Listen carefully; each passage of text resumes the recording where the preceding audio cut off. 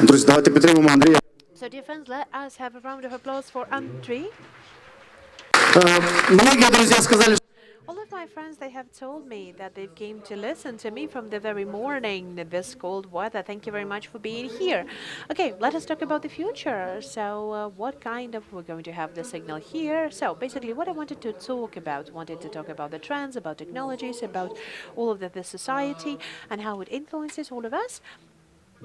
Well, basically, what is going to change? Well, a lot of things have been obvious quite a long time ago. Before the crisis, all of the forecasts about this crisis have been made, and we have discussed at the previous forums here in Unit City that the processes are manageable, the trends are manageable, and we're already living in this transition, that the basics and the social practices that the best social practices are the new social practices that are around us. And of course, we would like to paint the future as if, like that, with nice pictures, with nice airplanes, with solar panels, using the electricity, the engines. It would really be good if if the future would be technologized. But maybe the future is like that.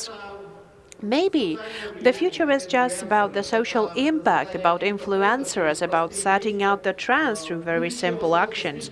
Maybe future is way too open, and society way too open, and too manageable society.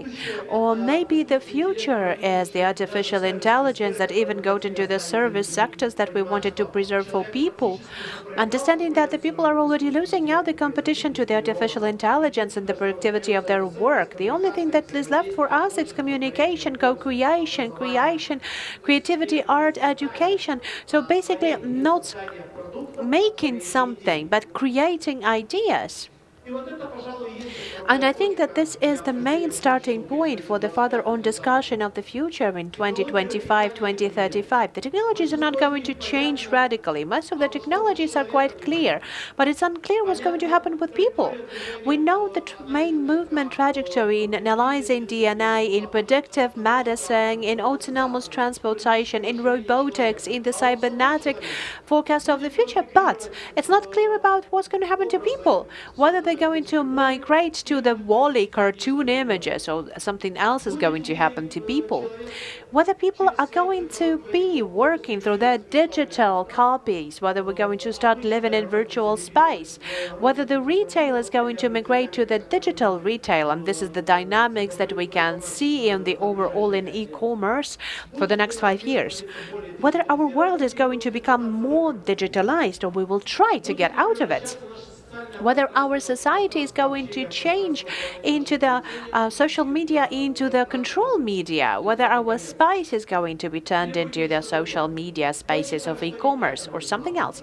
I don't think that this is going to be the main trend. The main challenge for humankind for the next 10 years is going to be this: our readiness, and this is the overall level, this is our readiness to basically forget about work for the gamification. That games that would substitute real life, games that substitute work, games that substitute the real communication. This is the way the game dev looks like. This is Ukraine has 20% at this very moment in the game dev, and if this trajectory that we have seen together with the Singularity University experts and other communities of cyber sports are trying to build up, this trajectory starting from 2025 is going to start to develop exponentially, and out of the 20 billion is going to be $2 trillion up to the end of 2030. If we will preserve our 20% of the game dev market that we have now, we will triple our GDP just with this sector. Maybe we should have this idea delivered to the US by the president. But there is another moment that finally we overall have to consider as well. This is the issues of ecology and environment, and there's no answer for us what to do with the global climate change. Right now, it really looks like, ironically, 4th of September, we're all freezing here. People are almost sitting in fur overcoats. I'm dressed like that just because we have a hot floor here.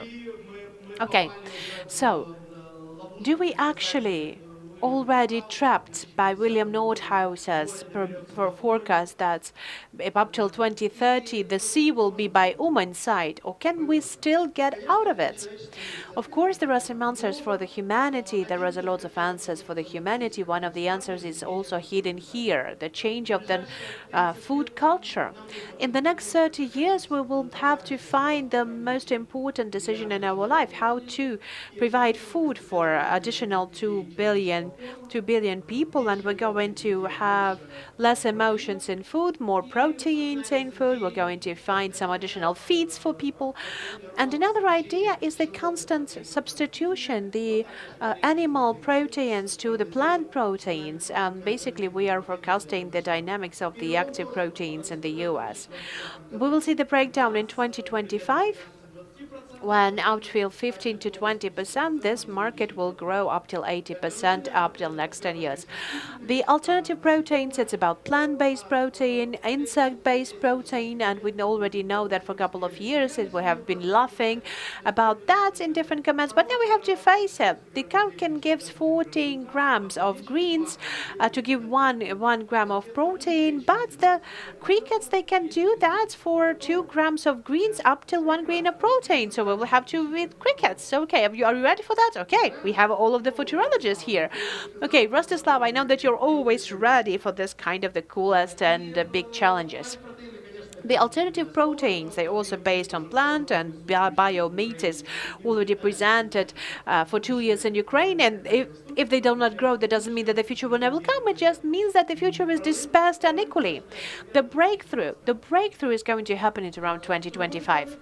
On the other hand, another obvious moment of the future is the full rethinking of the financial system, because you never know about what the money mean in the real world. You know, for me as a PhD in economy, it's really hard to acknowledge that, but now we are facing the end of capitalism in the way that we know it. Neo-capitalism is about next 5 years of searching for the next model. What to do with this money? The one that we cannot evaluate our reality no more. Boston Dynamics has been sold with $1.1 billion. Slack has been sold by $27 billion. How is that possible? But it's not the freakiest thing that we should expect. And that's not the freakiest thing that should we expect. There's a funny thing, nice thing. The most freakiest thing is this. 2 years ago, we have found the radical outbreak among Ukrainians. After Ukrainians, we had this breakdown in Poland, and then in France, then in Netherlands. And now we see that wave going all around the world. If, for example, balanced rationalists were the biggest part of the society up till 2019, then starting from 2019, we have become radical or moderate innovators. We have changed our behavior models, and that is why we have the craft breakthrough, that is why the ideas of loyalty, that is why the loyal marks are also dying out, that is why we have to rethink the business model. This is something that is happening. That is one of the reasons and one of the base grounds to the neo-capitalism, when the rent as a resource rent is changed by the other rents. The rent of trust, of experience, of interest, of attention, of relations. A different margin is different economy. It's a different economical basis and foundation, and the different senses that you set out into this economy. The change of behavior is the key reason for the radical change of economical models. If we will sum everything up, and if we will take up to those meta trends that we should see up till 2025, we haven't changed our forecast significantly. We see there's 13 points that I'm going to outline for all of you. First of all, the global growth of consumption and of consuming. So the change of consumptions to the growth of consumption still. The main trend of change is the food goods of demand. So whatever you want on demand, whatever is turned as a service, everything as a service.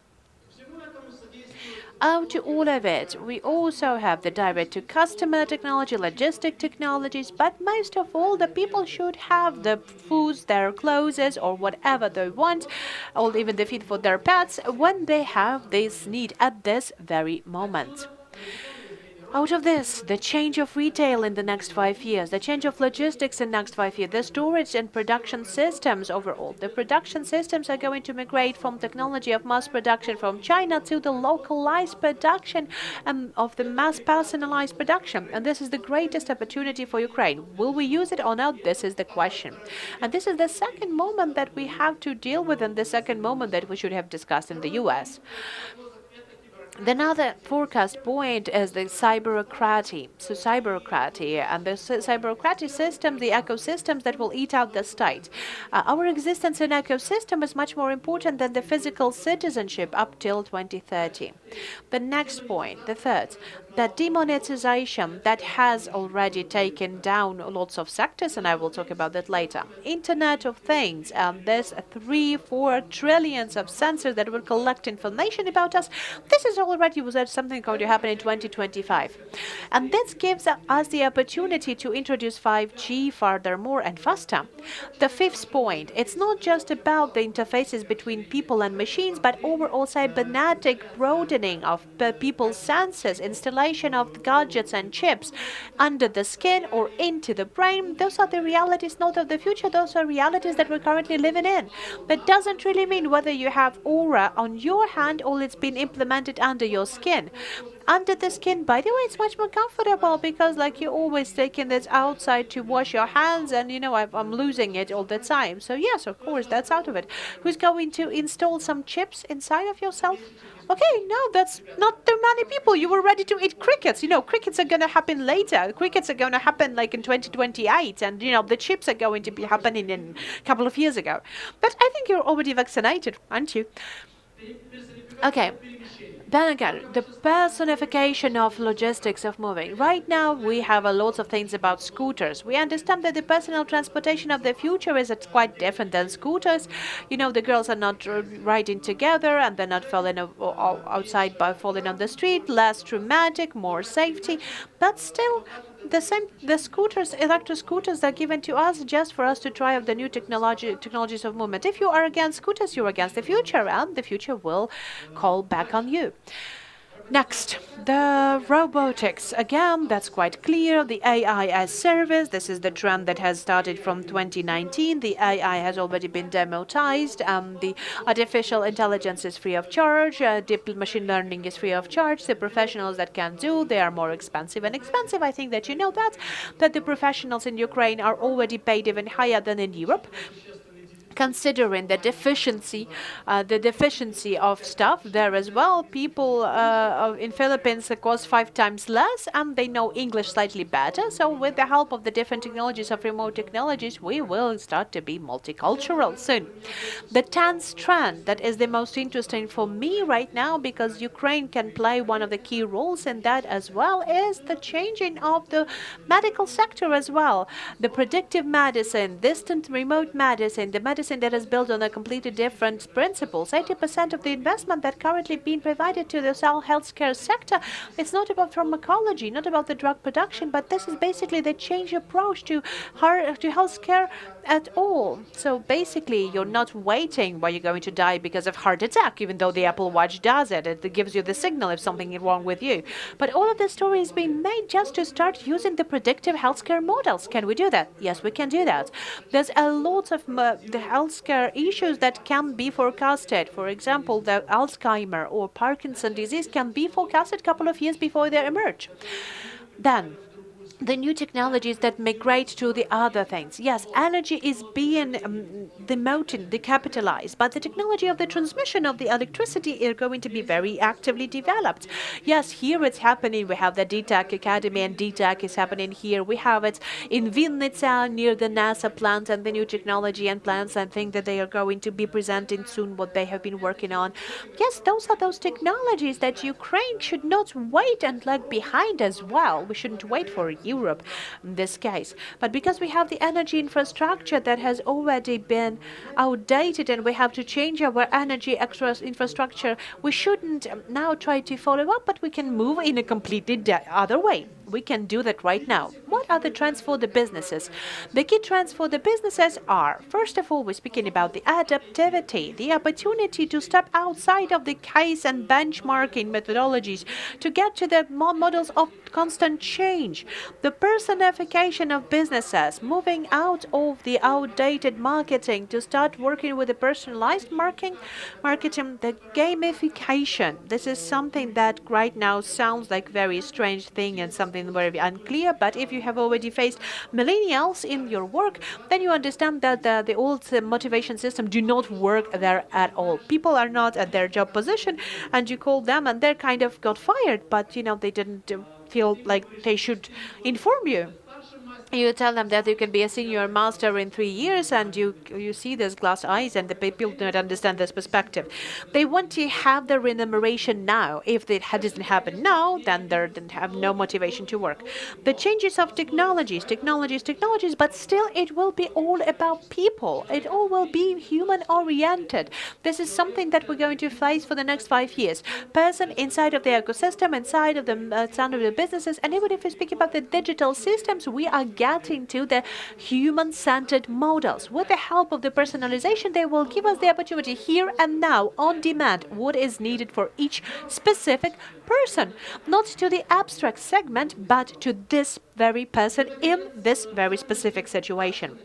Then again, the values. The values are important. The trust is restored, even though it seems like, we never have believed in trust.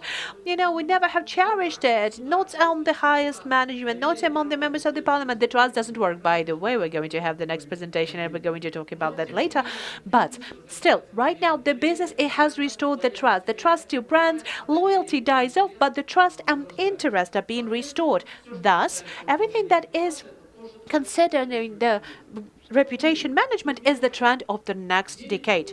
What's going on in the world? In the world, Ukraine that has been kissed by the gods, there's a lot of good opportunities awaits because the countries, developing countries, they grow with unbelievable scale. India is already #1 in population, and if you even consider that a bad thing, then India becomes the country with the second best GDP up till 2040.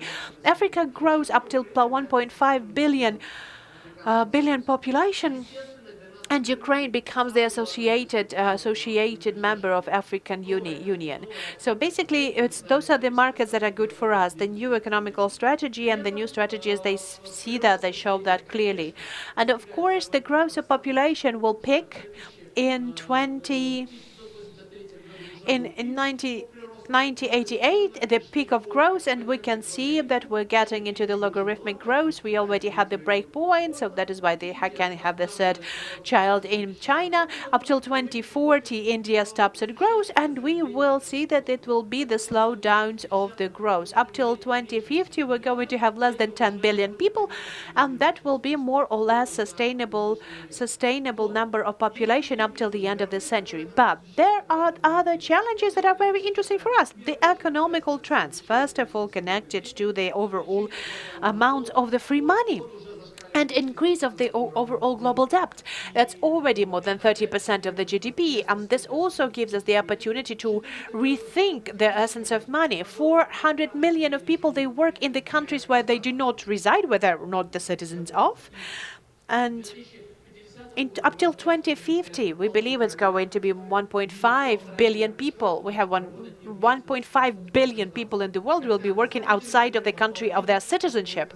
And half of that will be about the remote work. So that's a very interesting trend still, a very interesting change. Then again, another opportunity for Ukraine as well. This is the overall synthesis between digital and the traditional industries. The development of the shared economy, the so-called sharing economy, decapitalization and so basically technologies of the transmission of information, the storage information, education, energy, that's all of that is going to be mostly demonetized. And it will need a new financial model, but that's not the most important thing still. The most important thing in the new financial models is about two important things: digitalization and the change of demography.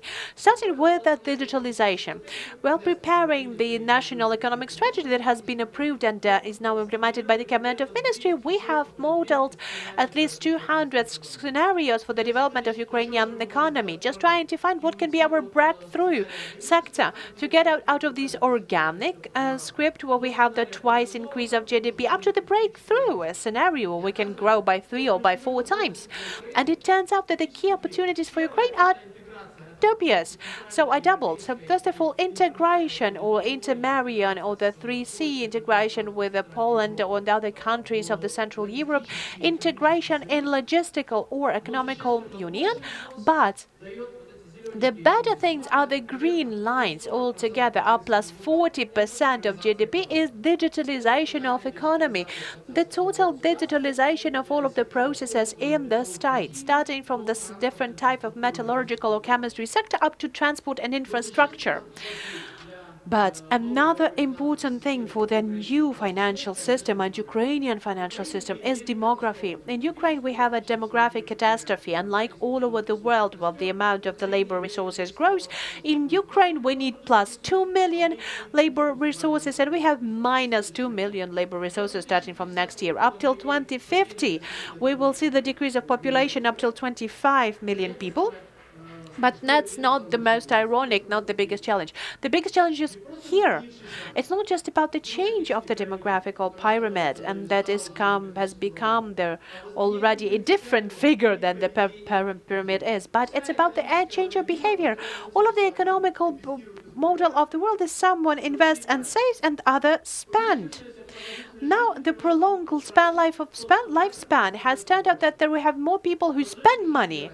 The lifespan increases, the quality of life increases, the desire to spend more money increases, but there's not that many people who would invest and think of people. We do not have that many people no more.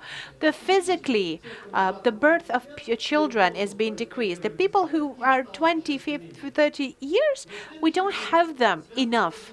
But the next challenge is not about demography. The next, not with the lifespan, not with, I don't know, the better requirements for the better life quality, but with other trends, with this, with the change of the behavior of the new generations. They are not saving no more. They're not investing anymore.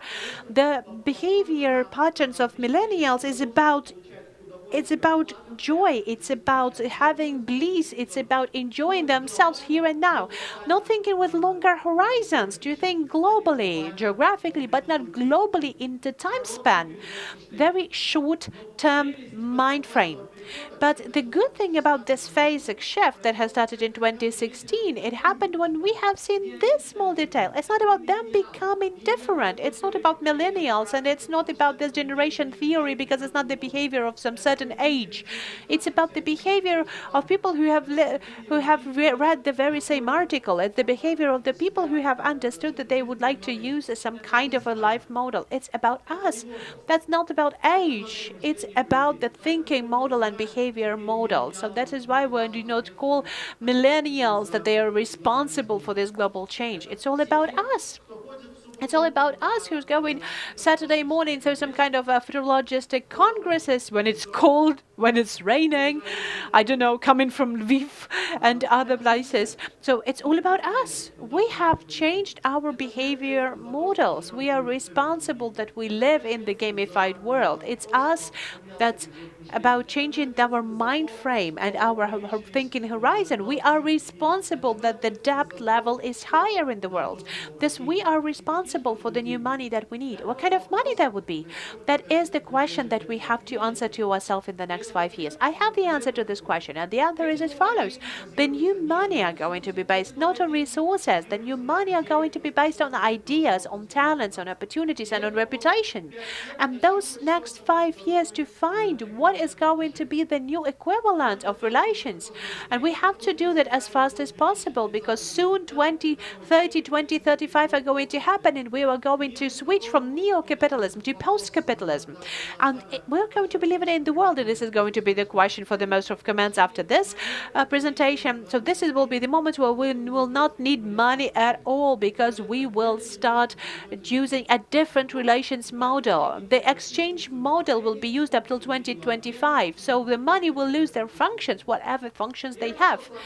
And this is this very moment when, on one hand, technologies are going to help us to take down the borders between human intellect and artificial intellect. We will not be able to teleport people to Mars, but it's quite sure we're not going to be flying to Mars, because going to 3 months to Mars, we can't take standing in traffic jam for an hour and a half. So no 3 months to Mars. No. The quantum teleportation could be possible from 2025. You can teleport person as a physical shell. It's just about 8 zettabyte of information. With the quantum operations, we'll be able in 2020, 2030, 2035, we can then recollect the shell of a person, but we cannot understand how the consciousness problem. We know how we process information, we can recreate neurons, but we cannot make ideas happen in that the cells. We don't know how that works. This is the problem of consciousness that's still unsolved. I kind of believe that in the next 10 years we will not resolve the conscious problem. So as people, we will be still seeing something that the artificial intelligence doesn't have. We will have the happiness, depression, and all of the border emotions with one reason. As a physical object, we have fears, we have needs, and needs they're being also turned into interest because of our motives and values, and interest become our goals, actions. The artificial intelligence doesn't have that. You can inspire the interest for the artificial intellect. We can inspire them with goals, and they can only work like that. They do not want to fall in love or to write a poem or to drink some coffee. So they can receive a hint that you can want to do that, and then they will write a new nocturne instead of Chopin, or they will write a poem instead of some of the authors and the poets of the past. Of course, there's other social trend, the digital twins. The digital twins will be based on our desires and our behaviors, but we will not have this like undo or set out to the previously said version. We will not have it in 2030, 2035. So that is why our physical shell will still be very important for us. That is why for the next 10, 15 years we have to preserve our planet and ecology on that. We cannot fully get into digital space, and we will not be able to resolve this issue up to this horizon of 10, 15 years. So that is why we'll be fighting for talents. That is why we need people who create ideas. That is why we will need systems, how we will get the talents to Ukraine. Not just the 2 millions of the labor force from Asia and Africa countries. Yes, that's of course because there will be no economical growth for Ukraine. So that is why multiculturalism is important. That is why we should get used to tourists coming from the Middle East, but fighting for talents not only to holding them back, but also for engaging talents. Unfortunately, we're lacking our own talents for us to turn to the country of the product startup, for us to turn out to be the Silicon Valley of Europe. By the way, this is the third thesis that we could have presented at our visit in US with the president. But we have to understand that the culture is going to eat out the strategy even faster than they did before. We have to build up trust, communities, networking faster, much faster. This is another challenge for the next couple of years. The challenges for the next couple of years is the rethinking of the technologization of Ukrainian economy. Yes, we have lost out in each of these sectors. Yes, we haven't used all of this legacy that we have had 30 years ago. So that is why Ukrainian export has lowest level of technology. That is why we're lagging behind those international trends when the technology have become into social practices. That is why we're trying to copy or do something that has already become the practices in the developed world while the technology are already developed. But the most important thing is the future of Ukraine is to work with the technologies that are not social practices in the world. Then we will be able to produce the product startups, and then we will be able to get outside of the raw export. So what are the main three vectors for the survival of Ukraine in the closest horizon? First of all, international trade and integration for the international economical society. So working with the added value, logical and logistics chain. Therefore, indirect foreign investment, and we're losing out in that. We will need to have at least $15 billion FYI a year. And of course, it's about the productivity. It's about the productivity. You can have all of the slides in national strategy. You can. I just wanted to hint what is going to be the next challenge for us. The productivity of our labor is lower than in Poland. It's not about the salaries, it's about the productivity, first of all. And, well, basically, just to wrap up, I really would like to say it's not enough for us to build up businesses that would have been innovative, that would have been flexible. We have to change our logic. We have to change the logic for the business models. We'll have to build up businesses that would be adaptive, anti-fragile, would be diverse and dispersed, and will be proactive. And the main task for us is to search for these ideas and to build these ideas into practice. Being adaptive is the most important, and it's not adapting to the conditions, but adaptivity of the higher phase. This is the opportunity to influence the change of the processes. And while still Ukraine, as a country, as businesses, will try to adapt to the environment that exists, we will lose out. As soon as we will start managing the change, we'll start winning. This is what I would like to wish to all of us. Your future is about adaptivity and influence. Thank you.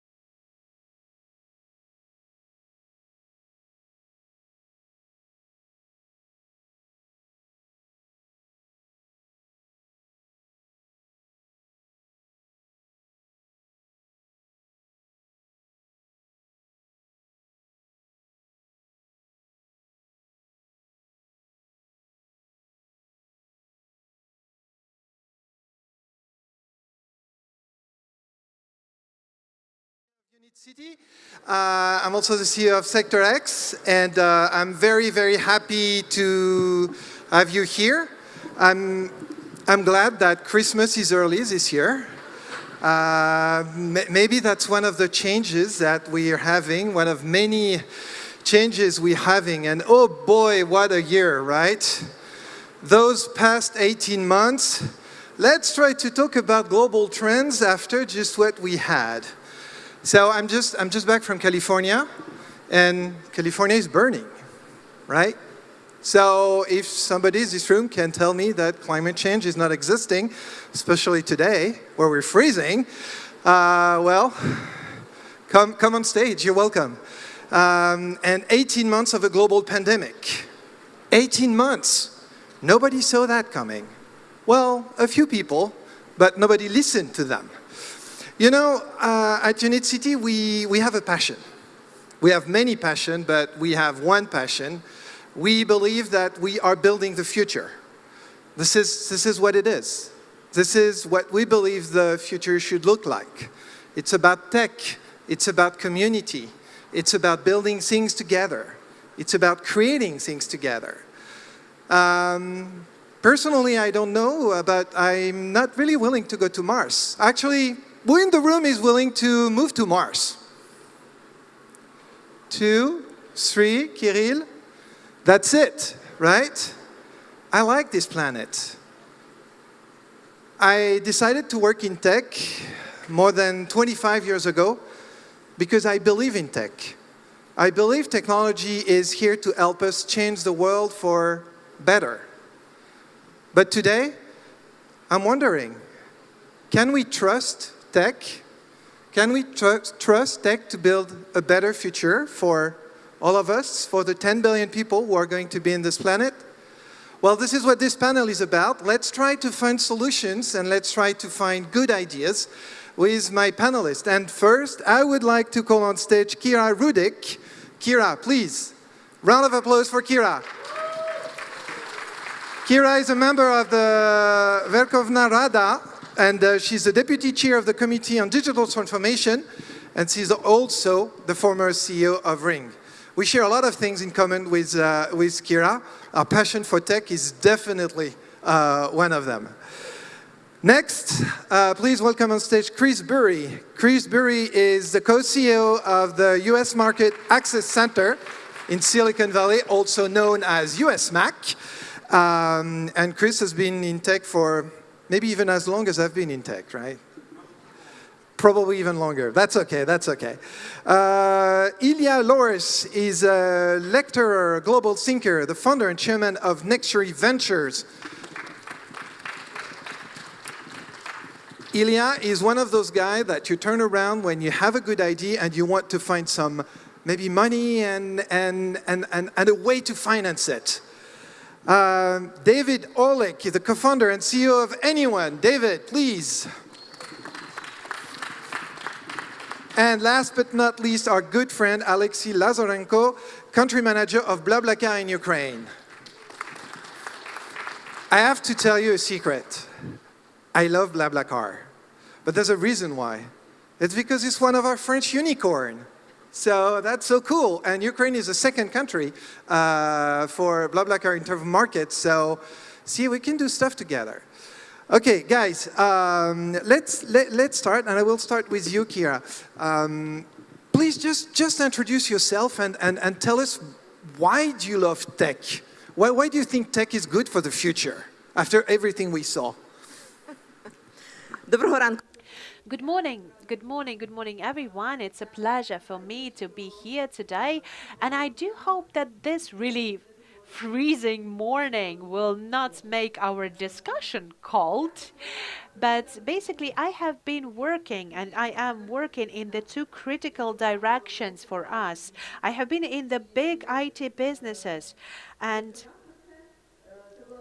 Dominic has already said about that. When the Ring company that has a big offices in Ukraine, they have been sold to Amazon for more than $2 billion. Right now I'm working in Ukrainian parliament. I have got to Ukrainian politics because I believe that there is change needed into our country. And I see this change through technology. I do believe that one of the ways for us to change the things that are critical for us is technology. So I believe that the problems that can be solved have to be solved through technology. So the changes, the way the state works with the state, how the collaboration between the state and people is being created can be changed through the technology. The corruption can be fight through the technology. That is why I believe in technology. Chris, why do you believe in technology? And in a few words, what's your take on that?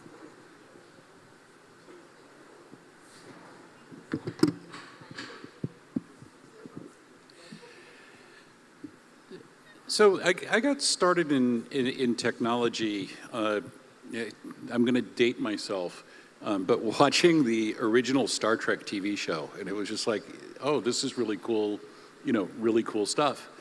But the reason I've stayed is honestly because, as we look around the world, you in the introduction talked about the pandemic and the fires in California, the climate change and everything. The world faces an incredible set of challenges. In many ways, it's technology and the outcome of those technologies. You look at CO2 emissions are the result of technology, which is the driving force of climate change. It's various innovations that in some degree have gotten us into the mess that we're in. And it's also going to be technology and innovation that if we can get enough people engaged, we can have them go out and help solve all of these different problems. I mean, I look at like the pandemic, the speed with which the vaccines were created was the result of technology. Without that technology and the innovation, the pandemic would have been that much worse. But for me, I like to stay engaged because even though, you know, I'm not completely involved in just social impact stuff, I'm always looking and saying, is there technology that we can help, that we can foster, that we can help bring to market that is really going to make a difference in the world? Cool. Ilya, what's your take on that? Sure. I think answer is pretty simple. Everybody wants to live better. And I think technology gives you best ROI on your effort, on your investment to live better. Simple as that. Okay. I'll take that, right? David. Why I believe in technology? Yes. Well, I believe in technology because in the long run it brings marginal costs down to zero, which theoretically should free us from two things that are very enslaving: labor and ownership. Mm-hmm. So I guess I have no choice but to believe in it. Problem is that the risk of inequality is quite high on our road to that utopia, right? Alexei, I'm gonna ask you the question in a slightly different way. As many of us on this panel, you're an entrepreneur. You created your own company. You sold it to BlaBlaCar. Do you believe that tech entrepreneurship can save the world? And I'm saying this in a very blunt, open way, because this is a very Silicon Valley way of viewing things. Like, you know, Steve Jobs, like, yes, I can change the world, and I'm so. But was it your belief when you started your company? Добрый день. Good morning. Good morning. It is a pleasure for me to be here with you as well. Well, yes, I would say that yes, that entrepreneurship is definitely the driver for the technology, and this is what I believe as well. But I would like to slightly allow myself to answer the previous question, why I fundamentally believe in tech. So I would like to say that technology, in my understanding, technology is about a function, the function that comes from our human nature, because we are all taking care about basic needs. We would like to have our basic needs covered. But this is our nature about being inquisitive, about being curious, and technology is a reflection of those processes and those curiosity needs. And entrepreneurship is, of course, something as well that is inside of innovation. This is the basis, the foundation of innovation, in a way, because, well, you know, this has been proven by time. You know, the entrepreneurs are the people who are, in the end, bringing the innovation, bringing the technology that can change the world. And BlaBlaCar, and my story is one of those ideas. You know, I was going to my work in my empty car that was 10 years ago, and then I have finally understood that if I will create a platform where drivers and passengers will be able to find one another, they will be able to use the car resources more rational, then that will radically change the landscape of all of the logistics and transportation system. That was a very simple thought that actually made me pursue my friend, who was a developer, to start the project that we did. And right now, BlaBlaCar has more than 100 million users in 22 countries. It actually saves more than 1.5 million CO2 tons that hasn't been provided to the atmosphere. This is something that Paris produces a year. So the simple ideas in the entrepreneurs' heads, they can be then shown in those big global changes that influence the behavior, influence the environment, influence the humanity. Well, I will come back to the question, as entrepreneurs are here to change the world and talked about, and what about government? But we'll come back to this later. First, well, one of the global trend, and that was very well illustrated before, is climate change. I think climate change is not something new. It's something we saw coming for the past 20 years. It was very well documented. I mean, I've been going to TED for years and years and years, more than 15 years now, and that was already conversation we had back then. But And we have solutions. BlaBlaCar is one of them. There's many other solutions. But why are we still there? What's happening? Is technology cannot deliver, or is it government who can't deliver, or is it us as human beings? We just keep doing what we used to do: eat steak every night and take our car alone, going to work every day, creating huge traffic jam in Kyiv. What's your take on that? Ilya, do you want to start? Sure. So thesis, technology currently adoption is limited by the people, not by the technology itself. And I always illustrate this by a very simple fact. I know they know it in Ukraine. When you have to report your gas or water, you write, like this little digits on your little piece of paper and then submit somewhere. So once I was doing that a while ago and then realized it's already 5 years since there's a camera on my phone. But I'm still taking those gas, electricity, etc., with the pencil on the paper and then taking them somewhere. So I said, hey, why did it take me, and I consider myself like a technology adopter kind of, why did it take me 5 years to realize I can simply take a photo and then simplify this work? So from there, basically, I realized that if you take any technology, any DVDs, SMS, they actually become big 7-10 years since they are introduced. So I realized, well, it's a human adoption that has specific space. You cannot bypass that. So my take is that whatever great is discovered or made or developed, it will take 7 to 10 years for the mass market to adopt. And actually, there is a classical cycle: early adopters, mass market, and so on and so on. You cannot bypass that, unfortunately. Okay, Chris? See, I have perhaps a more simplistic view. It's that it is, you're right about it's the adoption, but it is, for me, it's about people are unwilling to change their behavior. It is about inertia. This is what I've done, this is what I'm always going to do. And it's also, I hate to say it, but people don't like to be inconvenienced. It's like being able to, have 3 bins in your kitchen where you have the waste, you have the recyclables, and you have the compostables. It requires a little bit more effort to do that, but most people at the beginning, until it becomes sort of a habit, don't, they don't want to do that. We know collectively how to change our behaviors to impact the environment, but it's about generating the collective will and to go from short-term thinking to long-term thinking. I mean, you look at technology. Solar energy has been around forever. Wind has been around forever. And, if people were willing to pay just a tiny bit more, you could change the economics. We collectively have to decide whether or not we will use the technology tools available to solve the problem. David, what do you think? I mean, are human really bad? I think we're ill-equipped for long-term thinking on an individual basis. So if anything, we should have institutions that do the long-term thinking for us. And I guess that's a key issue, that we're always complaining about quarterly capitalist economics, but we have electoral politics that move in very short cycles, and it's tricky to deliver that systemic change at scale, right? So I often turn away from looking at the individual or even the collective and look at what work can be done from the institutions. That's my point of view. Maybe we could ask the politician in the room. Well, yes, Kira.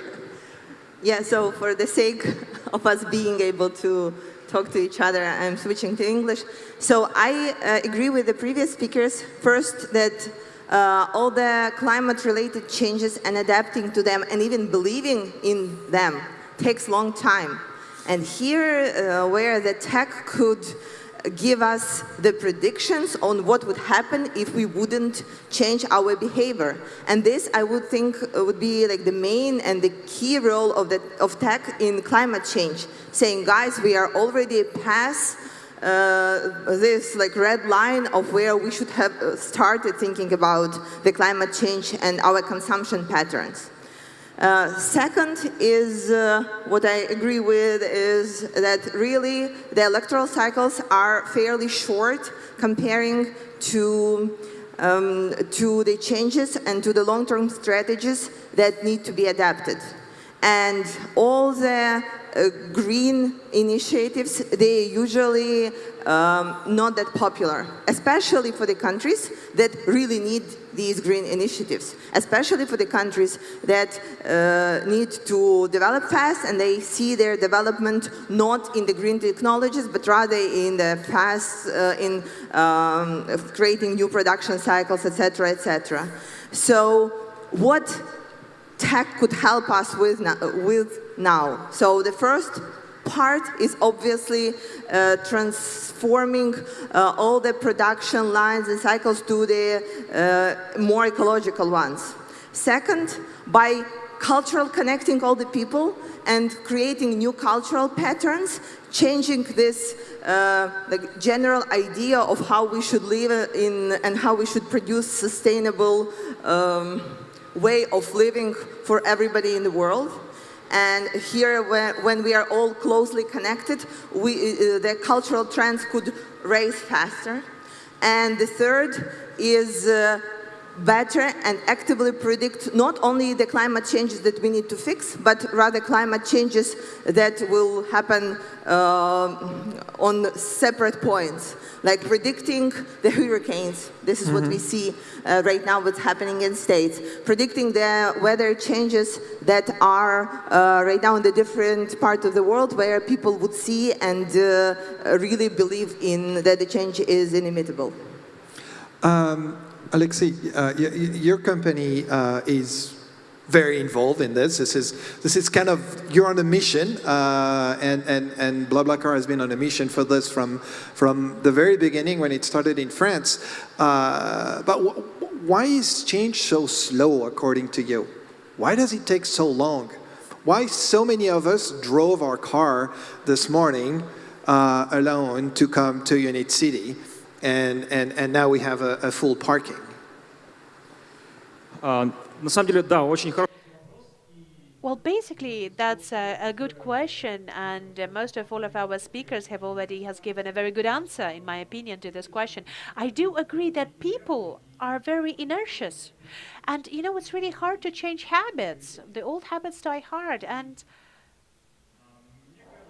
I do believe that technologies that bring us the shared services or carpooling services, it's about rational use.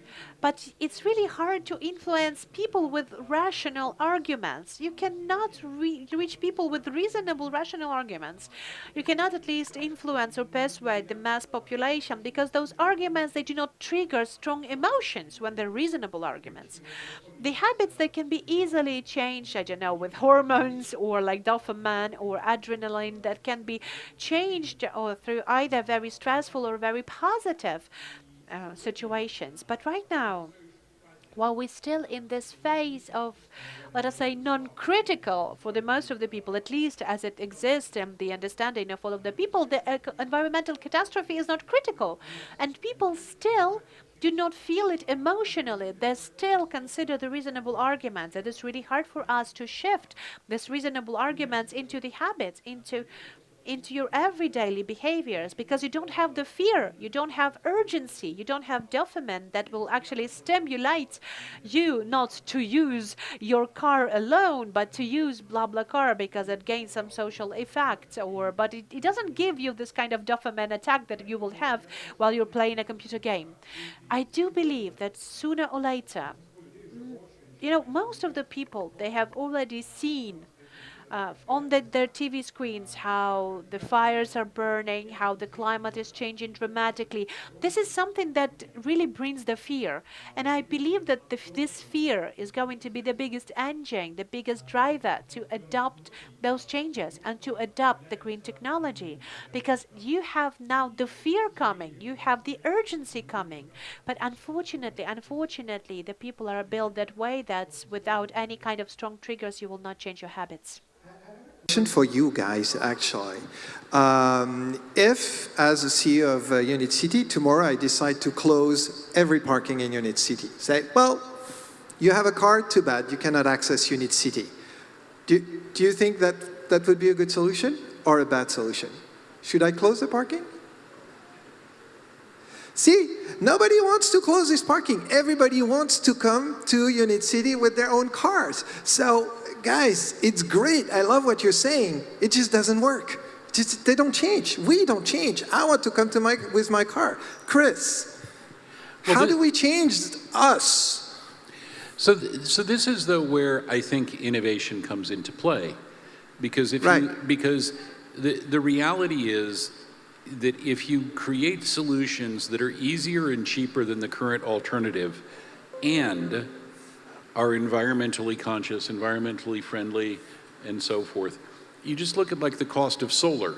10 years ago, the only way you could afford solar was if you were rich and you just wanted to be like, oh, look, I'm cool, I have solar, or you had massive government subsidies. But the cost of solar panels has come down through innovation so dramatically that now there are economic incentives that say, wow, it's cheaper to it's cheaper to use solar than it is to use these other alternatives. One of the other speakers talked about, in the technology space, the cost tends to sort of come to zero. It's through innovation that we can get ourselves to the point where, the economic incentives for the behavioral change align with the changes that we need in order to protect the climate of the planet. But yeah, please, Ilya. Yeah, I have maybe 2 points. So I did like a lot the comment that even for any rational change, people need emotional incentive. And I would appeal to the very simple thing which we consider today as a granted, is basically cleaning your teeth every morning. And did you know that the toothpaste was coming to the market for actually almost 100 years, and it did not work because it wasn't tasteful.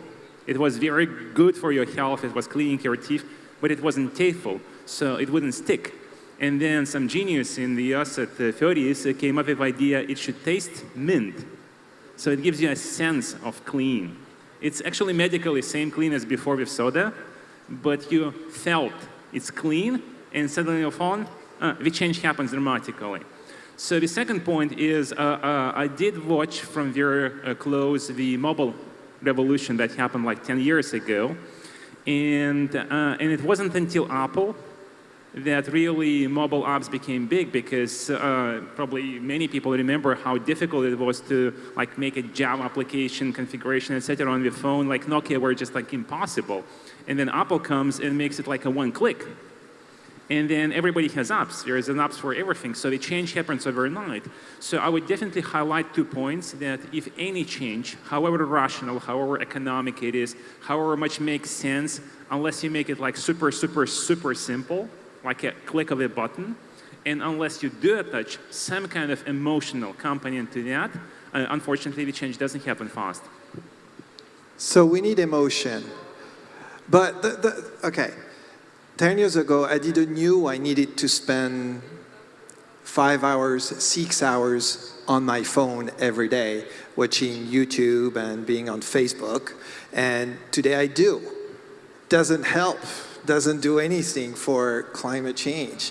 So what basically you're saying is what the Facebook of the world are doing to capture my attention, maybe the non-Facebook of the world who are working on climate change and those big issues should use the same techniques, right? Look, or maybe the government should use the same technique. And I think, well, Ilya and Kira, I mean, because I'm fascinated by the digital transformation of Ukraine, actually. I think it's an amazing business case, DIA, DSCT, all those things. But Ilya, start, and then Kira. Yeah, I want to highlight, we are not here debating right or wrong, good or bad. We're saying the change has happened. You are spending the 5 hours on your phone. Maybe it's good, maybe bad, it's the future to decide, but currently the change did happen. Kira.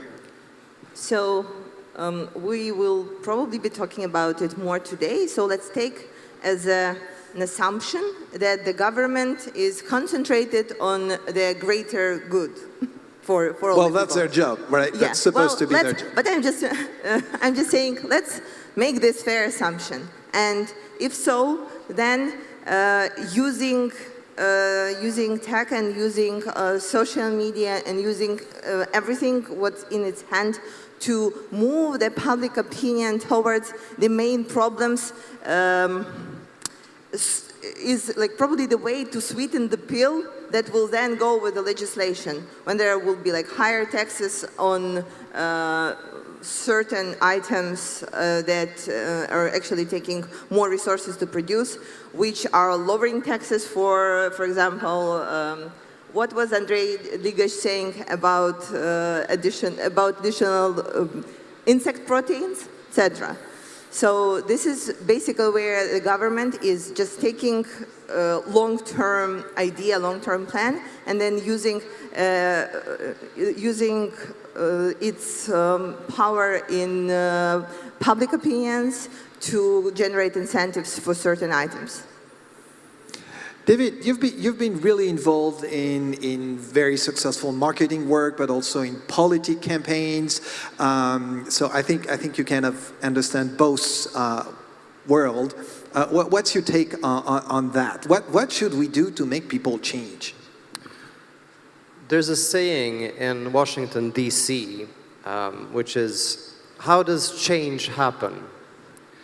And the answer is, one funeral at a time. It's a very cynical expression that's usually talked about when judges on the Supreme Court pass away because they're sitting on life, right? And that's when you can enter, you can insert a new judge, right? But if we zoom out and think about it, I've worked with change communication for half my life, and I think change is really difficult on an individual level and even on an organizational level. I'm not sure I can change, but what I'm a very firm believer of is generational change. Generations change and they take quantum leaps, and that is the course of history. We've seen that for every new generation. And when I look at young people today, I am amazed by the talent, the ambition, the drive. And I see two main interests among young women and young men: climate and crypto, respectively. And I think we fail to see that these two are mirrors of the same thing. They're decoupling from old systems. They're decentralizing infrastructure in new ways. So in a 10, 20, 30-year horizon, I'm super optimistic. It's us I'm worried about. How are we gonna survive and thrive through this massive change that is being imposed on us by young people today? Because they also vote, and they also buy what they need, right? Alexei, do you have any comment on that?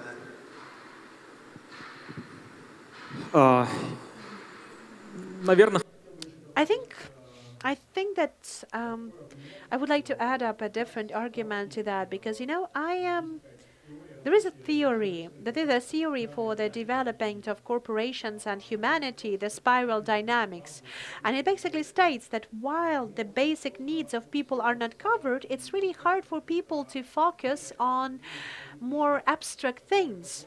Not tangible things. Maybe these abstract things will have some really good beneficial impact for environment, for the social development, but unless these basic needs are covered, unless there's no problem for access to food, if there is good access to safety, as there is good access, I don't know, to warmth even, then only then people, they have this opportunity for having this mental resources to think about global problems that might seem more abstract for average person to think of.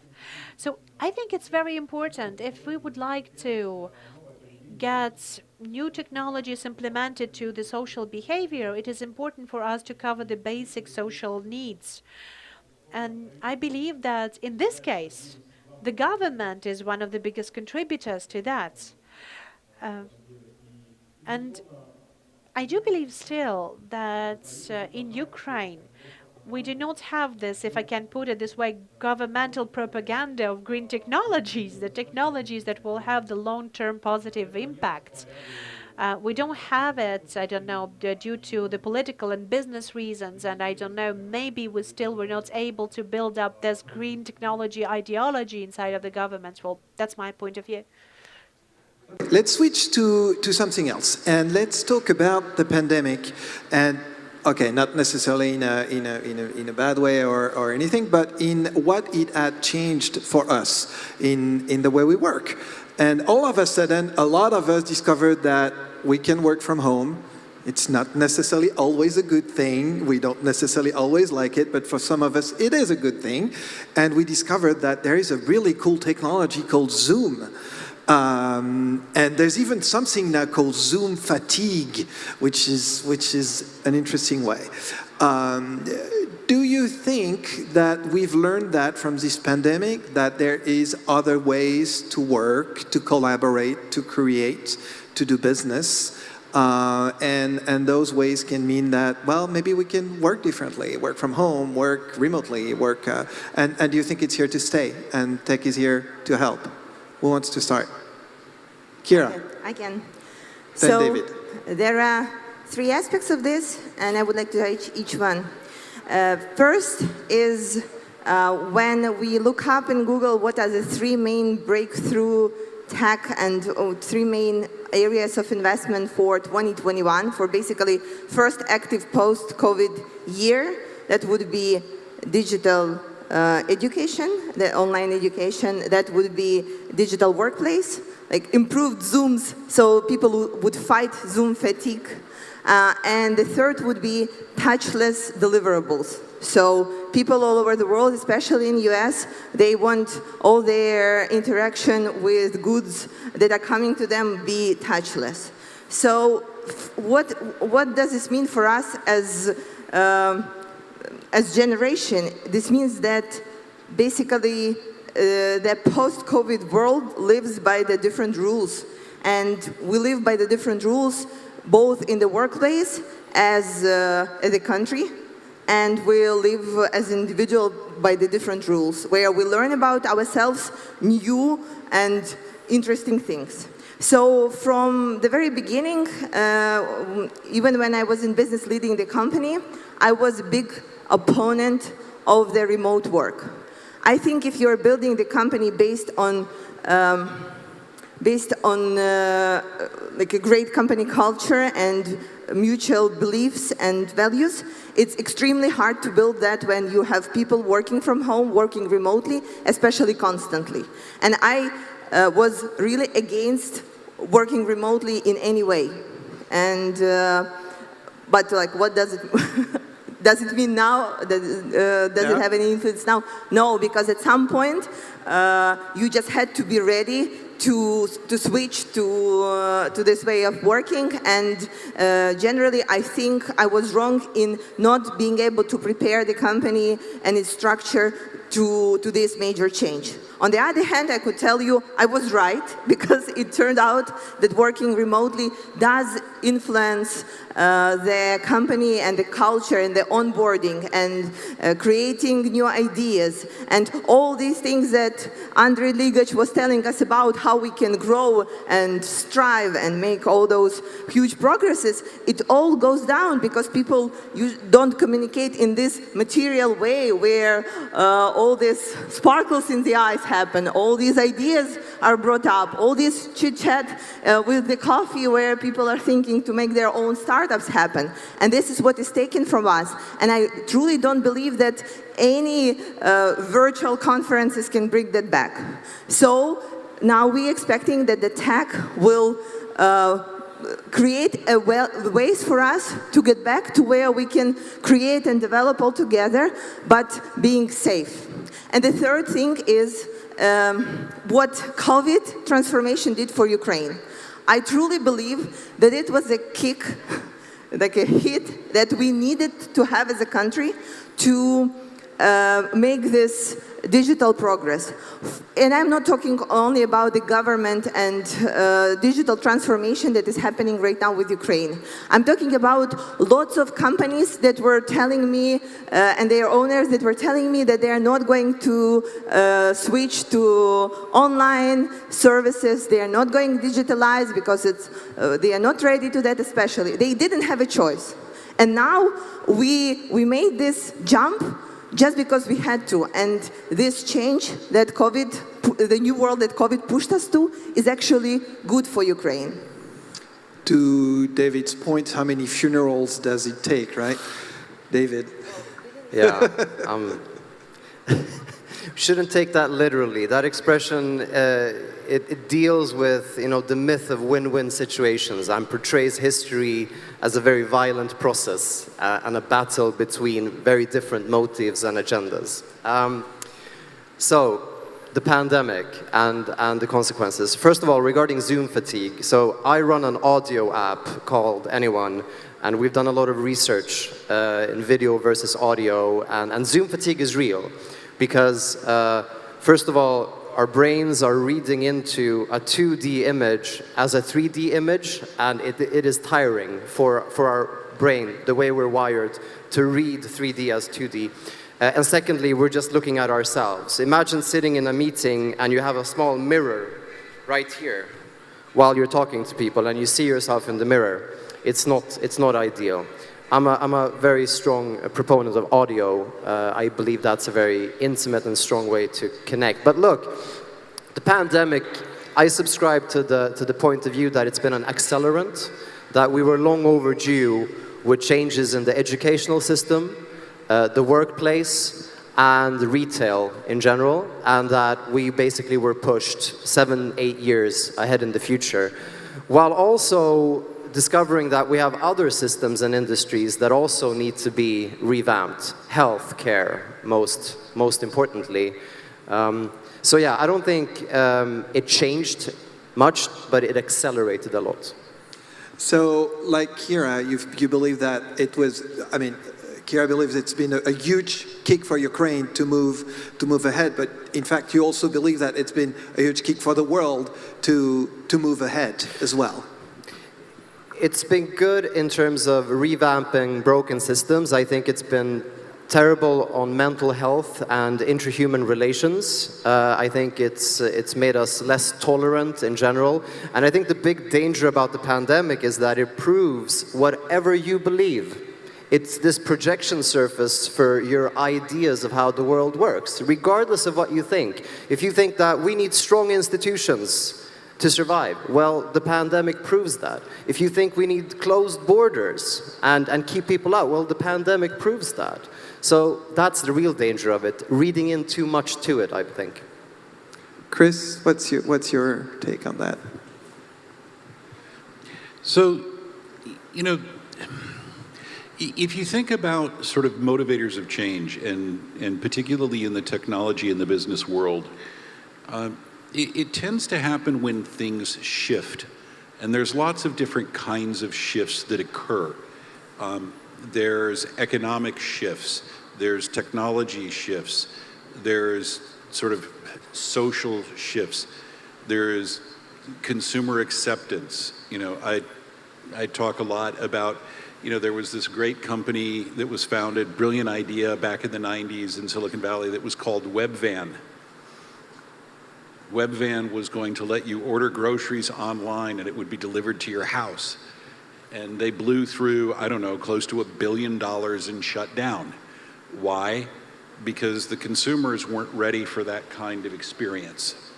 And so there are all of these different kinds of shifts that expose both technical and business opportunities. If you'd asked me 15 years ago, would millions of people around the world be willing to let strangers stay in their house? I would be like, have you lost your mind, right? That there are these different shifts.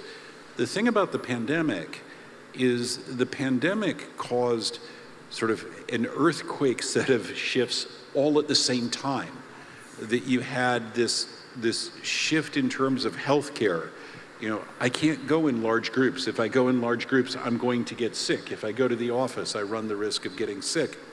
It caused huge economic disruption in terms of retail that relied on people to actually physically show up at the shop. It changed the psychology. It changed the psychology of people. And I don't think there's any going back from a lot of that. People talk about, oh, we want to go back to normal. I subscribe to there will be new normals. And I think that, for instance, one of the new normals will be, it'll be a hybrid in terms of remote work and in-person work. Because to your point, stuff like Zoom is fantastic. It saved my company from going under. But at the same time, Zoom is terrible for building meaningful personal relationships. The meaningful personal relationships happen in these face-to-face encounters, and it happens with serendipity, as you were talking about, two people having a cup of coffee and they start talking about something and something interesting happens. These virtual technologies don't allow that kind of casual interaction in the same way to occur. And so, I think it'll be 5 years before we really understand the outcome of all of these different, the outcome of all of these different shifts that have happened. But I do think, coming back to the idea of remote work, it has opened all kinds of possibilities for people to live and work in different places. I myself now am a digital nomad, which would have been unthinkable 5 years ago. But at the same time, I've really come to appreciate the fact that it's events like this and the chance to have that human interaction that lets me build new relationships. And I think companies are going to have to find some kind of new balance between allowing the flexibility of remote work, but at the same time being able to promote the meaningful human interaction that allows creativity and innovation to go forward. Ilya. I want to focus on maybe two little bit less discussed aspects of pandemia. So I think it really has put at a stress test two very important areas of, say, humankind activity. One is the legal framework. I think it was like a real test, because apparently the governments had to react fast. Now the problem was they couldn't possibly react precisely per the regulations and per the law. So we all, for example, in Lithuania, were faced with a challenge where Zoom actually, as is, with its terms of services, was illegal because it was used to teach kids. And apparently transmitting video of kids is a very challenging area. So still we have ongoing debate, all the measures, the business lockdowns, etc. Was it like really legal? Because per the Constitution, it's only a very few exceptional cases where you could limit the basic freedoms, the freedom of movement, the freedom to your work, the freedom to your education, etc. So still the aftermath, I think, will last for maybe like a dozen of years, just deciding, okay, is the legal framework is fast, sufficient, effective enough for us to deal with those kind of things? And the answer is not that simple at all, not that simple at all. The other thing is apparently the financial system. Because, well, it looks like both US and EU decided to fund the pandemic for just printing money.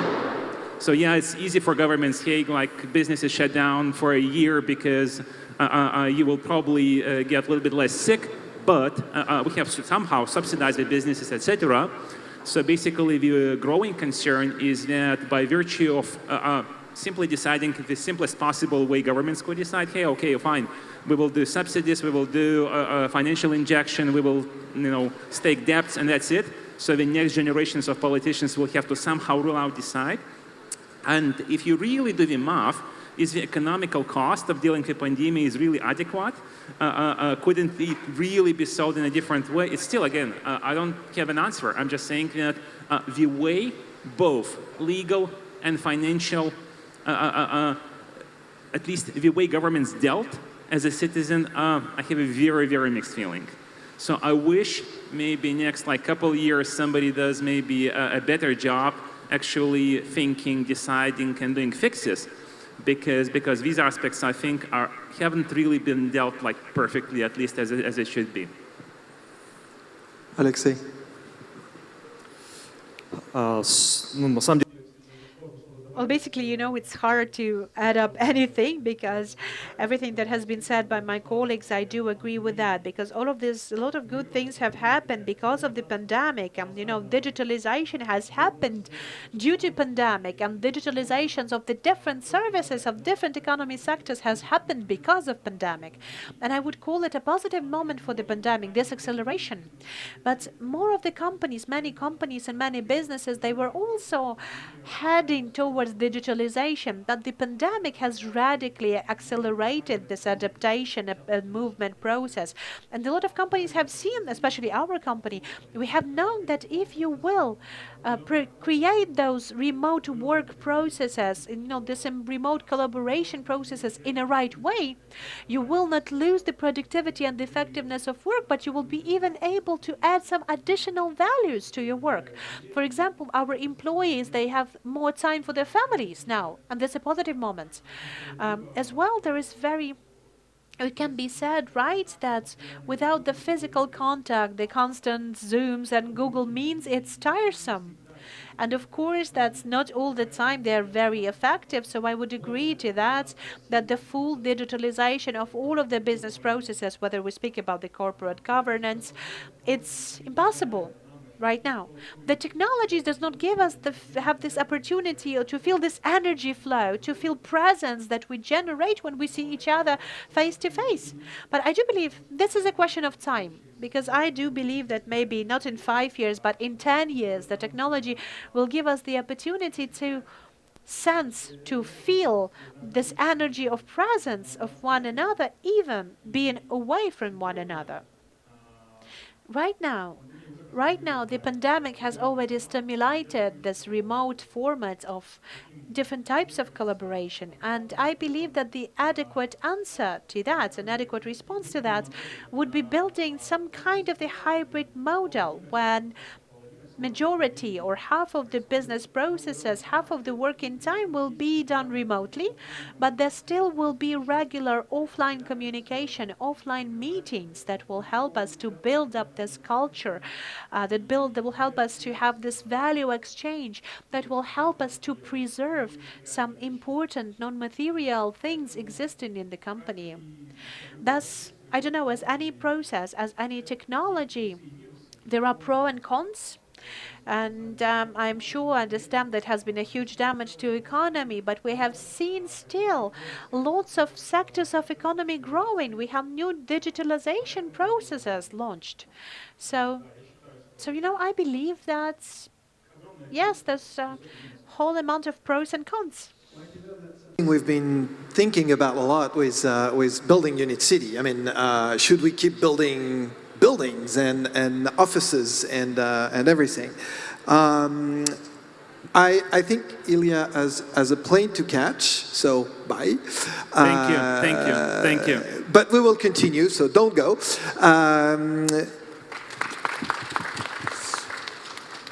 Maybe one of the very last thing I want to talk about is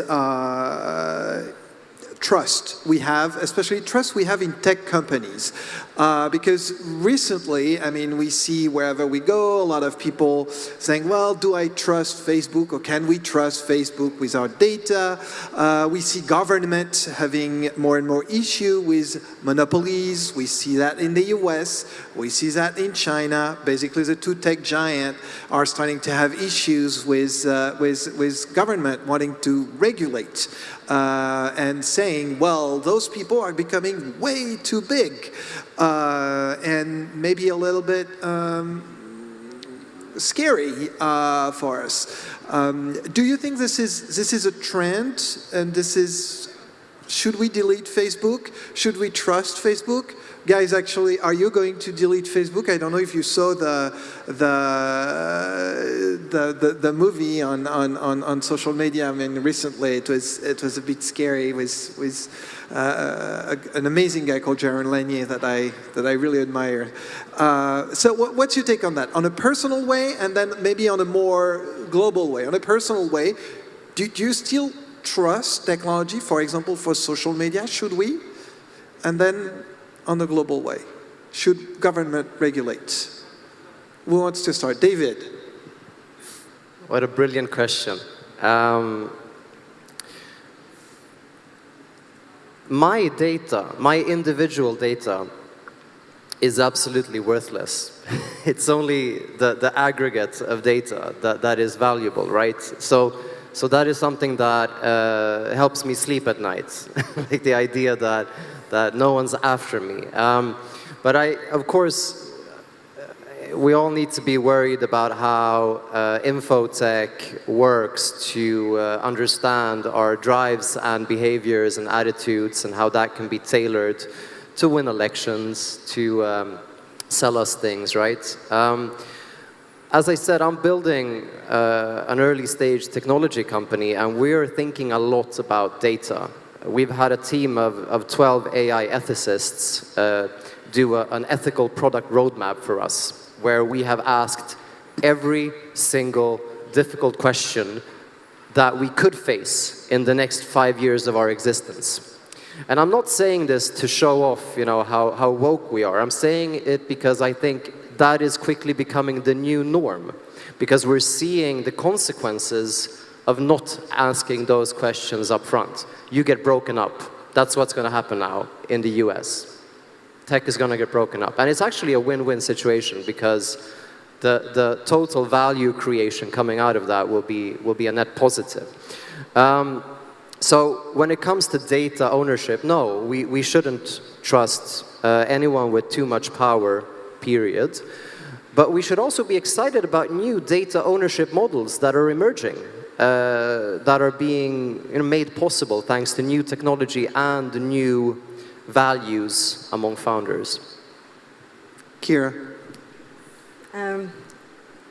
Because recently I was just looking into the research of how different generations are looking into trusting tech, deleting social media, etc. It basically said that people under 25 have zero problems with sharing all the information, and they see no threat in any social media corporations or any governments doing something with it. They believe that this is the price that we are paying for being close to each other. They're saying, yeah, okay, I'm sharing whatever needs to be shared, and I'm not scared of anything. And I believe this is being like cycles from people being very close and worrying about what tech could do to their lives, to people being really open and then just waiting for another cycle of threats. Of course, there should be regulations, and of course, we should be talking on a case-by-case basis here. Because when we are talking government versus technology, and we need to actually ask ourselves which government. Is it the China government, or Chinese government, or is it US government, or is it Ukrainian government? And here in Ukraine, we have another problem. We are at war with Russia, who is using all the social media, all the information it could get to have to use all its forces against us and brainwash people and do whatever it takes just to get some support. So in this matter, we should make tough decisions on how we should act to protect the country and protect the people, and what is our relations with social media here and there. And I know these conversations, these happen often and often on how should we, what steps do we need to take, so everybody would be okay with it, knowing that it's an evil step that we need to take to protect the better good. Chris.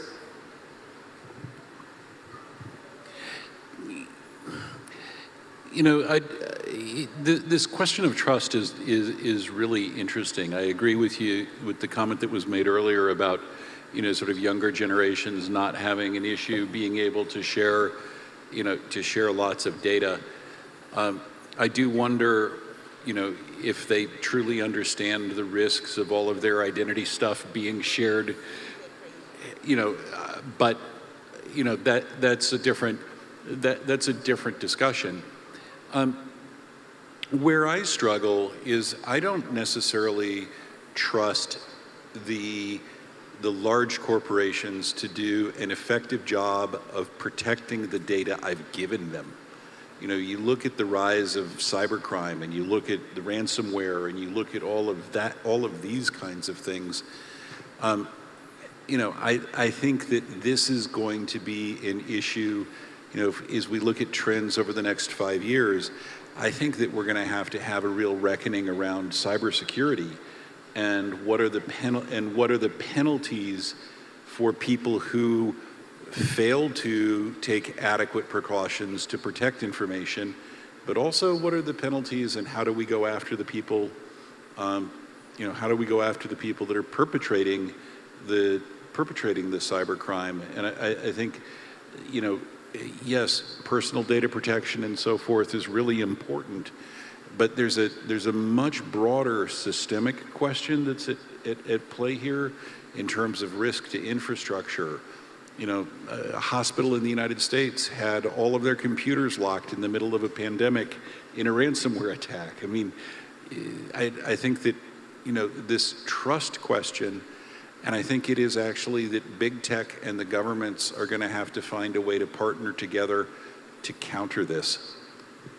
I have a question to exaggerate. Can we really trust anyone with our data, like either big corporation or any government? I mean, in the purest sense, no. I mean, but you know, this is where, you know, one of the things, you know, that I do like about it's you know, makes implementation difficult, but the new European, you know, data protection regulations at least are sort of getting people to start to think about what do I want done with my, you know, what do I want done with the data?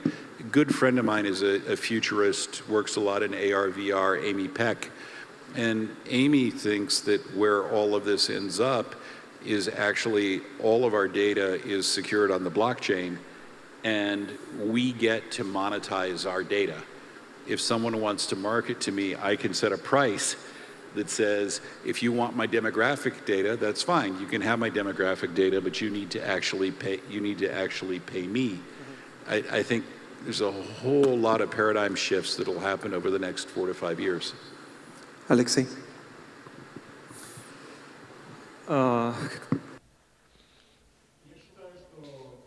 I believe, well, I fully agree to this point of view that, you know, that the younger generation, treats data in a different way. I do believe that the younger generation, they believe that the data they share with different kind of corporation, there is a certain price for the service you receive, a certain price you pay for the personalized, tailored service that brings you better values. And I do believe that without this kind of data sharing, those services will not be possible. And you will not be possible to have this level of personalization of services that we currently have. So, of course, this is something that is going to happen in the framework of that technological progress that we're currently going through. And of course, that will happen due to those demands that we have for the technology progress. But we know that we're going to have those edge cases when the totalitarian states are going to be and will be using the data for some certain pressure to pressure the voters that disagree with their main point of view. So I don't actually have the answer to this question. I don't know how we can avoid those cases from happening.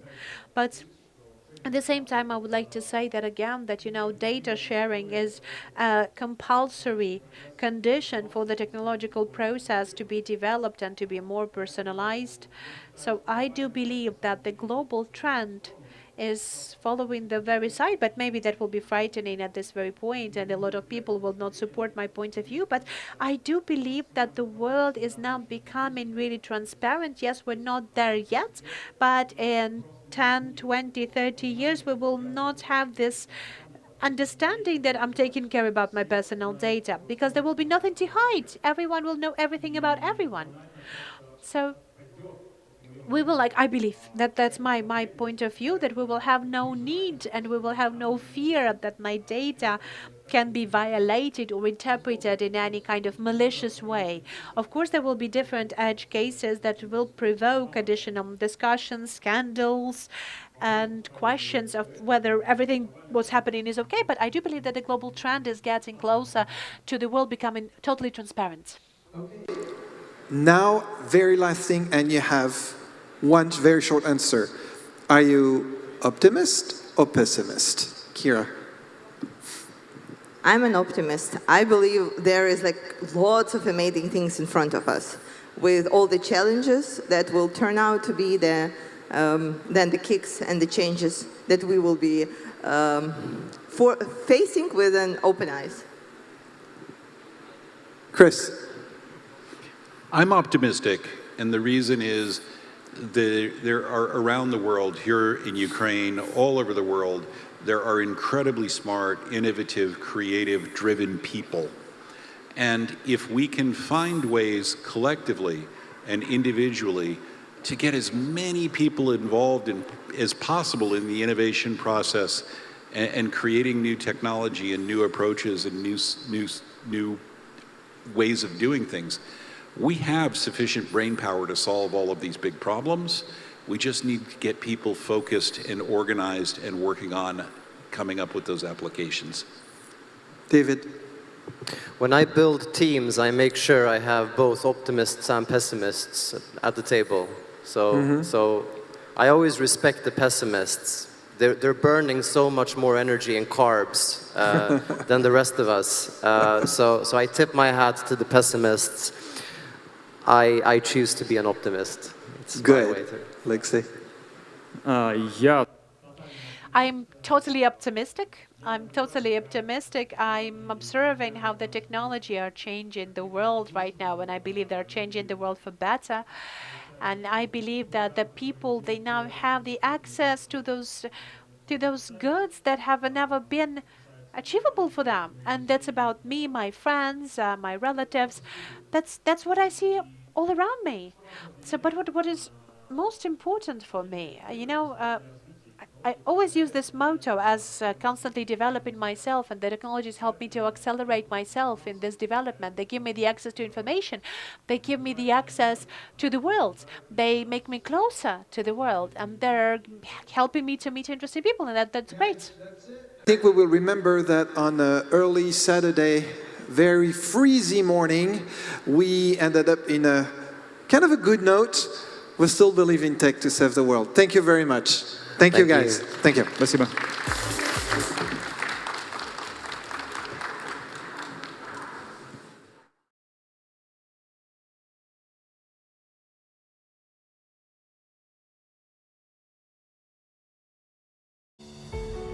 Щодня продукти десятків компаній підносять нас на хвилю прогресу. Додають нам статусності, роблять життя приємнішим, допомагають нам ефективно працювати.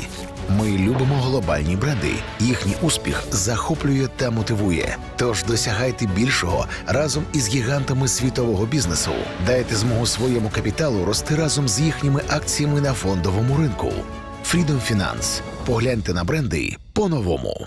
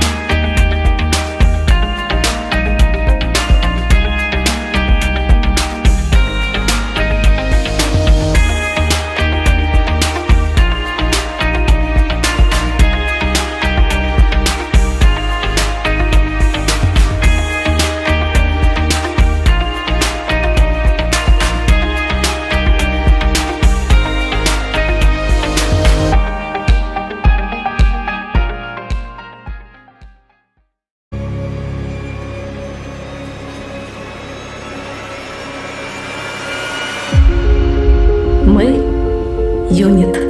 Не один чи два. Навіть сотні не створять такі дива. Нас – безліч. І ми такі різні, рішучі, скажені, залізні. Великі інноватори, кодери, креатори, студенти, прораби, SEO, стартапи, 3D-друкарки, екологині, найрозумніші люди. країні. Ми носимо віртуальні шоломи, будуємо цілі райони, створюємо нові вакансії, для електрокарів будуємо станції. Сягаємо рукою до космосу, все вище і вище злітаємо. Як далеко і самі не знаємо. А ще ми любимо відпочивати, робити івенти, співати, кричати, ділитися новим, зніматися для теленовин, руйнувати стереотипи, формувати власні архетипи, інкубувати, акселерувати, зростати, злітати, придумувати, чого не існувало, щоб майбутнє нам не готувало. Жити інноваціями, віртуальними трансформаціями, роботами, дронами, кодами, людьми. Це юніт. То є ми.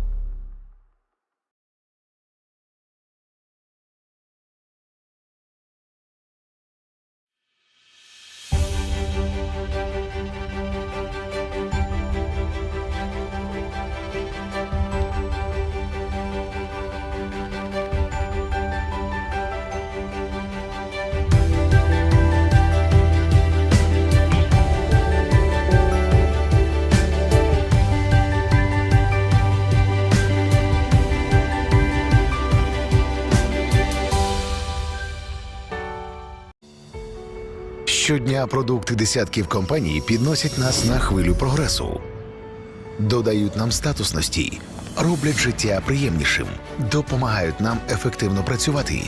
Ми любимо глобальні бренди. Їхній успіх захоплює та мотивує. Тож досягайте більшого разом із гігантами світового бізнесу. Дайте змогу своєму капіталу рости разом з їхніми акціями на фондовому ринку. Freedom Finance. Погляньте на бренди по-новому.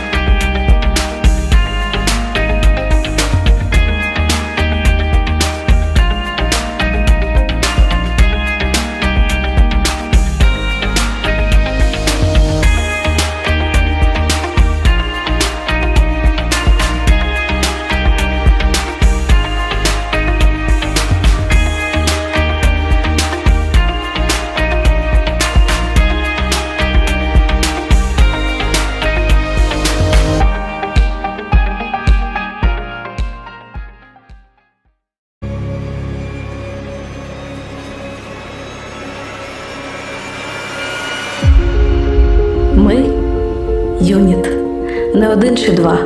Навіть сотня не створять такі дива. Нас – безліч. І ми такі різні, рішучі, скажені, залізні. Великі інноватори, кодери, креатори, студенти, прораби, SEO, стартапи, 3D-друкарки, екологині, найрозумніші люди в країні. Ми носимо віртуальні шоломи, будуємо цілі райони, створюємо нові вакансії, для електрокарів будуємо станції.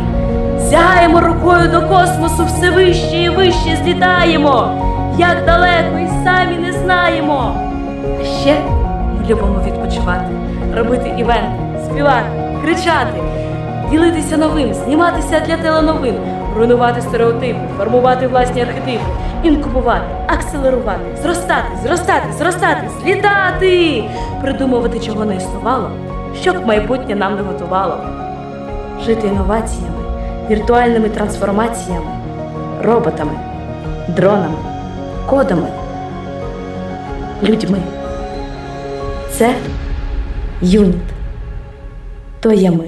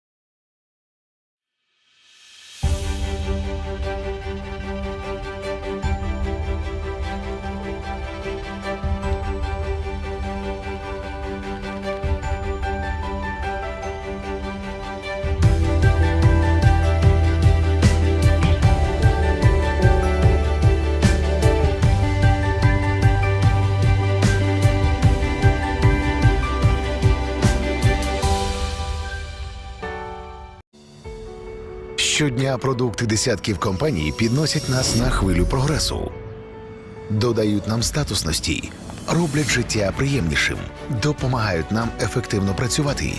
Ми любимо глобальні бренди. Їхній успіх захоплює та мотивує. Тож досягайте більшого разом із гігантами світового бізнесу.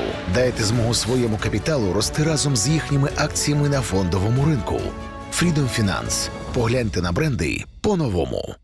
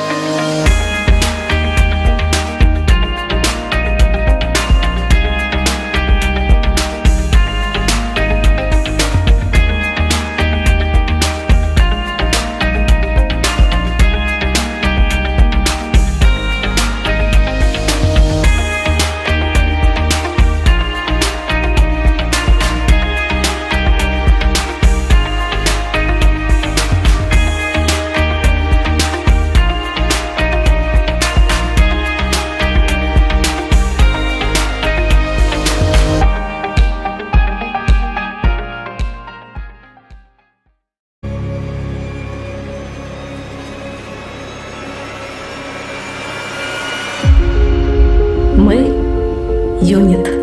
Не один чи два. Навіть сотня не створять такі дива. Нас безліч. І ми такі різні, рішучі, скажені, залізні. Великі інноватори, кодери, креатори, студенти, прораби, SEO, стартапи, 3D-друкарки, екологині, найрозумніші люди в країні. Ми носимо віртуальні шоломи, будуємо цілі райони, створюємо нові вакансії, для електрокарів будуємо станції. Сягаємо рукою до космосу, все вище і вище злітаємо. Як далеко і самі не знаємо. А ще ми любимо відпочивати, робити івенти, співати, кричати, ділитися новим, зніматися для теленовин, руйнувати стереотипи, формувати власні архетипи, інкубувати, акселерувати, зростати, злітати, придумувати, чого не існувало, щоб майбутнє нам не готувало. Жити інноваціями, віртуальними трансформаціями, роботами, дронами, кодами, людьми. Це юніт. То є ми.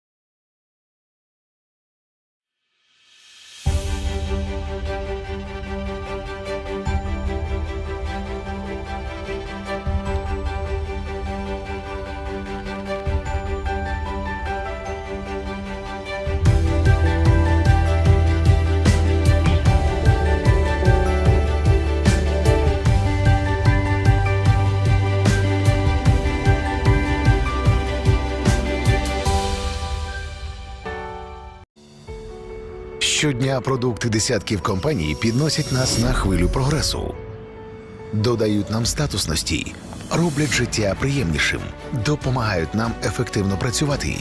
Ми любимо глобальні бренди. Їхній успіх захоплює та мотивує. Тож досягайте більшого разом із гігантами світового бізнесу. Дайте змогу своєму капіталу рости разом з їхніми акціями на фондовому ринку. Freedom Finance. Погляньте на бренди по-новому.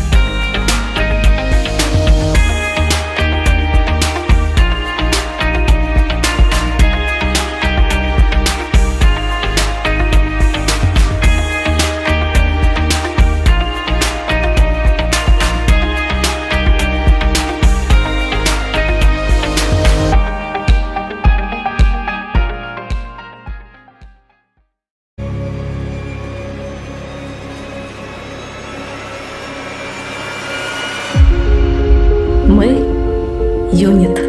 Не один чи два, навіть сотні не створять такі дива. Нас безліч, і ми такі різні, рішучі, скажені, залізні. Великі інноватори, кодери, креатори, студенти, прораби, SEO, стартапи, 3D-друкарки, екологині, найрозумніші люди в країні. Ми носимо віртуальні шоломи, будуємо цілі райони, створюємо нові вакансії, для електрокарів будуємо станції. Сягаємо рукою до космосу, все вище і вище злітаємо. Як далеко і самі не знаємо. А ще ми любимо відпочивати, робити івенти, співати, кричати, ділитися новим, зніматися для теленовин, руйнувати стереотипи, формувати власні архетипи, інкубувати, акселерувати, зростати, злітати, придумувати, чого не існувало, щоб майбутнє нам не готувало. Жити інноваціями, віртуальними трансформаціями, роботами, дронами, кодами, людьми. Це юніт. То є ми.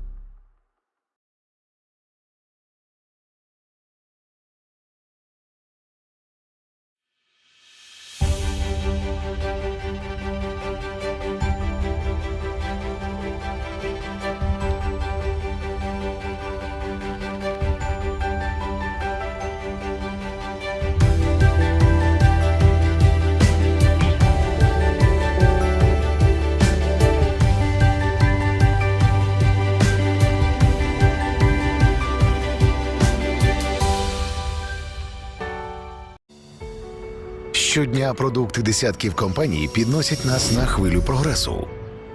Додають нам статусності, роблять життя приємнішим, допомагають нам ефективно працювати. Ми любимо глобальні бренди. Їхній успіх захоплює та мотивує. Тож досягайте більшого разом із гігантами світового бізнесу. Дайте змогу своєму капіталу рости разом з їхніми акціями на фондовому ринку. Freedom Finance. Погляньте на бренди по-новому.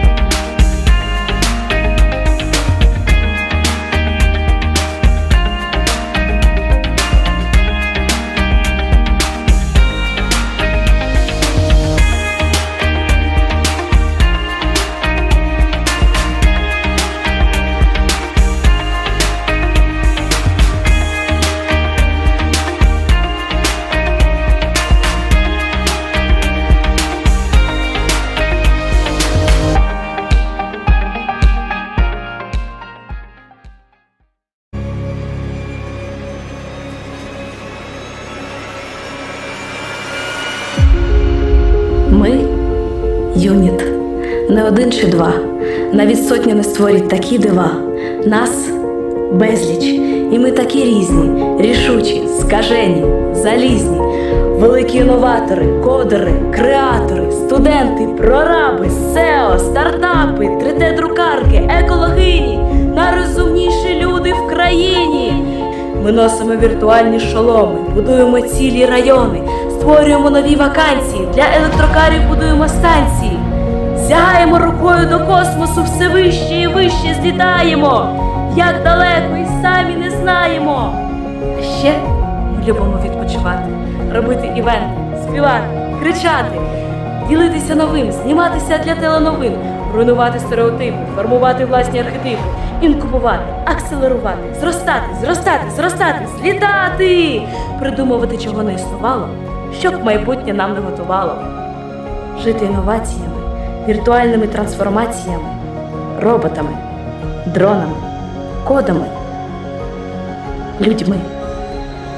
Це юніт. То є ми.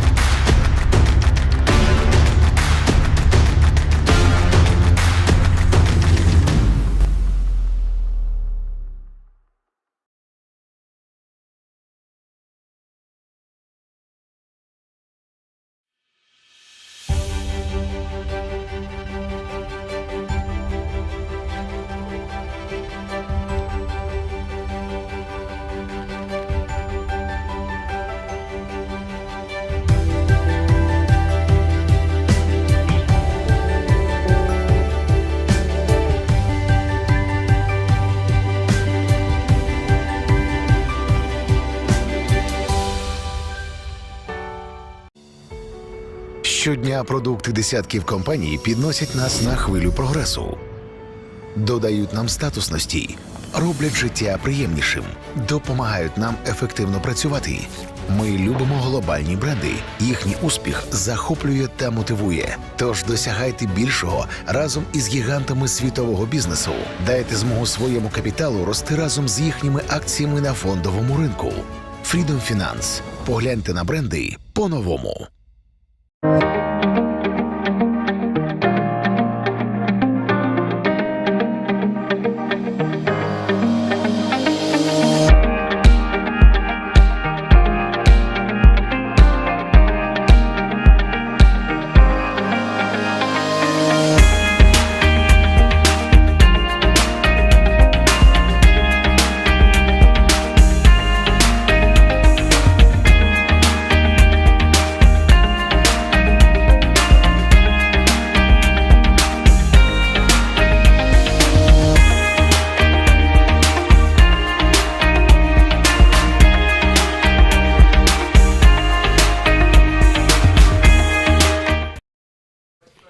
Hello, thank you very much for getting back from the coffee break, and I still see that's a lot of people from you that you have found the main insight of yesterday. You have got all warmer, you have all dressed up, thank you very much. We have also got prepared, we have made this opportunity so that we would have the next panel for an hour and 15. So thank you very much. So tomorrow summit is summit about future. This is the summit that will help you to figure out what is about we should wait for, what we should wait for as innovative companies in the future. And yesterday at 12 o'clock at this very stage, the big investors, the big businessmen have been discussing of why we're still making business in Ukraine. And the end of their vision was that we have cool talents, cool people, cool cases here, and we're going to see those cases and talents. The 6 of them are going to be here on this stage. 6 people who are dealing with innovation businesses, but they're also being united by the idea that they're coming from Ukraine and they're developing their businesses in Ukraine and abroad as well. This is the joint characteristics for all of our participants. I don't want to be presenting them one by one. I want you to do the long round of applause, and I'm going to read them out so that they would get on the stage. Please welcome the Born in Ukraine panel. Please welcome Yaroslav Azhnuk, co-founder and the CEO for PetCube, Gary Andreasan, the General Director of DocUA, Maxim Pechersky, CEO of Premier Republic, Mikhailo Obot, the co-founder Neutronic and co-founder of LaserTag.net, and Stanislav Dmitrik, the co-founder of Rocket, Ivan Altsibeyev, COO, COP, and co-founder of Reface. So did I say that all right? Good. Good, good, good. So I have stolen the mic from someone. I think that I want to give it back. Good.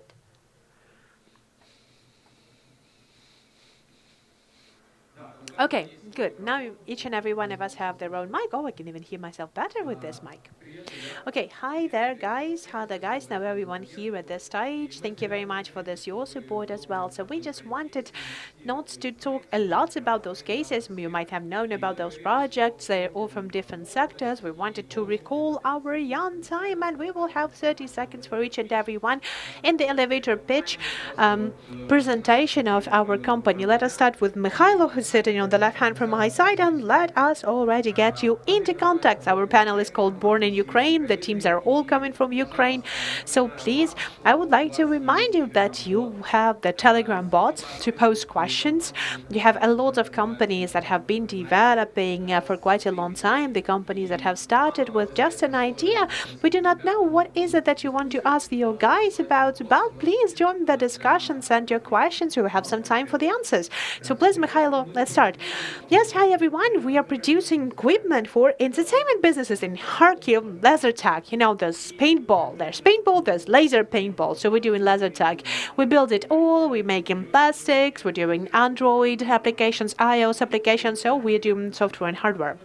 We're doing it for the entertainment centers on one side.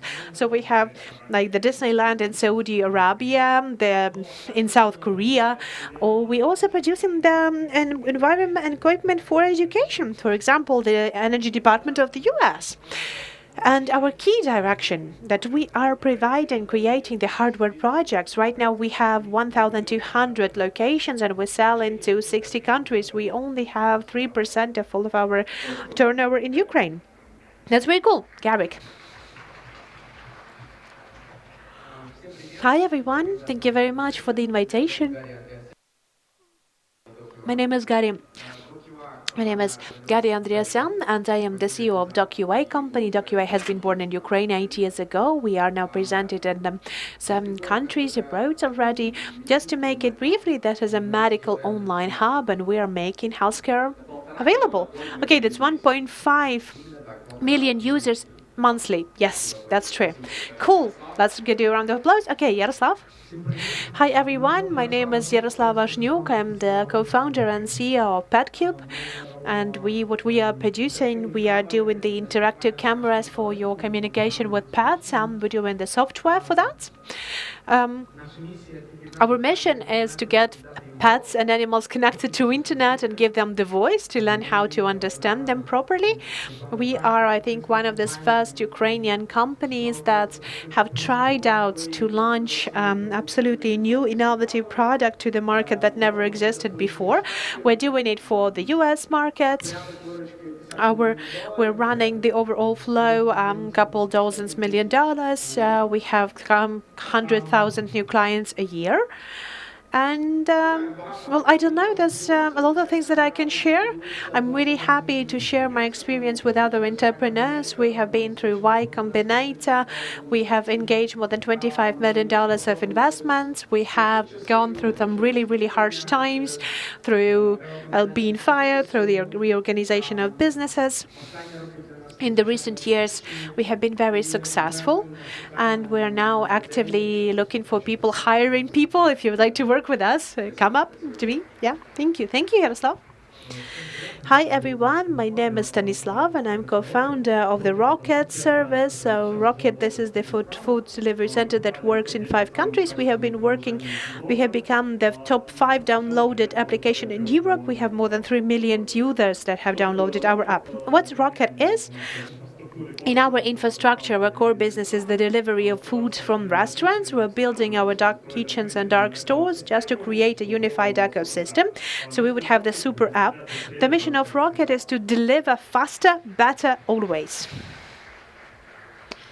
Hi everyone. My name is Ivan Altsibeyev. I'm co-founder and the operational product director.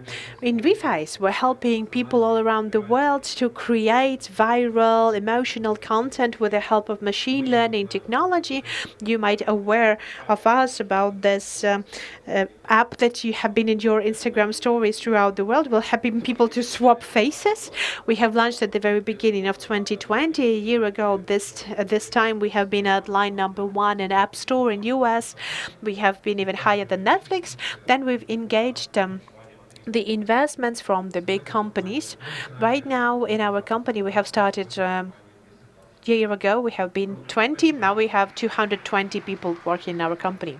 That's cool. Cool. Thank you. There are very different businesses here at the panel. We also have in a different way. So my name is Max Pečersky. I'm founder and the CEO of Promo Republic. This is a B2B enterprise soft that helps the bigger company of Northern America to manage their social media pages in bigger scale. So basically, we're turning their people into as managers, even if they've never been those before. So we have 170 people working with us. The biggest office is in Kiev, except for Promo Republic. I'm also SAS. Enthusiast. I really like software as service business model. I am the head of the SaaS entrepreneurship network. We're doing 3 or 4 events a year together with Unit City, and we are providing the spices for the people how you can build up the SAS business and basically join us. Yes, thank you. Thank you. Let's give you a round of applause for everyone. Okay, can I ask our organizers to make our sound on the stage a little bit louder? Because, I don't know, can you hear each other? But for us to be able to hear one another as well, so we could have a discussion properly. So, okay, just to get us into a proper conversation straight away, we have rehearsed who is going to say something, but then the next question would be, just that a general starting question. The companies are different, businesses are different, brands are different, expansions are different, scales are different, experience is different. But still, what is, in your idea, the biggest challenge and the biggest opportunity for Ukrainian startups in the next 2 or 3 years? Let us do the first global entry to the discussion with this super global question. Who's ready to start, please? I think that I really like the opportunity notions. What are the opportunities that we have and how we can deal with trends? So I do believe that today at this forum, at this summit, we have been discussing the production in Ukraine. Let us produce in Ukraine. Yes, that's really trendy. But I still do believe that except for being trendy and popular, that's also very profitable. Because we have all of the production line. We have 250 people. We have 250 talents. And we all producing in Kharkiv, the full cycle. And we're slightly different towards our competitors, US, Australia, and the Netherlands. We are different from our competitors because we're producing and developing faster. Because, for example, last year we have added up the virtual reality to the markets of the entertainment. So we're providing the equipment for virtual reality as well. And this trend in entertainment is quite new. And all of our competitors, they're slightly lagging behind us. Because for us in R&D, we have 50 engineers that are trying to improve something better every day. So, and this speed of development, I do believe that this is the main opportunity that we have. Okay, Kharkiv company is a competitor to all over the world. Okay, good. Gary, would you like to continue? Yeah, I would like to continue that as well, because I would also speak about the opportunities, but not that much of challenges. I would think that a lot of people here today, their dream and think of being global, even though they think local, then I think that this is the part of our legacy as well, or if we can say that. So maybe this is the part of our, complexes. Don't be shy to think globally, and don't be shy to think about global market, because there's much more money the investors now have. They don't have that many projects that they would like to invest to. Unlike what we've had 2 or 3 years ago, Ukrainian team, Ukrainian project, Ukrainian founders, it's not a barrier for you to enter the markets. Right now, the projects from Ukraine are being considered happily, and the projects from other markets have been considered happily, because the projects and the foundation are broadening their investment geography by looking for the responsible entrepreneurs. So think global as local, but still try to get oriented for the international market. I think that is the main opportunity window for growth. Yes, thank you. That would be very good. Who would say challenge and who would think about those challenges? But okay, that's a very good question that we will also talk about later, what the international investors think of Ukrainian companies. Okay, good. Yaroslav, you know about that as well. Yes, thank you. I think that, if the biggest challenge is to study English, because I think that this is the biggest challenge for most of the Ukrainian companies. That is a huge barrier that actually takes Ukrainian companies aside. It stops 1,000 of Ukrainian entrepreneurs to win over the global markets. And there is a second challenge. The second challenge is the lack of ambition. What I have seen as well, that is that there's this gap between the level of competences to the level of ambition. If, for example, our friends from the US, there is a different balance for them because sometimes their balance is about bigger ambitions and lower competences than for people in Ukraine. What I have seen that the smartest friends, my smartest Ukrainian friends, they are no weaker than the smartest international friends that I have. But somehow they, instead of creating the next YouTube, instead of creating the next planes, cars, instead of creating the next disruption at the global level, they decide to start, I don't know, constructing a new restaurant in Kiev. And this is the biggest challenge that I see, to change your mind frame, to change your worldview, to create ambitious businesses that would be targeting of building up a better value for the world. And not just turn into money making, but basically to have this, to try to resolve the big challenges for the world. And there's lots of challenges, from education to environment protection to energy to re-establishing dozens of old industries.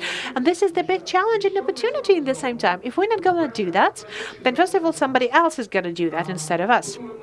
On the other hand, we will not be able to control our future. Somebody else is going to be controlling our future instead of us. Speaking on opportunities, I am sure that today Ukraine is one of the best places, the best place in the world to create innovative projects, not just in businesses, but projects in culture, in media, in diplomatic collaboration, and in multiple other sectors. Why? That's not in the empty words. I can support it with my examples if you want to. I do believe there are three reasons for that, the three most important reasons for that. First of all, Ukraine still is a country with the lowest cost of educated talents in the world. If you were not aware of it, then Ukraine, I think, maybe number one in Europe and maybe number one in the world, at least closer to the top three, according to the percent of the people who have higher education. Yes, there is a question about the quality of our higher education, but that's an interesting fact. Would you agree with that? At the same time, the educated professionals, and I'm not only speaking about the developers, but I'm also speaking about the electricians, accountant, welders, architect, whoever that is, the people who are able to create the product of the world quality in Ukraine, they cost 5 or 10 times cheaper than in US. So basically, with that money that you can build one plant or to make one mobile app, you can make 5 or 10. So if you can scale up this product, if you can do this product in the Ukraine and to sell it to the global markets, and you can engage investment on the global markets, then you have the real competitive advantage. This is the first biggest advantage. Okay, but let us very, very fast with 2 or 3 because we have a lot of things to discuss. Yes, okay. The second competitive advantage is about the overall scale of the professionals, because there is a lot of sectors where we have good professionals in, and there's not a lot of other countries in the world who can boast the very same scope. And the second thing, and the third advantage, is the great creative energy. Take a look around. Take a look at the people you know. Take a look at music, at arts, at the cafes and restaurants, at film. Take a look about the documentaries in YouTube that's called The Birds that actually sum all that up. If you are going around the world, if you have people from outside and if you have lived abroad, then you will understand that and you will agree to me that that level of creativity you can never find at any other country in the world. And I believe that this creativity is very predictable because Ukraine and Ukrainian people, they didn't have the statehood throughout 300 years almost. And this creative energy, what this kind of accumulating that has been pressed out for these 3 centuries, and now it's being burst out, it's bursting, and this is the opportunity for us, for entrepreneurs and creators, to use that. Okay, there was a long speech, but very interesting. Thank you. Yes, I see as well a lot of opportunities for Ukraine, and I can explain why as well. Because right now we're living in a very great times when the biggest technological revolution is taking place. The biggest technological revolution is taking place throughout the history of humanity. So now we live in the times when every day we have some really good, interesting services appearing, gadgets appearing, but we're still living in the time while our grannies and grandparents are there and they do not use these technologies. What does that mean? We have this change of generations coming. At this moment, we'll have this moment to come when technologies will be used by everyone. So you have the opportunity to create technological businesses that will be organic businesses and will provide the organic growth. What is happening to e-commerce? E-commerce is now evaluated for more than $4 trillion and it keeps on growing every year. That supports this fact. What are the opportunities that we see? Because again, the main lessons for the core business is logistics. So I would like to share with logistics trends. We'll do that later. Okay. So then I will get back to opportunities. So we will speak in facts and figures. Then you have to build up the technological project that will be basically resolving the needs of people that are coming to this market on a daily basis. That's it. Okay, thank you. I think that the reface story has would never been possible in the Silicon Valley, because in order to take so many talented people in the 1 square meter, you would need much more money and efforts. And I do believe that the biggest opportunity, I think the biggest opportunity in Ukrainian startup ecosystem is that we have a lot of ambitious people who really want to build up big companies. What we're lacking, what may be the challenge, is to have the support, the capital support, to have this support of investment for your scientific project. Reface technology is quite complex. So in order to create that, we needed a lot of experiments, a lot of tryouts, and not all of the investors are ready in Ukrainian ecosystem to wait for that kind of long time. And I do believe that is something that we're lacking at this moment. The second trend that I can identify is COVID. COVID-19 has changed a lot in the world. We have closed the deal with our investors, not seeing them at all. We had just one round in Zoom. So this is the foundation that has $25 billion and they do not give their money to whatever they want. They've invested to Facebook, Slack, Skype, yes, and many other good things. Yes, but the world has changed. And right now the global investors, they're really open and they're ready to look for projects all around the world. They're ready to invest the project all around the world. You don't have to be located in the Valley like it was like 3 years ago, that you have to be there, you have to go drink coffee with them, to meet them offline. Right now, that's not that. And I think the other thing is as well, there's something that is played out from the other side as well. Right now, there is a competition for Ukrainian brains. So right now, it's much easier to hire the professional in big company, and the people will stay here in Ukraine, and the people will be working on IT companies having really good salaries. So when we organize with the young companies, the startups, when we have this overall moments, and we have seen that. We have seen that at us. We now see a lot of demand. So it's not just about the competition on the benefits level, on paying of the professionals. Now it is the compensation on the level because they want to be part of something big and good that is being born in Ukraine. We have now understood that our investment into Reface brand, into the culture that we're bringing to our market, has really been compensated, has returned easily.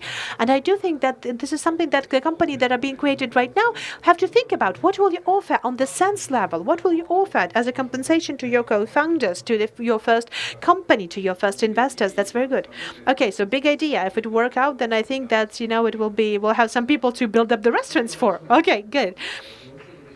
I don't know what I can add up to that. We've got to the essence, but this is all about it. We have been building our companies, everyone at Warsaw. We had unique unfair advantage that we've had, and yes, the best people here. Yes, I know, because we're hiring people from abroad, and they're starting to talk to the guys from our Ukrainian offices, and they're being shocked, not just because of the competence level, but on soft skills as well. How good it feels and how good it is to work with our people, with our guys. And the soft skills from these guys from other countries, they have less of that. So we have been building companies, each and every one of us, even before it was cool and trendy. and whether if it was before cool and trendy to do that in Ukraine. Now it's a challenge. Now we have to protect not only your businesses. Now you have to broaden this international businesses. Now you have to create it in your own company. So this is something that we see as the main challenge. So we know that we will have to use this unfair advantage in Ukraine. Okay, good. The first round of challenges and opportunities have been done. We have come up with an idea that our panel is going to be in the context of trend, because this conference is about trends. And basically, we are working in the trends and what are the opportunities for us to be developing. And of course, we're going to be discussing the trends of what are the trends that you would like to provide for yourself. What are the trends? What would you like to do? We'll discuss that. Okay, thank you very much for your answers. The round 2, talking about trends. And I think that we should talk about trends in the context of customer. Or to start to talk about that at least. The pandemic has changed a lot. Logistics, delivery, healthcare, and there's a lot of projects that have been implemented for you to speak about that. You know, people are now spending more time at home. People are spending more, and they want to basically communicate better. So let us talk about that as well. So what do you see as the overall consuming trend? And how do you talk about that in the context of your businesses? What do you feel what has changed in the recent 2 years? How do you feel? What does it move to? Where does it go to? And that will be a good advice for the companies that are now believing in the development of their companies, who would like to continue developing here and now. Yes, okay. Our markets, our clients as the entertainment centers, the other businesses. So basically, we are selling the equipment to other businesses. So we're like mostly B2B. As far as we are the leisure sector, then you know that COVID influenced us strongly, because in Europe especially the malls were closed and there is no opportunity to basically to have the laser tag games there. And we started to think about our clients, and we're not just following the trends. We have 9 people who are having these interviews with our potential clients, with our customer developers. So basically, like, they've had 8 interviews before the week before. They have 15 interviews. Okay, does anyone knows what laser tag is? Who doesn't know what laser tag is? Okay, for this 4 people who doesn't know, this is the game. This is like, you know, there is paintball and you use balls of paint there. Laser tag is just the same thing, but it shoots with laser. This is an activity that can be played by children and adults. You might use your cooperative, like Star Wars. Kind of. Star Wars, yes. No. So yes, well, but laser did not burn you. Yes, it's all safe. It's all safe. In Ukraine, we have, in every city has our equipment there. And as I've already said, that in 16 countries, the main markets for us is Europe, Southern Korea. Yes, thank you very much for making this clarification. Yes, we have a very, very narrow niche. And yes, sometimes people say like, oh my God, the 60th country. Yeah, but we didn't have any other choice. Just to buy it up, we needed to already get into the better scale. So the main trend for us, because the malls have been closed, there was an idea of what should we do, can we earn the money. So we have had a separate project like the laser tag in open. So basically, we also had this. We had the problems with sales, but basically right now we are the first thing in that. So basically, right now we are working on the free air like this, open air, but I believe that I think it's important not only to follow the trends that you can go in the news, but this is about catching the trends that your clients are up to. And I think that this is the good opportunity that we have noticed as fast as possible.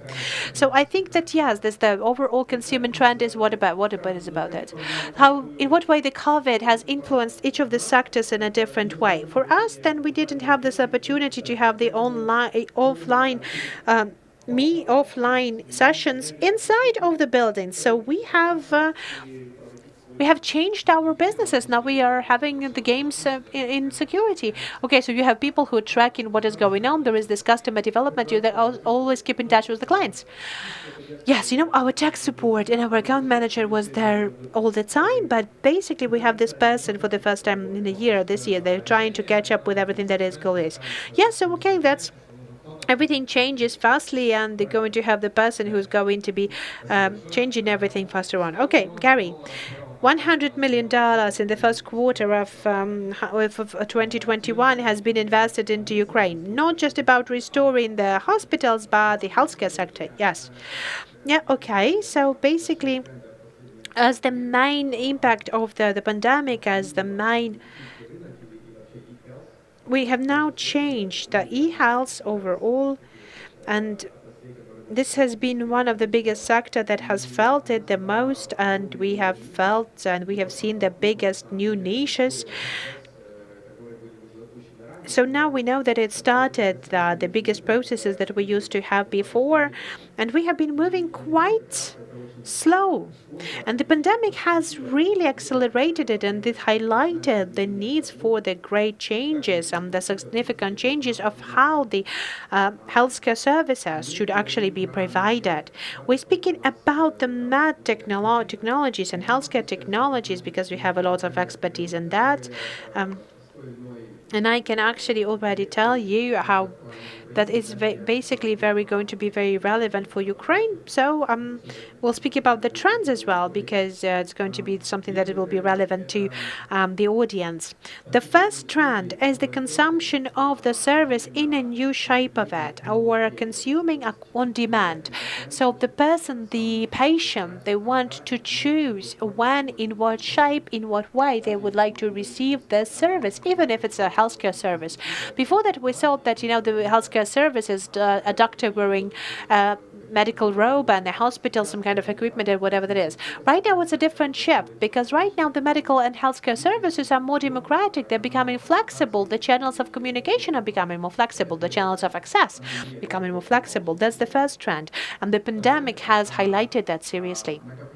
The second thing is about storing of the big data for healthcare, because we are connecting the next revolution in healthcare. The quality leap is going to be about improving the quality and the effectiveness of the healthcare services provided. We know that this leap will be connected to the big data, because it will give us the opportunity, together with artificial intelligence, together with AI, to give to take a faster, to see those connections and to see those patterns in the fastest pace, the ones that we would never be able to see any other way. So basically collecting the personalized data, collecting the personal data. Can you give us an example, maybe? Can you give us a bright example of how it will work? Okay, I think you might know how the clinical test outs are being provided when the product is going to be entering the markets. It's years of research, but these years of research have been done on a very, very narrow base. 1,000 people, 2,000 people, 5,000 people. But then what we see in the manuals for the different kind of medicines, those are the outcomes about any kind of actions or any kind of effect that the drug has for the very narrow audience, for the very narrow audience. For example, this drug or medicine that can be used for billions of people, the target audience, but the test outs, because of its price, it's being done only on a very narrow audience. So thus we can presuppose what is going to be the probability that something is not going to be highlighted during this test outs, or what are going to be the variations or actions, how it's going to be working together with other products, or maybe some kind of additional your peculiarities physically as a person will not be considered in this test out. So if we will digitalize all the data on patients, then it will not matter if you're going to be testing out this product during the test outs or later, but you'll be able to generate this big data that will tell us in what way this product will influence and impact your body, your organism. And we can make this box of data and to make the better outcomes. Okay, but the first thing is about to change the standard option of consumption is broken down. The second is working with data, so you have better questions and you have better answers. And yes, the third trend, and I would like to add up to that as well, increasing the level of wearables, and everything that gives us the opportunity to monitor our self-being in a moment and to monitor this big data.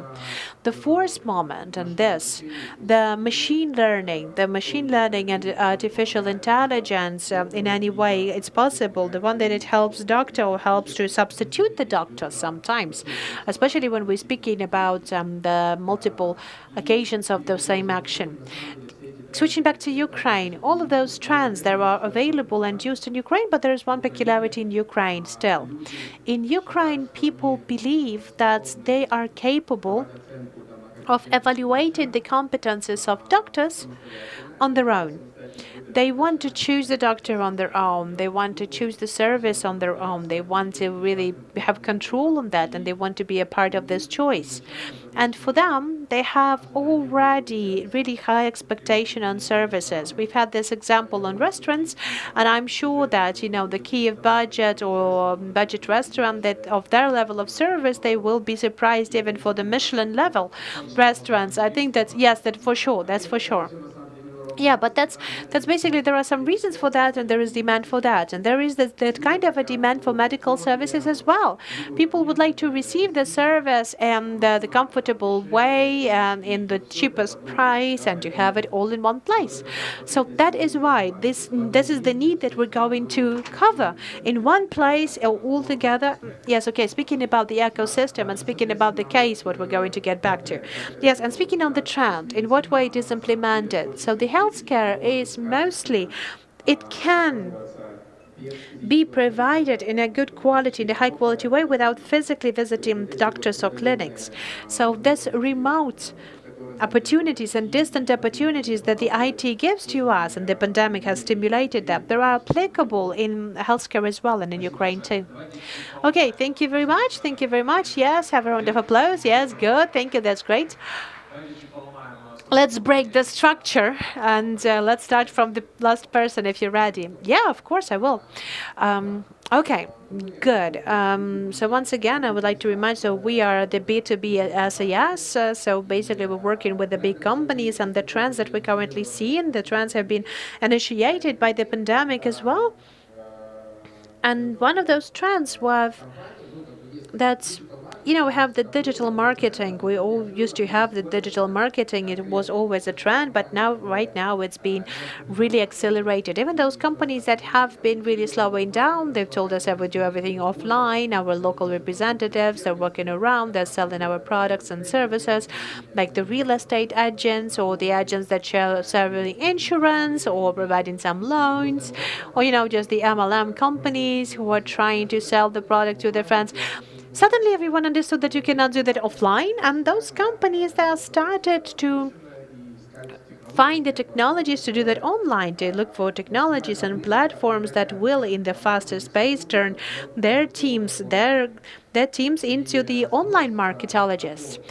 The demand from this kind of companies has been seen. We didn't know how to work with them at that point, and so we were forced to work on the products very actively, the product that has become really successful throughout pandemic. So the first trend would be the growth to digital marketing for the specific type of companies.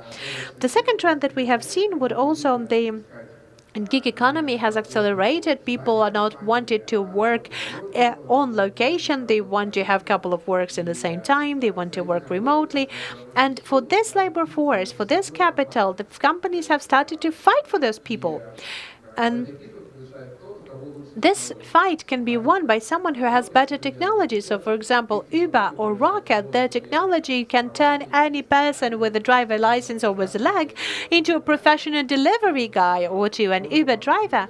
Promo Republic can turn the people into the SM managers and even the people that never know how to deal with marketing and social media.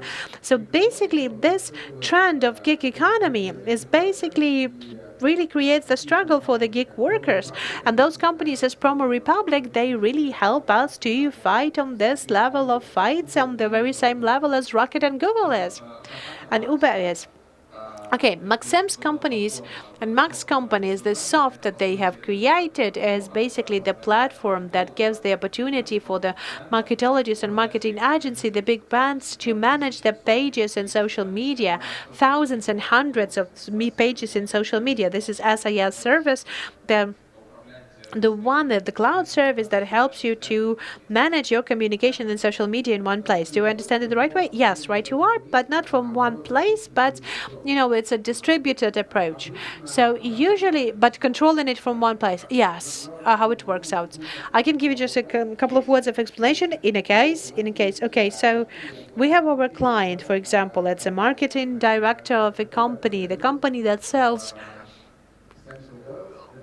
essential oils, the small bottles. The company is called doTERRA, and they earn 2 billion selling this very simple product. They're selling that simple product through local representatives, like, for example, the housewives who are earning some more money from that, or the Uber driver who's going to be selling something essential oils in his car or whatever. But the problem is that when this army of this wellness advocates, they're gathered on the global level, they're starting to sell these products in social media with no help. When they're doing that on their own, it doesn't work nice, it looks unprofessional, that doesn't correspond to the brand book, and no one wins because of that. They don't have more sales through social media, and they're destroying the nice, beautiful brand that has a lot of money invested into. And our platform gives them the content and give them the certain framework for creativity. So they cannot make any kind of design of pause. They cannot just write down that this product will cure you from coronavirus or cancer. So they can only write the certain things that will be corresponding to the marketing strategy, and thus they become more successful in their sales on Facebook. Okay, I will clarify that. So the trend that you said, all of the businesses are now going to the digital marketing. Not a lot of people know how to work in digital marketing. Your service resolved this problem by giving some certain templates. Yes, okay, thank you. Thank you. Ivan?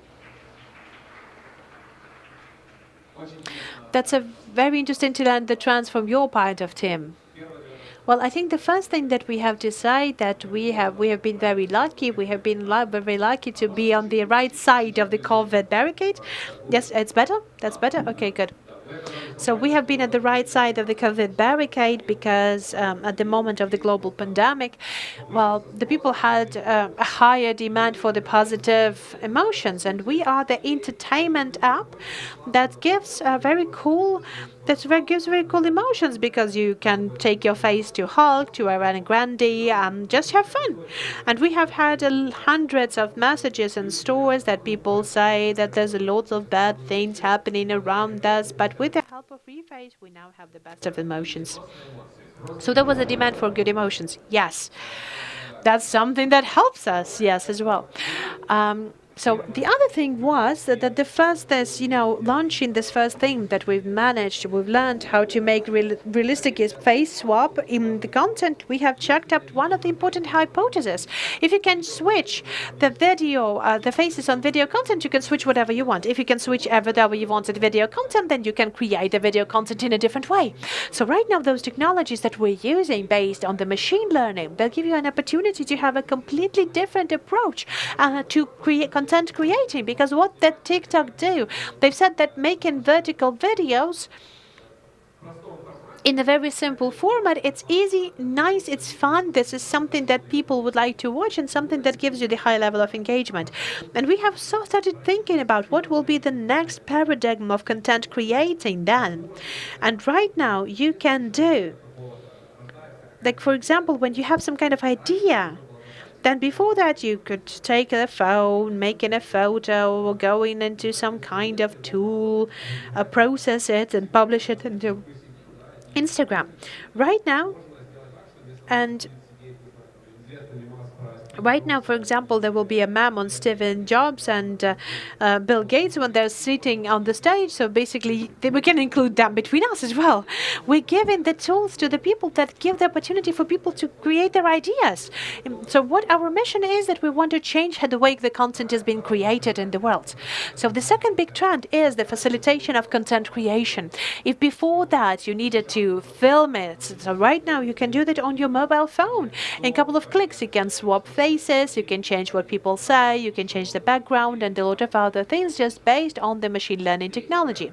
The third trend that we've seen is about evolution of digital emotions. We still remember the time that in order to reflect emotions, then you used to make this, you have the smile, then you've had emoji, then you have GIFs, then you have animojis, then you have memojis.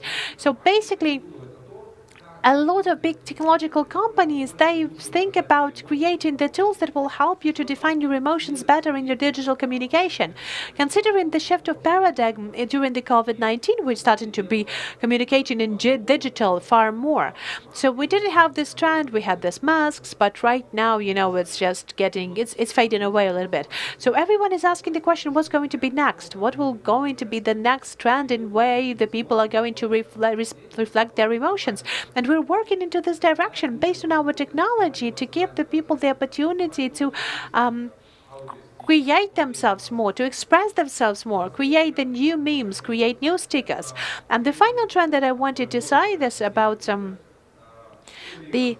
all of the American children, they want to be creators. Everyone wants to be creators. A lot of people are creators already. That means that all of the big technological giants and companies, they're going to be strongly investing into that. So they would have more and more content creators on their platform. Snapchat has given 1 million to people a day for the best creators. TikTok has around $1 billion to support the creators, top creators. YouTube has a creators program. So basically, everyone is trying to find what is the best way to engage creators to your platform, to hold them at your platform and to give them the opportunity to earn money. And I think that this is the biggest challenge for these consumer businesses that we are in, is to how to give the people the opportunity, the one that could create the new senses, the one who create content, how to give them the opportunity to earn more, to earn money. So it's to become a different profession, because the creators is a different profession right now. We believe in memes. We believe that memes are the current language of internet. We have this research that is based on facts. We understand that the memes are underestimated format, and this is a super media marketing carrier because it can sell, it is being liked, it is gives you the value of the product. So what do we see ourselves in the future? That our next step and our biggest challenge for us is to become a platform that will be filled in with the technologies that give you the opportunity to change the new content and create new senses. So in a couple of clicks, you can take something out, you can add something on, you can revoice something, get new people into the frame. If those technologies are going to be provided to this young generation that knows how to use it and how to create the new senses, how to create new viral content carriers, and if we will use that for brands and businesses. Okay, just to give you an example. For example, Coca-Cola will launch a new product. They will give the new asset, the new bottles of Coca-Cola, and with the help of machine learning, you can realistically put it in any kind of content. Like any of us can be substituted with a cola bottle, or for example, this Banakva can be substituted to the cola bottle. And in this case, you can create the new media format that will give the opportunity for media creators to earn money. Okay, so creators are going to become crafters. They will earn money for that, and that will be a predictable profession. It's easier to create content. Emotion economy, there's another trend that I really would like to ask you to think about is safety and security, because together with Cola, with Elon Musk, with the videos where famous people are, there is also, you can change whatever you want. And there is a big challenge in that. So yes, you can take a woman on the knees of the president that will not build up his trust, for example, with the help of your service. We will talk about that slightly later. I will leave you with that provocative thoughts. Just think about that. Yes, okay, we'll think about that later. Thank you, but okay, let's get to next. Stas. I would like to have a very interesting trend about logistics and everything connected to logistics and effectiveness. Why it is important? If we will consider the main expenses for the Amazon company, that compared to 2019 and 2020, the expenses on logistics have increased by 30% in Amazon. That's all been connected to that the level of the e-commerce is growing that fast that logistics is not able to adapt to all of those processes. We do not even think about that when we're ordering something in Amazon. This product that goes to us, it has been divided to two parts. It goes from country to country, and then when it comes to your door, then it goes inside of the country. So to deliver up till the client's door, it's much more expensive than to get the product from one country to another. So there will be the good niches that are needed, like dark stores and fulfillment warehouses and dark kitchen, because it can be the framework of one ecosystem, and I will speak about that. So the dark stores, they are actually heating up all of the trends in Europe, so they're engaging dozens of dollars of investment. I would like to give you the case with a Gorillas project. It is a year-old project. They have a couple of warehouses. They started delivering from there, and now this project is being evaluated for more than $1 billion. We have a project that have been for 10 or 15 years doing with logistics, and they have the overall flow of 200-300 million, but they have made 1 billion in a year. It gives you the clearer understanding that the level of online penetration is very low in Ukraine, and there are some unfulfilled niches yet. So if someone of you is looking for some kind of new niches to step in, I would recommend you to take a look at this direction as well. Another direction is the fulfillment warehouses. So when you're building the small warehouses all around the city, and for example, when people are being asking for books or perfumes, then the product is being delivered to them, then they're coming to the Rocket and Rocket Lead button, and because we have a lot of couriers, we're going to give you this product up till 30 minutes for you. So basically there is this trend that we need to give the people the fastest delivery in the time that is comfortable for them. And you can use the fulfillment storehouses, the dark stores and dark kitchens. Right now we already have 5 dark kitchens when we have 6 brands over there, and we have built up the 30 virtual restaurants, and we can provide the really fast speed of delivery. We're building the dark stores, we're building the fulfillment centers, so that under one app you would have the huge infrastructure that would resolve multiple tasks for our clients. And that's a niche, even though we already have some competitors in place, and I'm sure that there's going to be a lot of new players emerging who will be building it all. And I'm sure that Ukraine has all of the chances to have those really good players that will be competitive at the global scale and who they will be able to scale to the new international markets. So once again, getting back to say that it has all changed due to COVID. And when we will launch in Cyprus, yeah, we will get back to the cases, but I just wanted to talk a little bit about the main consumption trends. You have said that the the delivery is very expensive. It's very expensive to deliver up till your door, and there's new niches developing. So what you've said, that the people, they really want to consume everything at the threshold of their house. Do I understand it the right way? Yes. Yes, right now the people have a lot of different processes in the same time. People don't want to spend their time at the stove. They want to develop, they want to go further, and this services give the opportunity to the clients to dedicate more time to what they love. So we know that this now really needed. Sometimes even when people when the couriers that are coming to the door at the ground floor, then basically the people say they don't want to take it there, so we have to provide the ultra services for the people from door to door. Yes, thank you. Okay, guys, I would like to remind you that we'll have a chat board, so please send your questions. We have 35 questions here. I'm not going to leave this place, but still, Yaroslav. Well, hi, I'm looking at this full hall. I think that you are my real heroes today because sitting at this cold weather, no one is even watching their phones because I think it's too cold for the fingers to do that. So really, thank you. Respect for you for being here. Thank you very much. That's really cool from your side to be coming here. And that's why I feel the huge responsibility that's, to say something that will really be worth of your time. Of course, we are selling the cameras so that the people will be able to watch their animals when they're not at home. So who of you would believe that this market has fallen down during COVID? No one would think of that. I thought that it will fall down. I think that no one is going to buy them because everyone will be at home. But you understand that, that this is some kind of a joke in this question still.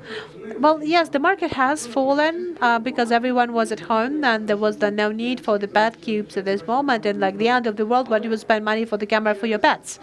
But 3 months into COVID, we have seen the growth of sales. We couldn't understand what is going on, and the sales have grown up till the level higher than the COVID was, and it continue growing. And we couldn't understand what's going on. We've asked our users, "What are you doing? Why are you the cameras for? Stop it!" And they've told us that it turns out during the time of COVID, the people were so close to their animals, to their pets, that right now, when even they're living there for shopping, for grocery shopping, it is important for them to open their phone to call their dog and to see how they're doing because they're so close. And this is the example of the second stage effect or the third stage effect connected to COVID-19 that was really hard to forecast. It was easy to forecast when the COVID has started that the people are going to stay at home.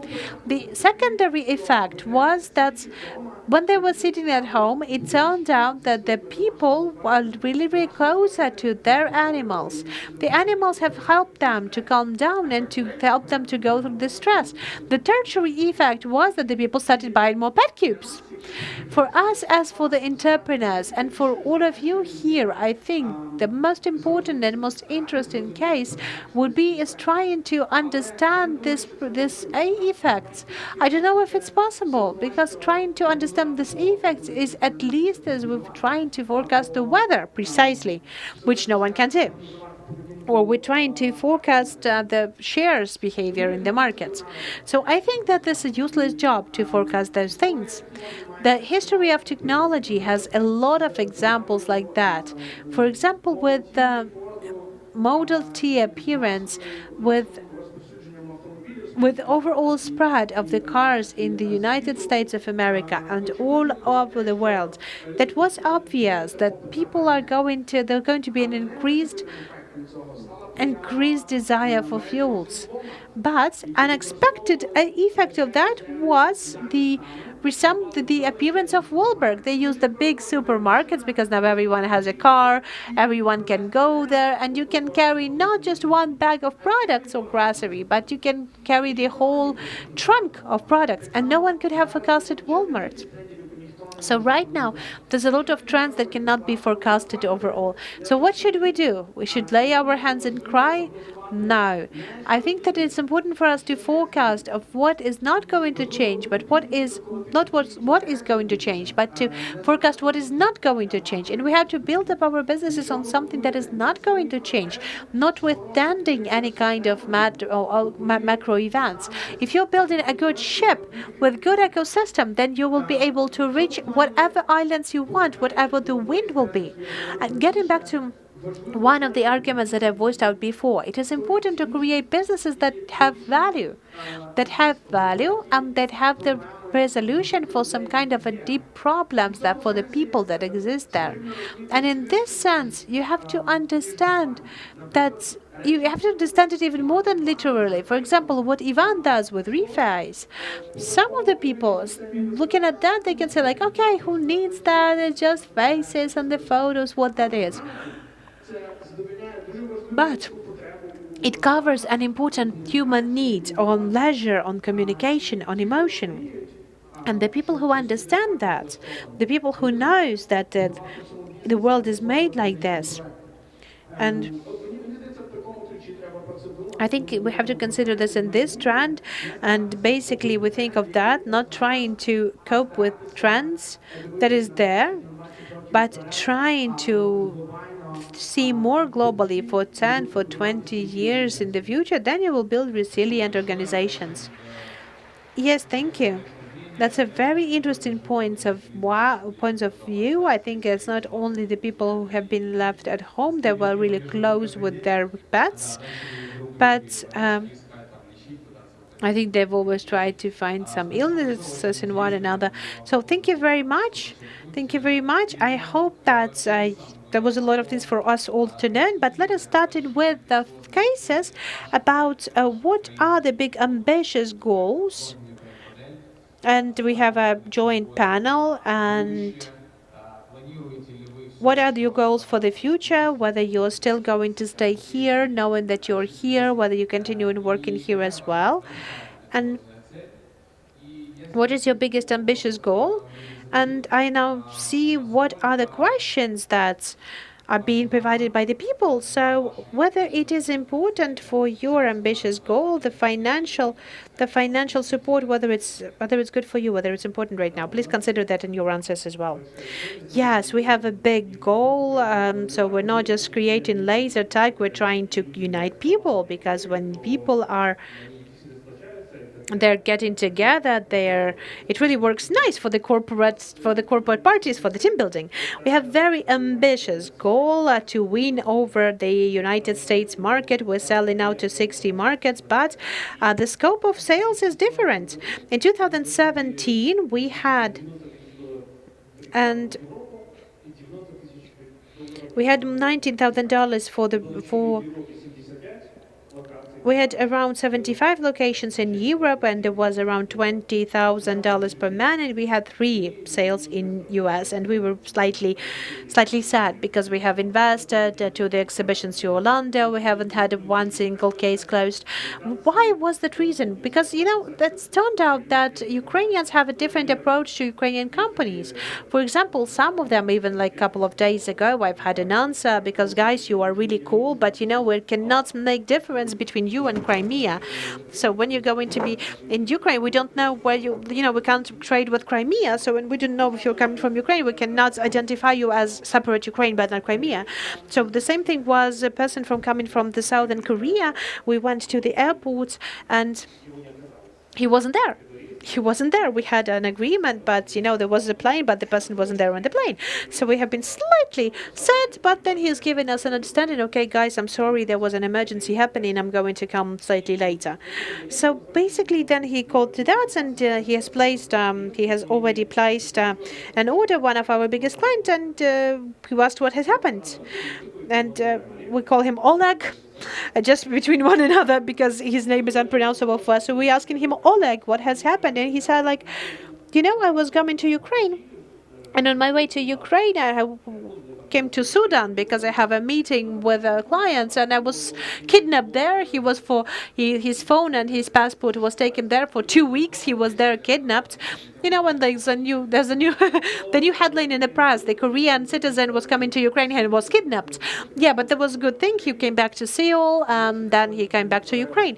He really enjoyed Ukraine. He really liked Ukraine. After Sudan, yeah, I believe. No, but yeah, he was welcomed. We've shown him our factory. So he really, really loved Ukraine. But I think that until each and every one of us will show this good hospitality, when not just the cheese pancakes. That's not the only sales we use, but still, I think that's one of our roles here. In 2019, it turns out, in 2020, we understand that Americans, they don't understand, or they don't know, they understand. They say, okay, guys, you're there, you're in Ukraine, you're here, so if something happens, what kind of a support? You think that we've went to organize a corporate party and something got broken, where are we going to find you? And at that point, that was really, really harsh, and because we weren't located there. But right now, we had been to San Francisco a month ago, together with my wife. We came to take a look at what the local kindergarten is, and we were welcomed, and they told us, okay, yes, this is the kindergarten. We wanted, okay, can you take a look at what is there? And they said, no, you have to sign up at Zoom. And, so basically, I think that this is a good opportunity for all of us And I would agree to what has already been said, that right now we can do the sales, remote sales in to the US, and that's great. So, the biggest market for us is the US right now, and that's because we have found the local representatives remotely. So we've done it all from Ukraine, we've done it remotely, and I am sure that this is one of the greatest challenge for us, to be global, not only be represented, not only in multiple countries, but to be global as well in our main markets. So, we are about people. But on the other hand, I think that this brand of Ukraine that we have talked about, we have talked about the brand of Ukraine yesterday. I think that brand of Ukraine is this is a brand of 600 Ukrainian companies, because before that, when we sit in the plane, they said like you have to wear the mask on yourself first, and then you have to help the neighbor. So thinking about how we can help Ukrainian brand is helping yourself first of all, creating your Ukrainian brand first of all, making it serious, and if everyone will do that, then Ukrainian brand will grow.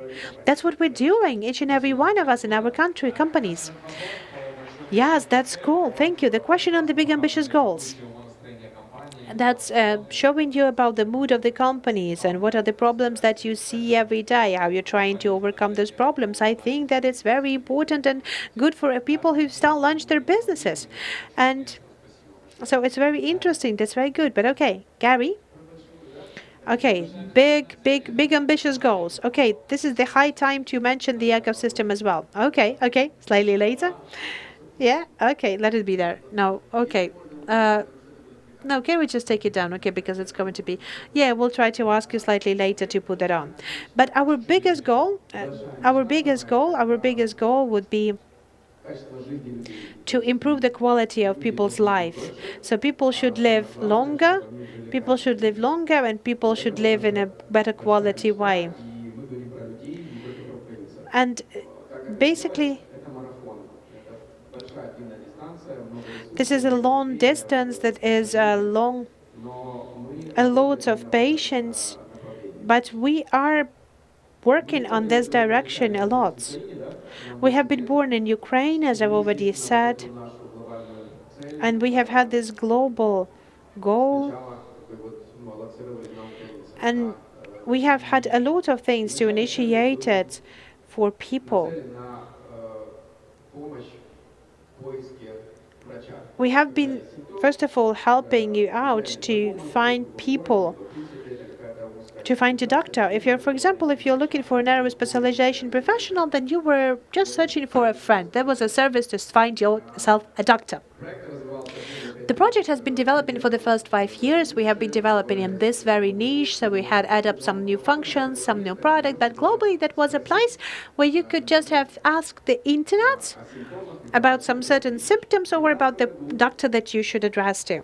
In 2019, we had a new investor coming up, a new inspirer, the effective investment, and Igor Liskiv. And after that, we have scaled up. We have scaled up our biggest dream. We do not just want to help people and treat people. We really want to we really want people not to be diseased at all. So basically the basic need is not to fall under illnesses. So we're speaking about the preventive healthcare, we're speaking about the checkups, we're speaking about the forecasted healthcare. So something that can improve the quality of our life when we are not being ill. This is our global task.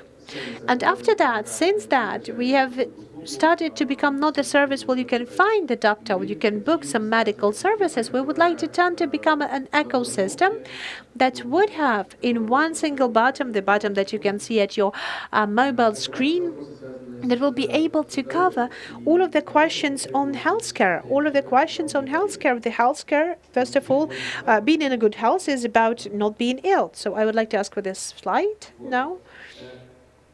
So yes, unfortunately, okay, so it's like a nymph about Yaroslav, so yes. Or it's kind of an eye of a camera that his pet cube is following. Yeah, Yaroslav? So okay, this is a visualization of the ecosystem, how we see that. The lower part, unfortunately, you're not able to see that for the audience, but I'll comment upon that. So the main core of our ecosystem is the patient, or the person and doctor. So there are two main players, the two main actors inside of this ecosystem. The first level of their communication, and we'll cover it with main 3 or 4 direction. And we're speaking about this situation when people have experienced some certain symptoms. They're being ill, they need doctor, they need lab, they need medication. They need drugstores, they need medication, they need some specific services, or for example, surgeries or whatever. This is the first level, the basic needs. This is something that we're doing from the day one of creation of our services from 2008. So basically, we have now closed the circle. All of the services available there, they're located in one place. The second level, in this case, so after the green level that you have seen that on the slide, so this blue, that's, yes, the blue, no, not the blue. No, white is the third level. Okay, the blue one are those services that help you to support your basic needs, to become more comfortable, to be seamless. So this communication between the doctor and the patient can be done in whatever places is comfortable for the patient, in online, in offline. The communication between patients and doctors, it can be combined with the other participants of the ecosystem. It will be more effective, it will be faster, and thus it is more important and be better value for the user. And the third layer of our ecosystem, that is something that we're just coming up to, are those things that will help us to stay healthy and not to fall into illnesses. The preventive health care, good marketing. Marketing is a tool. Marketing is a tool, and yes, basically it is a part of the businesses. It is an important part of the businesses that should be there from the day one. But we're speaking about our mission, the big mission that we have. And our mission will be implemented when we will be there at that level, at the third level of ecosystem, when we will be speaking more not about treating people, but when we're speaking about the preventive measures, the ways to prevent illnesses. And we're doing that, understanding that's a long story to take. We know that it's not that it's marathon that we have to take. And right now, for the next 2 years, the main task for us is to get to the international markets. So what we are talking about, that's the healthcare service, even though it has the additional peculiarities in each and every market, but it's still very relevant for every person in the world. And we know that the good healthcare is important for every person. It doesn't really matter how old you are. So for us, that it is very important for the next couple of years. A good opportunity and the big dream for us is to get scaled up at the new markets that have some peculiarities there. And we have 7 countries already that we have already came into for in the recent 2 years. We would like to be scaled up, and we want to have the new markets coming up. And I do believe that this is something that we believe is the main challenge for the future. Okay, 2 really fast questions and 2 really fast answers, please. Do I understand that the right way, that the existence, this big ambitious goal is to build up the unified platform for the medical services, starting from preventive medicine and healthcare? Does it mean that the knowledge base of a doctor, that you're going to go to the media, whether it doesn't mean that with the wellness program you'll be building sport clubs or some kind of offline clubs or whatever? It doesn't mean that the new markets, what are the markets, first of all, and how much money you're going to spend there? Start with the last one. We'll spend as much money as it needed because every market is a separate project, a separate story with a separate business model of entering to market. Somewhere there will be B2B or B2C. You're going to spend your own money, or you're going to attract money. When you're spending money, that's always your own money, whether you have already attracted that or you earned it. So that's definitely going to be our money to spend. That was the final question. Okay, the previous 2 questions were whether we're going to be build something or constructing something. No, we are the integrators. So we are really great enthusiasts that you have to take the best that already exists in the market, and we have some niche players, neo actors at the market. They will be providing a high quality service to our users. They will be doing it better than we can do. We cannot be champions at all of the and every front. So if we're speaking about wellness, about the diets, about everything there, starting from the clinics, ending up with some kind of additional programs for additional mental support, then first of all, we believe that we will need to find, select, and to provide the access to our users. So we're the integrators. Okay, sorry, thank you. See, Yaroslav, you want to add up something? Yes, I'm always ready.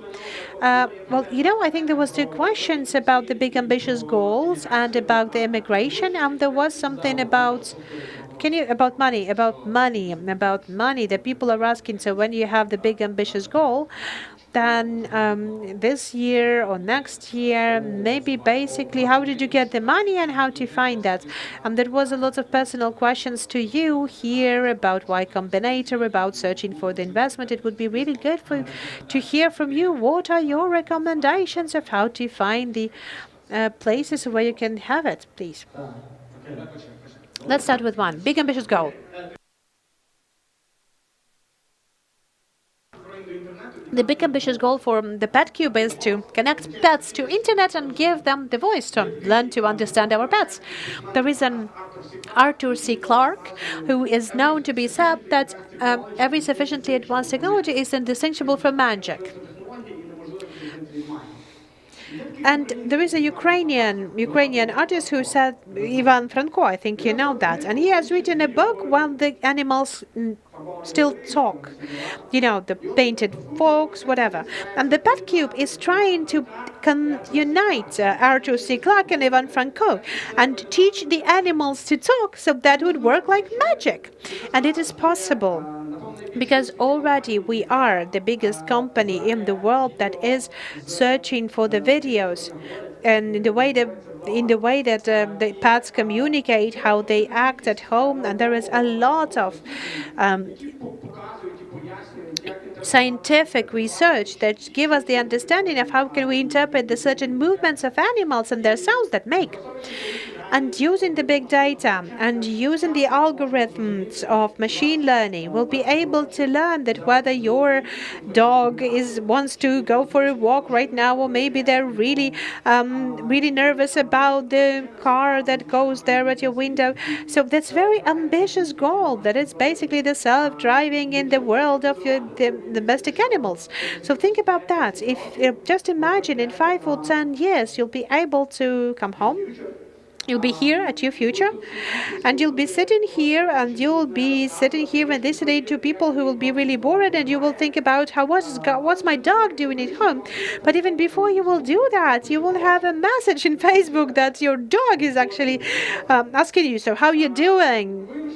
So when you're going to answer that, and he tells you I've been lying the whole day here and thinking how I used to run around with the cats. So this is going to be the synthesis of this virtual thoughts with this real emotions that will be deciphered by PetCube, and having this opportunity to exchange messages with your dog. I think that it would be very interesting, because I think that you would really like to know what your dog thinks about you. So yeah, this is about being on ambitious goals. And I think that what is also important for every big ambitious business is to have the big ambitious goals, because I think that the missions and the visions is something that give us the opportunity to be competitive with the best people of the world. The mission of Google is organize all the world information. The missions of Tesla is to accelerate the renewables as fast as possible. So when the best people in the world, they see those missions, they want to work there. They don't care how much hours they have to work there. They don't care how much will they be needed to pay for that. It's not that much important for them if they can have any kind of work, any kind of job in the world. Speaking on the immigration. I have lived for almost 2 years in San Francisco. 2 years ago, I've gone back to Kiev. The last 4 years of my life in San Francisco, I really wanted to get back to Kiev, but it's not that easy to do. There's a lot of obligations that you have to do as the CEO of the company, and you cannot go wherever you want. But I'm really happy being back to Kiev, and I think that's my main thesis here for everyone here. I would like to say that if you haven't lived abroad yet, then I would recommend you to start with the States. Then try to go there and try to live there for a couple of years. If you're going to emigrate there, maybe think about the different plans. Let us try out first and then make this final decision. If you're an entrepreneur and you have already had a good experience of creating something outside of Ukraine without Ukrainian talents, I think that this is a very optimal decision. I believe that Ukraine is the best country to create intellectually contentful businesses, and I'm putting my money where my mouth is. This is something that I'm doing already. So, speaking on money. Well, the first 7 years of our businesses, 80% of our time I've spent for time raising. So we've had a lot of money to R&D. We've had spent a lot of money for the mistaken decisions on scaling or marketing or sales. The recent 2 years, I've been working with management, and I don't really want to spend half an hour on a call on investments or something like that. In some sense, I regret the time that the search for capital has taken me. But if I haven't found those capitals and haven't invested it into the product, then I wouldn't have the product and wouldn't have the business going on. The biggest outcome for me is that it's important to engage money when you have the right moment there, not about the external stage but about your businesses. Maybe you can outline those main points, the main milestones for yourself. Well, when was going to be the right moment for you? Like, for example, you haven't launched the product yet, so yes, this is a good moment to find the money. You don't have the metrics, you have the nice idea, everyone believes you. When you have the products, you have the KPI started, and investors are like, oh no, that doesn't look nice. We'll wait for something more. Let us have this like $1 million of ROI. So basically, when you have got already in return investment for $1 million, then it's a good round to invest some money. Or when you're making so much money that you need nothing, then everyone wants to go with you as well. But most of the companies that never reach that point. So that's a very good thing to get on the top accelerator in the world, that one that is called Y Combinator. We were happy to be the first Ukrainian company that was there. We have got there after our fourth try. 3 times they have answered nothing to us. No one was interested in that. For the fourth time, we have been invited there. That was one of the best decisions that we could have made. And I strongly recommend everyone to go to Y Combinator. Doesn't matter what your company stage is. So are you just one person who have come up with an idea? You have no founders, no team, no product. Or you already have 1 million of income, investors, big team working, and have good examples in all of this range who are coming to Y Combinator, and they've said that it was the best decisions. So I would strongly recommend you to do that. The final thing that I would like to add up to this topic is that I don't know how to do that, but try not to forget about management when you're doing the fundraising, because the real result of the business, the real market fit, the real understanding of incomes, that's all much more important than investments. When you have this essence, then it's much easier for you to be found. The investment, it doesn't matter whether the slides are bad, but you don't have the essence, it doesn't really, then the good investors are not going to invest it into you. But when you're going to be invested by the bad investors, then it doesn't mean that they want to do something bad about you. It means that basically they don't understand what they're doing. And you should be invested. And then this then that can be even for worse, not for the best. So I would like to offer you to concentrate on the essence of the businesses, because the investment, they're overhyped. They're being talked a lot. They're being made a lot, but basically they do not influence your businesses that much as you might have thought from this media frame and your personal influence as an entrepreneur, the one who goes into the essence, finds the best people, finds the best metrics. This is the most important resource, and your time has to be dedicated to that. Yes, thank you, Yaroslav. Okay, thank you, thank you. Can I ask you, for example, because we have a lot of questions in the bots, and I understand that there's a lot of the people would like to know about your relationship with Y Combinator. Maybe we can ask you in your stories to outline some of your bullet points, to outline some things about Y Combinator for people to they could actually read it out in your stories. Trying to spend the time because we don't have a lot of time left. Okay, good. Well, basically, I'm regularly helping Ukrainian companies to get selected to Y Combinator. You can send me emails with your application forms. So yar at petcube.com. And the amount of emails I can process, I will answer that. I will just say that I can't help you. I will try to help you, really. Thank you.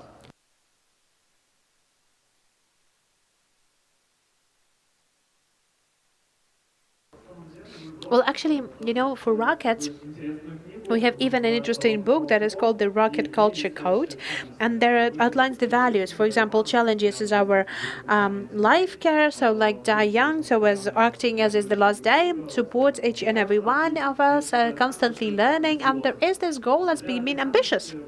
With this goal, at the very beginning of 2021, we have had in our OKRs to be present in 10 countries. And now we are working in effectively scaling further on as far we are the three-sided marketplace. Then we have this constant ambitious goals to improve the quality of processes so that our clients to be happy as possible when they are now at this cosmic station. So okay, the service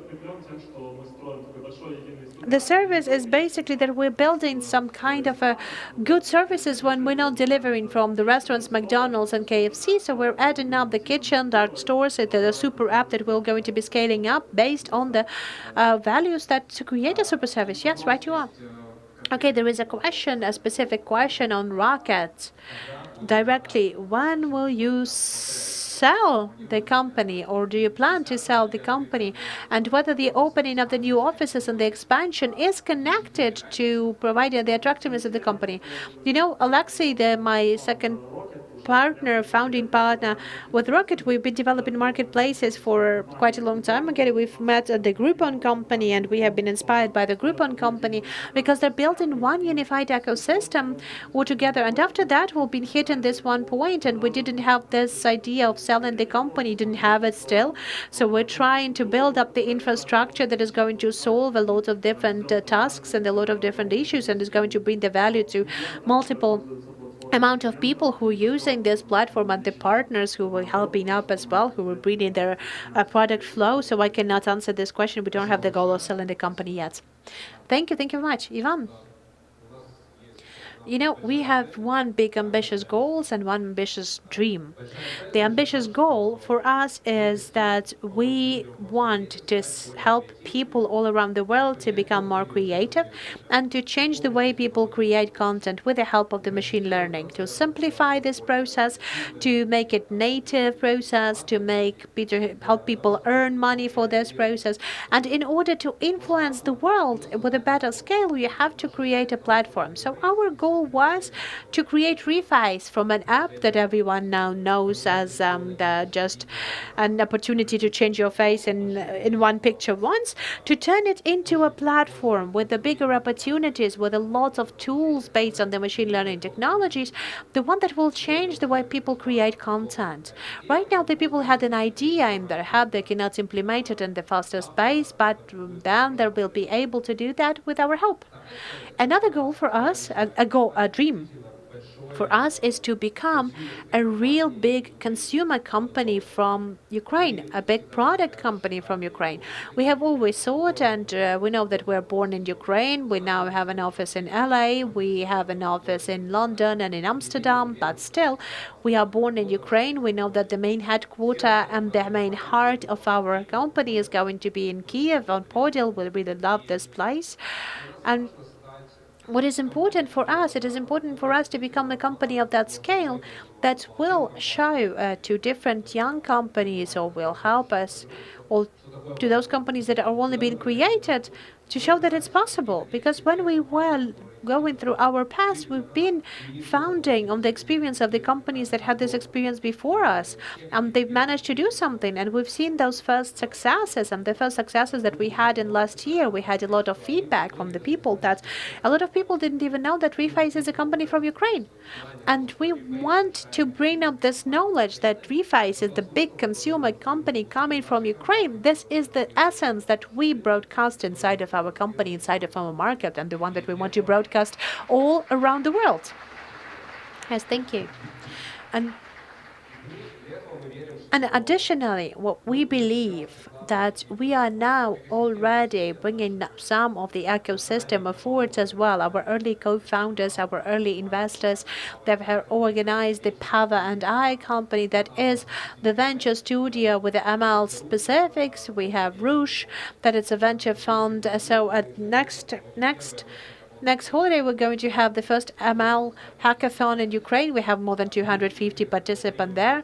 And we are collaborating with Banda. We're going to have the Banda Reface Creative Camp because we believe, and we strongly believe, this is a banal thing for us, but we are really, really believing in that. That's in between technology and creativity, and those things are really strong in Ukraine. We're going to building up the strong project and good projects, and we want to show it with our own example. And we want to invest it. We want to show this combination between technology and creativity, and we want to help to bring it upward so that we'll have more and more big projects coming. Because even in the framework of the Reface, we had a different R&D team that is called Reface Collider, where the main essence is that we would like to use the Hadron Collider technology that we would like to provide, we would like to make this bounce between technologies and creativity. We do believe that the next big boom is going to be in Ukraine. The next big bang is going to be on this interconnection between the creativity and technology. And this is what we promote and broadcast. This is our mission. Yes, thank you very much. It's very emotional part. I know that your early investors, they've also have been very pragmatic about that, about this company, to earn results, to gain results with a good way of working them. Technologies to use it in the proper way, and how to work with this security issues, to add up faces, because there's going to be some videos that people should see, but then again the questions of security. Yes, I've seen as your early investors have been talking about this roadmap in this way. Am I right with saying that? And yes, there are lots of details at every milestone, but overall, yes. A lot of questions are being asked. For example, the luxury company. Have you already packed? And who's gonna buy you? TikTok? What company is going to be at your steps? But before that, when we didn't have this big traction and we didn't have a clear understanding whether it's going to work out or no, we had this points of view. But right now, our main goal for the next 5 or 10 years to grow this company, to make it better from Ukraine and to build this up for ecosystem and to influence the market overall. So our goal is big. We're not going to be selling our company, and we're going to be not going to believe it. We'll hope we'll succeed. Okay, another question that is very interesting for the people, the two questions. How much does Reface own? And what is the salaries of Reface? Reface is financially successful project. Okay, you're not going to give us the figure. Okay, good. Thank you. Okay, speaking on goals, and from the Rome Republic, we have been born in Ukrainian startup accelerator. And by the way, with East Labs, and in this accelerator, the accelerator that was there, we had a couple of other companies that have become successful, even more successful than Promo Republic. And they've had a couple of,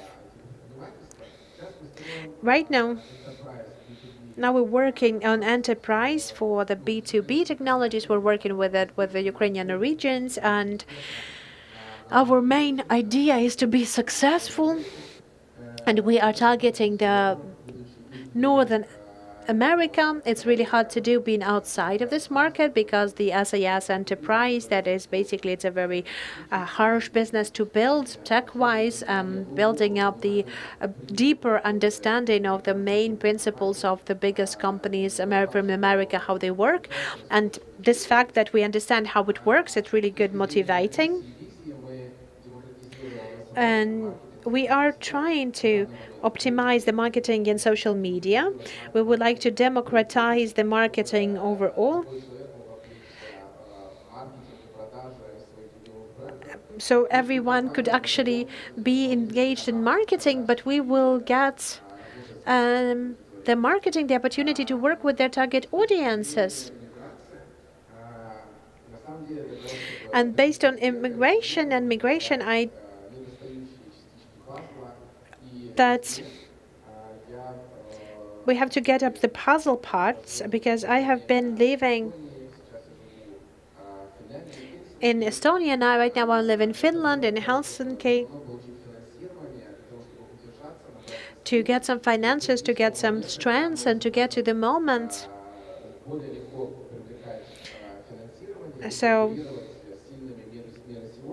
So we can actually be competitive to everything, and this is basically a challenge for us. It's hard to work from the outside, from the country that is not your native country, but sometimes you have to do that in order to gain some experience, in order to get better ambitious. And I'm sure that it has to be done by every entrepreneur all the time. To wait the magic for coming to the Silicon Valley, no.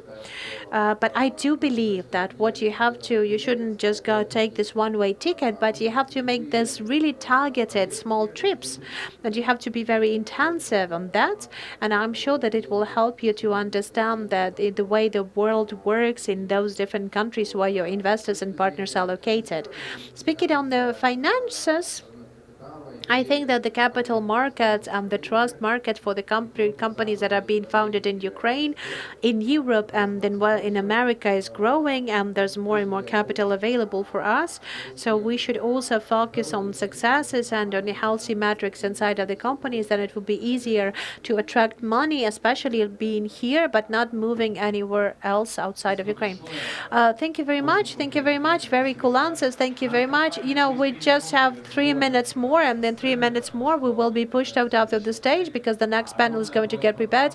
The great desire and great thoughts to you. I've tried to ask the questions that have been written by our audience in the framework of our discussion, just to have a couple of seconds each, and every one of you who would like to say something. And what would you like to say to the guys who are making businesses in Ukraine, who are ambitious, who are thinking about something, who are thinking about some insights that you have caught, that you have felt from one another? Maybe you can share that with the people. And we just have 3 minutes to do that. Well, I would like to agree to lots of people who have been saying that here today. So you shouldn't be afraid of being global. So this is something. There's nothing bad. So you can sell, it's just the same for us to sell our laser tag to Norway, but it is twice as profitable. But I think that the thing is that I've done before, and there's something that we have been talking about at the beginning of the panel, that's a special attention, and the challenges and opportunities for us is to engage talents as much as it needed. So I think that the biggest focus for me after this event is going to be that we need to have an HR brand and engaging talents for what Yaroslav has said. He doesn't really, he regrets that 70% of time he spent for fundraising, but I think that you will tell us later on that you would spend the same time to engage talents. So this is the same outline for me. But if you have no money, you have no talents. This hand and egg. Okay, guys, else would like to share their opinions? I have one thing that I would like to say to everyone who's here. If you will just have to remember just one thing, please learn English. Study English. I'm serious. I'm serious. This is one biggest powerful investment that you can do in your life, for your sake, for your health, for the health of your children, for the Ukrainian national security, for the successes of your businesses. Learn English. Study English.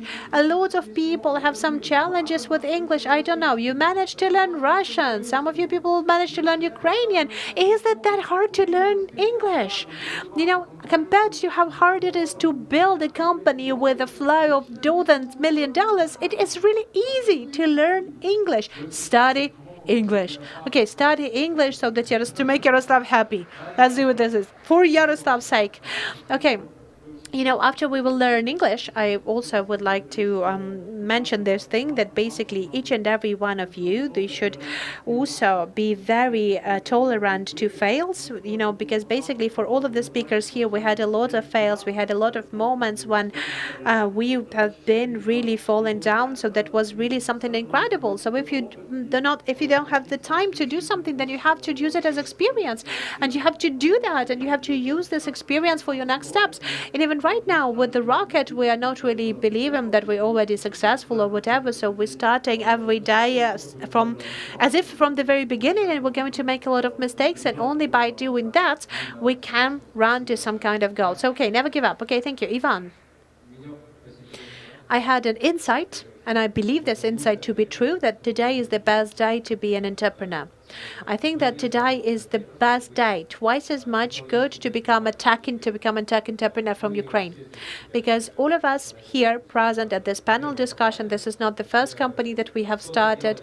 All of us, we have been doing something that we failed. And I do believe that this climate, this amount of opportunities that is currently in Ukraine, I think that this is something that is very fantastic, and I hope that you understand that right now. When you're going to be doing something right now, is going to be influencing you strongly in the next 5 years. It's going to influence Ukraine and the whole world. So please do not be afraid to launch your companies. Yes, thank you. You know, I believe that it's very important, especially for the people who have already had the international experience, is to get back and to tell their companies and their people that you should not be shy. You should not be shy, because the level of the competences is going to give you the 100% of success in career abroad, because you're going to be cool in the global scale. And then they believe that we don't have this confidence, and we have to work on that. This is the first thing. But then again, if something worked out or it doesn't work out, so do not hold that back. Talk about that. Tell that on different events or different meetups. I am not enough of these meetups that we have. Yes, it takes energy, it takes time, but it has to be more and more meetups coming up. And to open the meetups for the people from other countries, and that means making them in English, and that means learn English. Okay. Yes, I would support you everything that the guys have said already, but I would like to also say that I had an insight while we were talking about that, and the people were talking about that. We were speaking about the metrics and the figures, and we have said that we should never forget about the essence of your businesses, because basically we're always thinking about the best ideas. We're thinking about the global tasks, but I think that sometimes we underestimate the execution models. So yes, think globally, but then again, please start doing something. Because anyway, it's going to give you the understanding. Yes, take down your friends and relatives from your focus group. They are not the ones you have to be heading to. So start doing and get the live feedback from the people that owe you nothing. And then you will be moving in the right direction. Okay, thank you very much. That was Born in Ukraine panel. I hope you enjoyed just as much as we did. Thank you very much. Let's have a round of loud applause to our guys on the stage. Thank you. That was really, really cool. Thank you. And soon we will have the next panel, so you'll have some time to get to the toilet, drink some tea, and get back to us. Thank you. Yes, dear friends, thank you.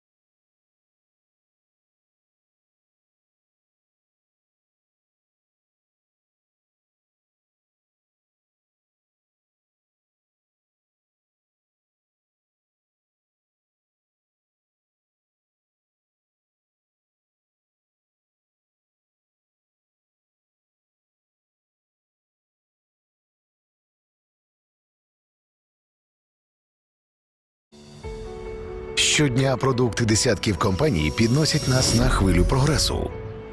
Додають нам статусності, роблять життя приємнішим, допомагають нам ефективно працювати. Ми любимо глобальні бренди. Їхній успіх захоплює та мотивує. Тож досягайте більшого разом із гігантами світового бізнесу. Дайте змогу своєму капіталу рости разом з їхніми акціями на фондовому ринку. Freedom Finance. Погляньте на бренди по-новому.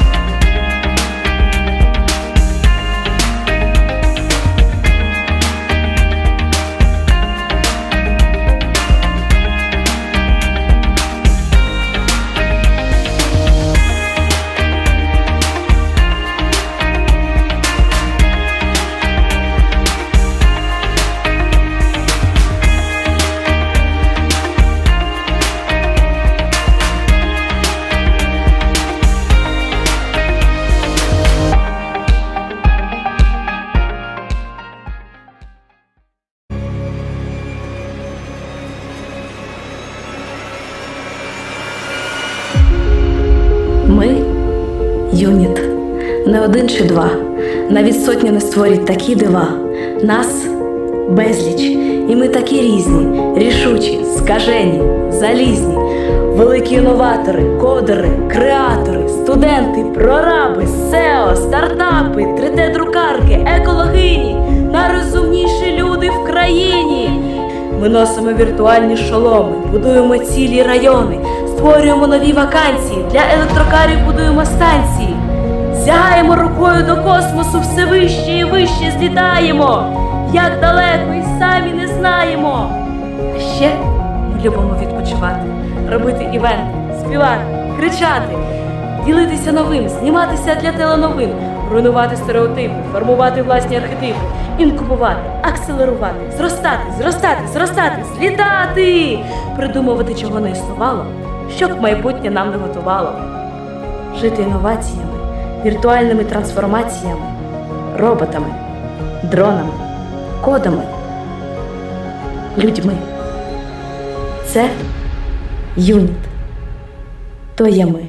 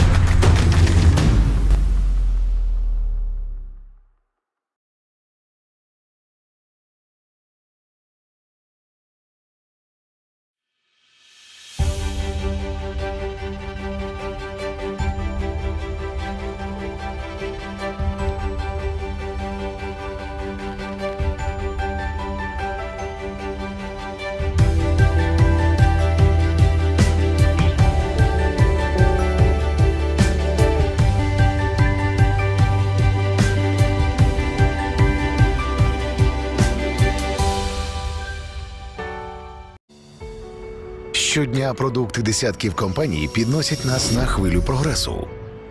Додають нам статусності, роблять життя приємнішим, допомагають нам ефективно працювати. Ми любимо глобальні бренди. Їхній успіх захоплює та мотивує. Тож досягайте більшого разом із гігантами світового бізнесу.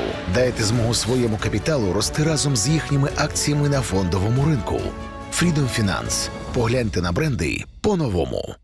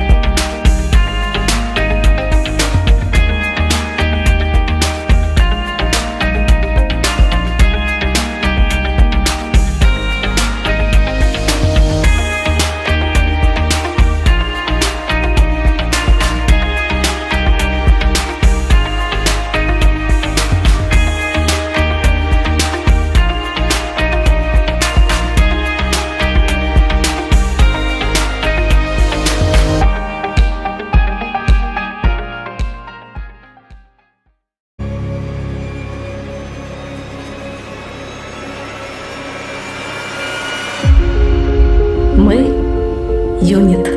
Не один чи два, навіть сотні не створять такі дива. Нас безліч, і ми такі різні, рішучі, скажені, залізні. Великі інноватори, кодери, креатори, студенти, прораби, SEO, стартапи, 3D-друкарки, екологині, найрозумніші люди в країні. Ми носимо віртуальні шоломи, будуємо цілі райони, створюємо нові вакансії, для електрокарів будуємо станції. Сягаємо рукою до космосу, все вище і вище злітаємо. Як далеко і самі не знаємо. А ще ми любимо відпочивати, робити івенти, співати, кричати, ділитися новим, зніматися для теленовин, руйнувати стереотипи, формувати власні архетипи, інкубувати, акселерувати, зростати, злітати, придумувати, чого не існувало, щоб майбутнє нам не готувало. Жити інноваціями, віртуальними трансформаціями, роботами, дронами, кодами, людьми. Це юніт. То є ми.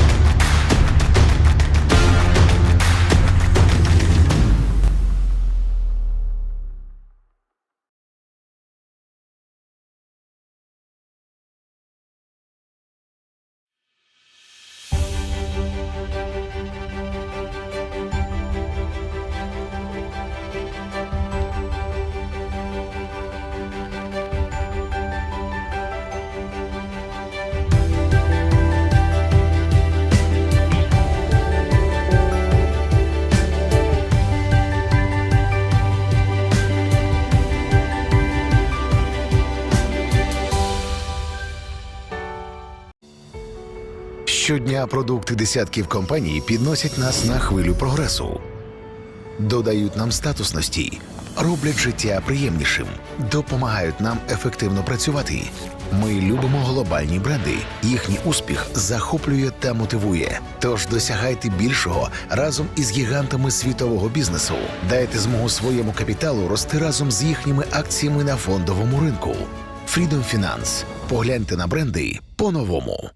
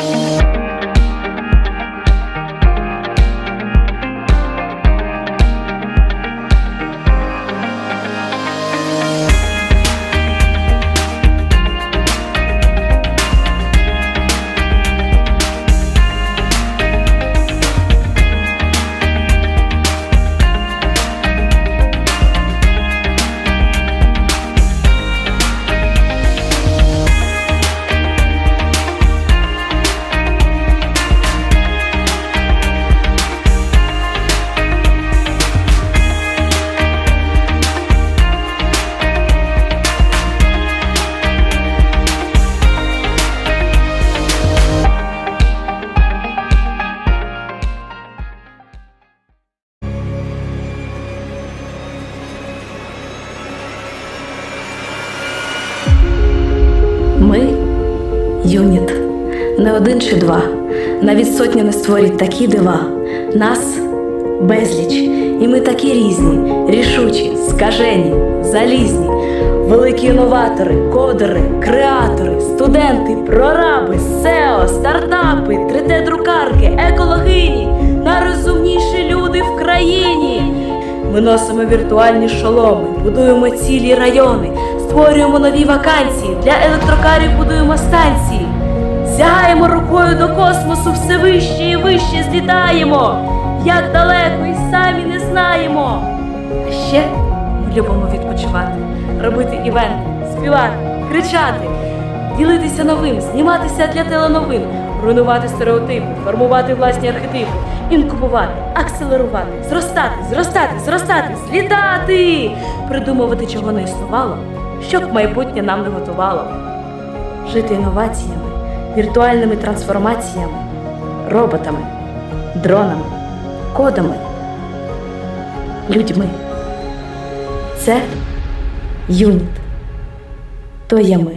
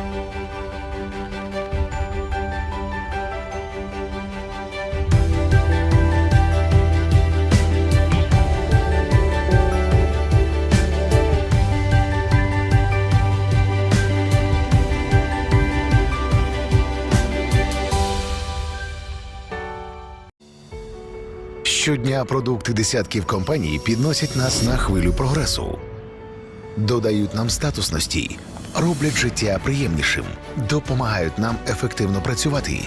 Ми любимо глобальні бренди. Їхній успіх захоплює та мотивує. Тож досягайте більшого разом із гігантами світового бізнесу. Дайте змогу своєму капіталу рости разом з їхніми акціями на фондовому ринку. Freedom Finance. Погляньте на бренди по-новому.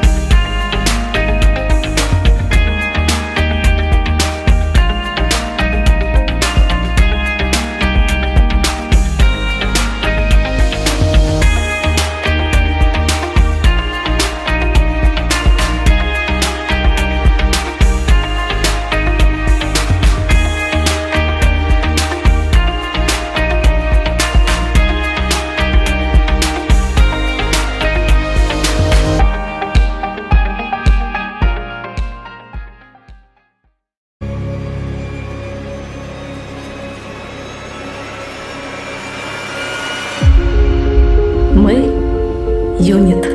Не один чи два. Навіть сотня не створять такі дива. Нас – безліч. І ми такі різні, рішучі, скажені, залізні. Великі інноватори, кодери, креатори, студенти, прораби, SEO, стартапи, 3D-друкарки, екологині. Найрозумніші люди в країні. Ми носимо віртуальні шоломи, будуємо цілі райони, створюємо нові вакансії, для електрокарів будуємо станції. Сягаємо рукою до космосу, все вище і вище злітаємо. Як далеко і самі не знаємо. А ще ми любимо відпочивати, робити івенти, співати, кричати, ділитися новим, зніматися для теленовин, руйнувати стереотипи, формувати власні архетипи, інкубувати, акселерувати, зростати, злітати, придумувати, чого не існувало, щоб майбутнє нам не готувало. Жити інноваціями, віртуальними трансформаціями, роботами, дронами, кодами, людьми. Це юніт. То є ми.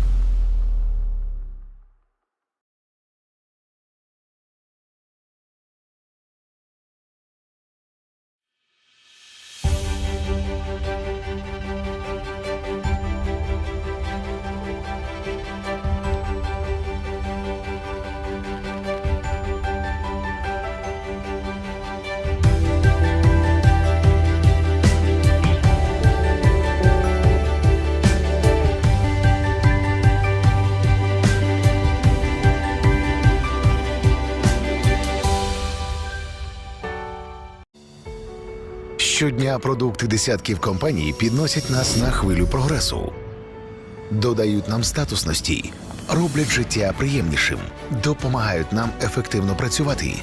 Ми любимо глобальні бренди. Їхній успіх захоплює та мотивує. Тож досягайте більшого разом із гігантами світового бізнесу. Дайте змогу своєму капіталу рости разом з їхніми акціями на фондовому ринку. Freedom Finance. Погляньте на бренди по-новому.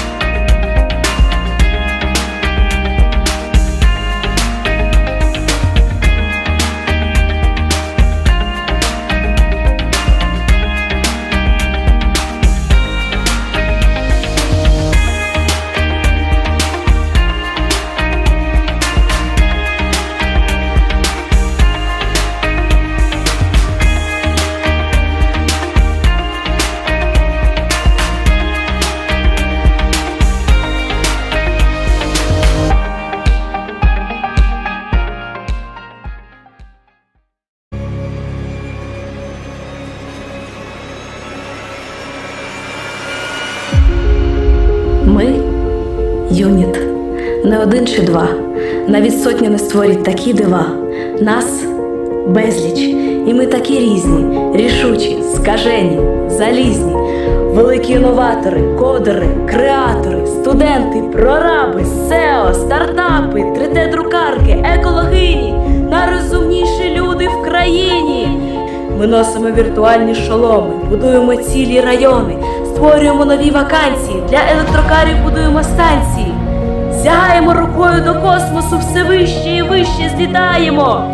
Як далеко і самі не знаємо. А ще ми любимо відпочивати, робити івенти, співати, кричати, ділитися новим, зніматися для теленовин, руйнувати стереотипи, формувати власні архетипи, інкубувати, акселерувати, зростати, злітати, придумувати, чого не існувало, щоб майбутнє нам не готувало. Жити інноваціями, віртуальними трансформаціями, роботами, дронами, кодами, людьми. Це юніт. То є ми.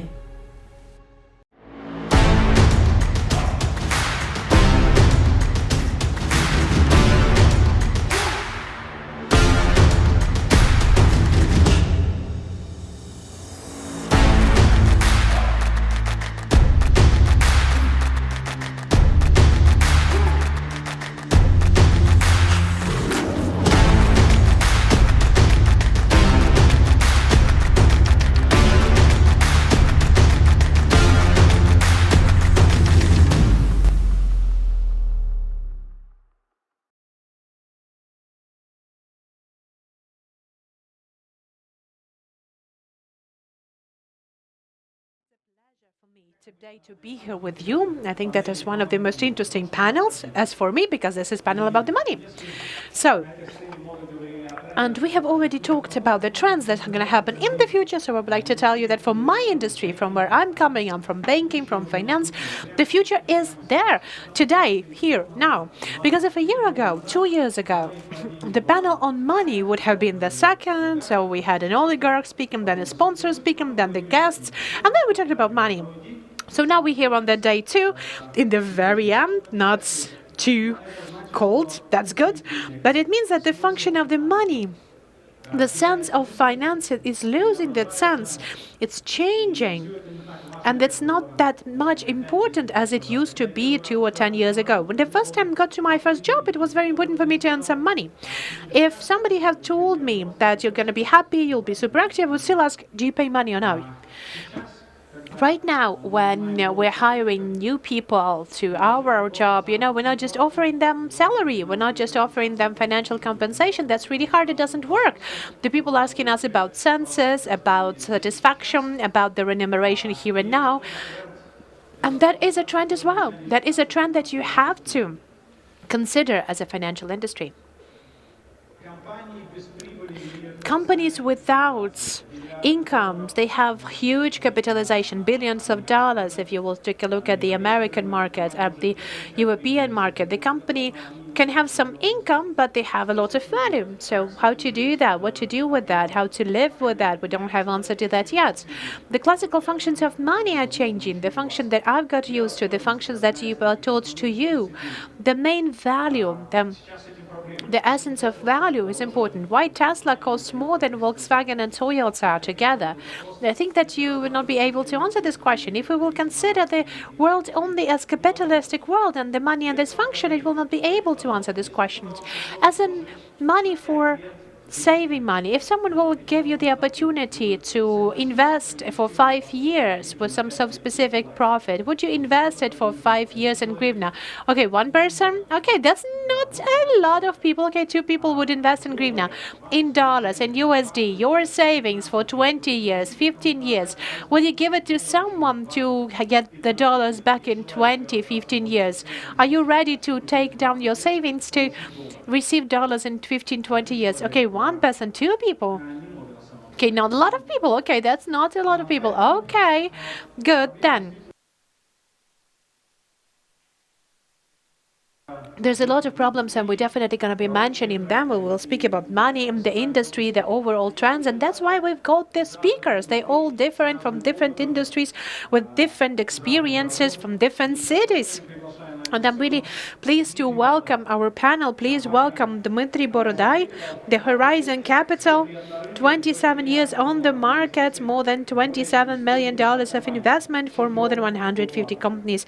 He is the swimming champion. Maxim Slobodanyuk. Please welcome the co-founder of iLogos Games Studio, the founder of the Nikotak family, serial entrepreneur. Can I tell you this? Why? Yeah, you can call me whatever you want. Okay, because a lot of people have seen him in the videos with Sharp, with this really nice car. Okay, so a lot of our next participants, Mykola Shapovalov, QP Digital, investment foundation in Ukraine that has been the most successful according to the Live 99 in 2020. Vitaly Sadler, the CEO and co-founder of Intalia's company, the president of Ukrainian IT Association in 2020 up till now. And Dmytro Zazula, MHP, the advisor to the head of the board, Yuri Kosyuk.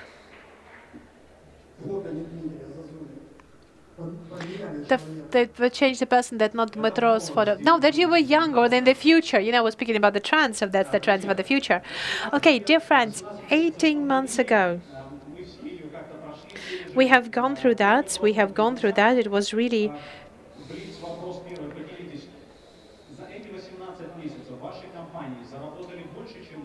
In this month, have your companies earned more than you've planned or no? More or less, then why? Just to be very brief and just to answer this question, you've had more beef than you've had for the pandemic.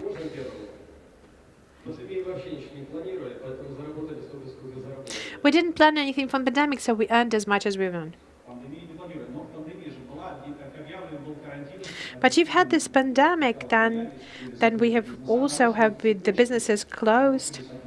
We have mixed up our relations, our logistics. So basically, you don't have planning for the companies, which are what? Well, you know, you can plan. In investment businesses, you can plan as much as you want. But when you're facing the turbulence, the uncertainty that has never been done before, you can continue planning or you can just stop planning.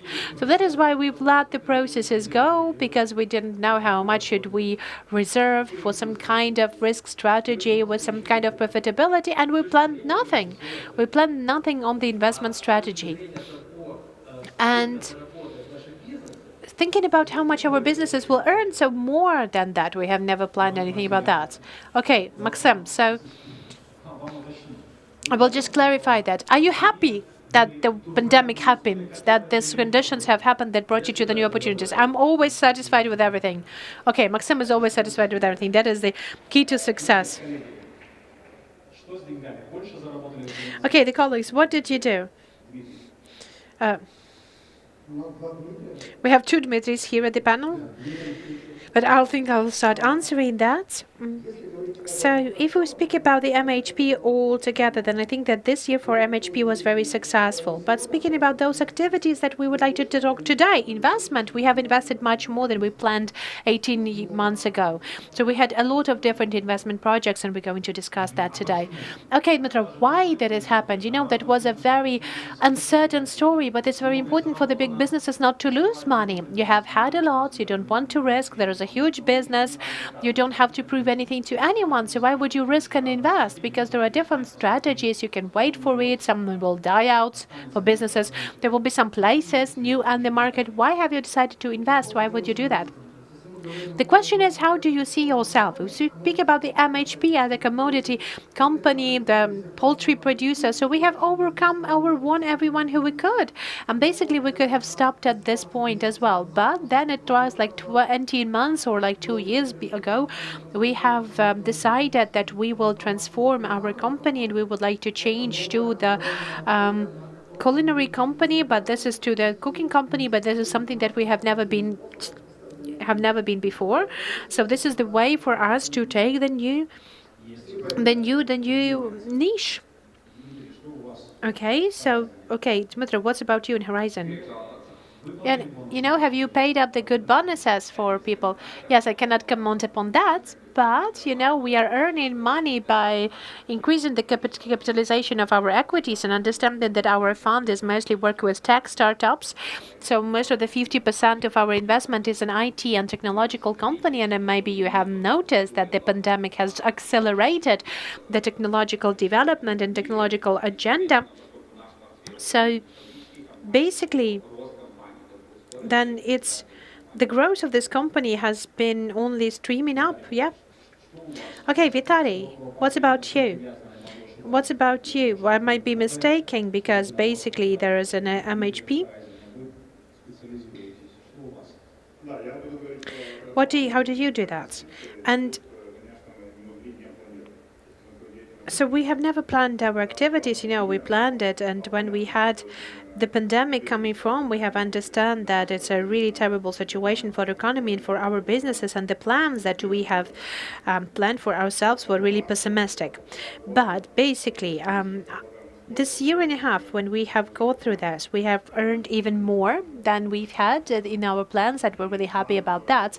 And the plans that we have been building up for every quarter, every half a year, and we're reshaping it every year, because we see that the reality is much more optimistic than we could have thought for our businesses, for IT services.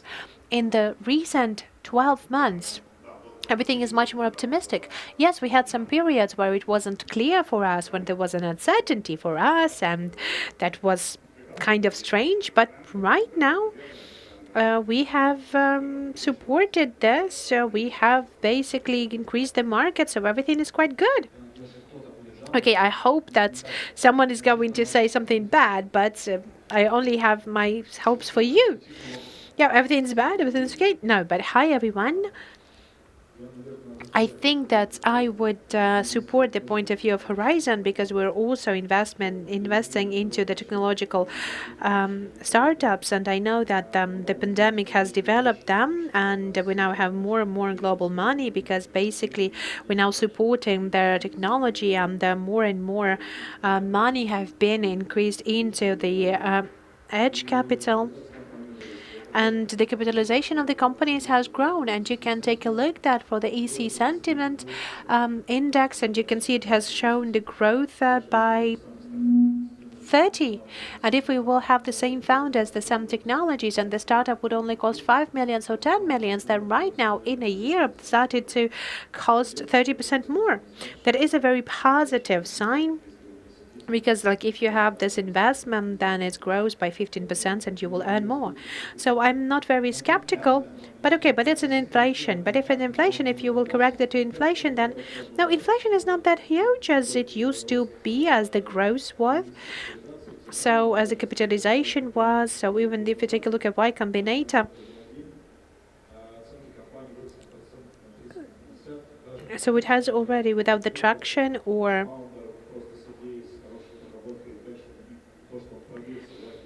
and it would one that would head to the Y Combinator, and so we had the 6 or 7 millions evaluated. So right now it gives us the understanding that during the pandemic, the talents cost even more. I don't think it's just about inflation solely, but there's also about the shift of the paradigm of how much the technological businesses cost right now, how much they are worth, and how important it is right now to find your talents and the opportunity to use the talents. Okay, dear colleagues, Nikolai was really honest with that because he will help to buy the companies much more expensive. I think that will add up to 15-20% up to the company's worth, but thank you very much for saying the truth. Okay, so what we wanted to talk about the trends. We talked about the trends yesterday. We had Andriy Dligac today. We had Dominic Piotr talking today.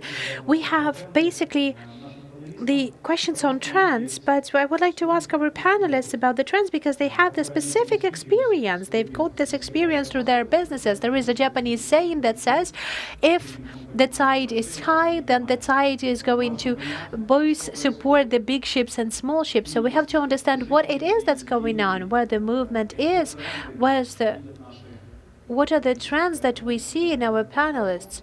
So I think I would like to talk about that in trends as well, the trends that deal with you, the trends that are influencing you and influencing your companies. And, okay, Maxim, I'm not going to tell you something that you can read about. I'm going to tell you what we are investing into, what we are considering for ourselves. The first trend, as far as I'm working with the gaming industry, and I'm not video games.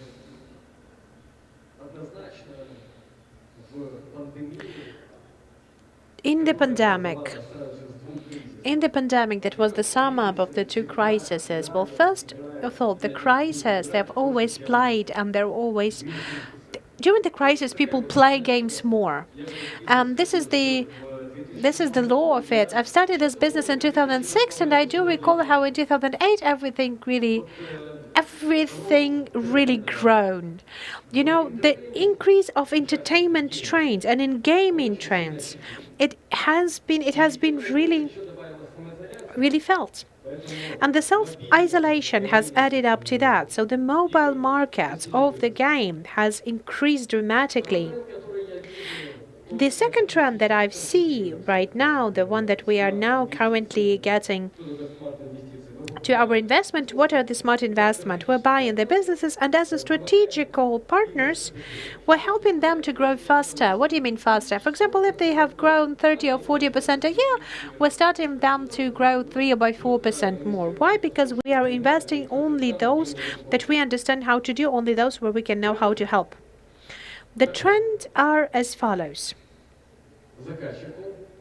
The clients do not really care where they're going to buy their services from. Whether they buy that from the vendor that is located on the neighboring street or the one that is located over the ocean. It's about the IT outsourcing, it's about the different types of outsourcing services that you can provide in marketing, or everything that we are considering. I'll tell you that all of the companies that have been working on outsourcing, not just with the IT sector, that all have grown by 3.5 times in our portfolio just. So I think that this trend, 3.5 in 2 years, in year and a half. So those are the two trends that we have felt, that we have seen, that we have felt, and please catch up with your chances. Right now, all of the investors, I have never seen that investors would be really regretting something. So I also wanted to show it's not a bubble. So if you're growing 3-4 multiplicators a year, can we invest with you? Can you invest with us? Well, it depends.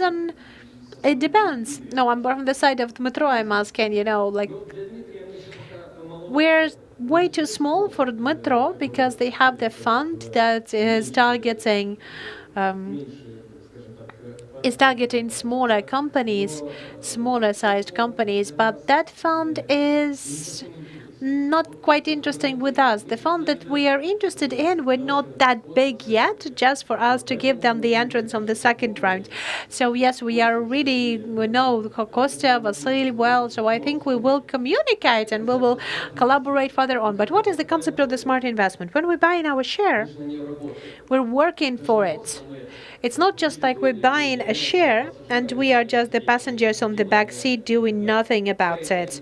We're not just like the pay and pray thing. So yeah, it was important to note that you have to pay for that money, you have to work for that money. Yes, and we're working on that. We're working on that significantly to have this good result in place. Yes? Okay, good. So gaming and outsourcing all together and smart investment to the companies that need smart money, that need competences, that can grow, that have potential to grow. As a trend, let us then identify the growth of entertainment, I mean like the entertainment industry overall, in online. And the second trend would be the amount of orders through the ocean. If we're speaking about the Western markets, that's something that has been growing. Okay, that works out. Okay, Vitaly. So I think that you would have the same thing if we speak about the second trend. Yes, what we can see that in the trends, and I would even broaden it up a bit. So if we're speaking about our clients who are ordering more from us because they don't really care what they would like to order from Hungary, from Ukraine, from Germany. So the very same thing for IT outsourcing companies. It's not that much. It's not that doesn't matter where our developers located. If, for example, if we had 5 locations in Ukraine, so right now we're hiring people from around Ukraine, in every city of Ukraine, small or big, that doesn't really matter, because we understand that you can work in remote regime with every developer all over the world.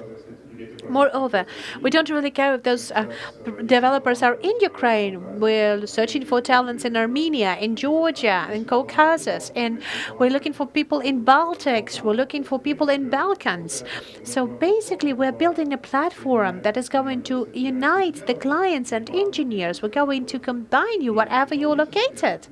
So basically, tech-wise, everything is built up in the best way. Throughout the times of the pandemic, we'll learn how to work remotely, we'll learn how to work with different locations and different cultures, and thus, for the IT service company of Ukraine, there are a broader opportunity to work on that than we used to have that, which is a very nice and positive trend for those businesses. So, okay, the flat world. Yeah, but that's good. Okay, what else is going on with you? What can you share with us? Well, Maxim has said about the entertainment, and I would speak about media, overall media and entertainment. This is something that is developed in the fastest pace during pandemic.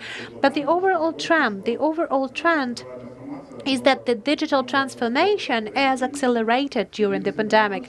All of the businesses, they understand that there are some certain risks, for example, like the pandemic risks, and the world will stop in a moment.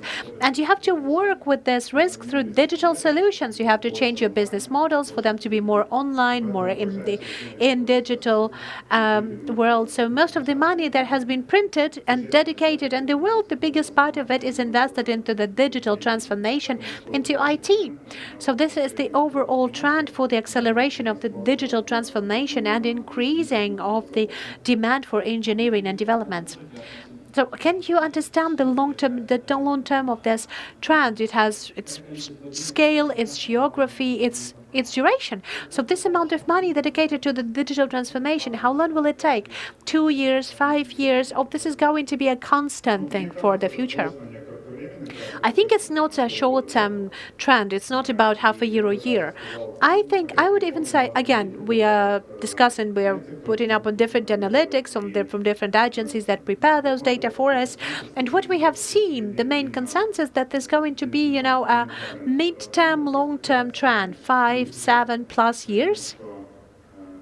We see that the digital transformation will play an important part in the development of global economy. Okay, good, thank you. Dmitro, for MHP, what are the trends that you see? Because we see that the food tech, that's interesting. What else? What do you think about that?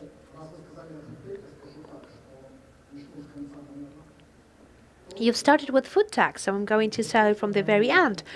We see that the food tech is rising as the sector in this country. What does the food tech mean? This is the combination of the products, services, and technologies that directly or indirectly influence the way we eat. The second trend is about the time, and I do believe that it's not a secret to any one of you that the time is valued. The time becomes more and more valuable, and basically whatever we eat and the way we eat has an important potential of giving us more free time. And the third thing is that I'm going to say is the overall relations and our opinions towards money.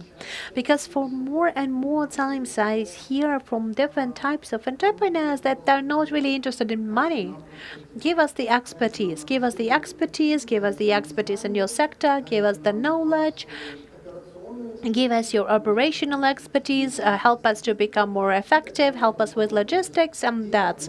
So people have a lot of money, but any kind of money is not going to be provided to you. Well, people are going to give money for the people who have real cool resolution, real cool money, they're real cool product. They're really, really selective for all the people that they would attract their money from.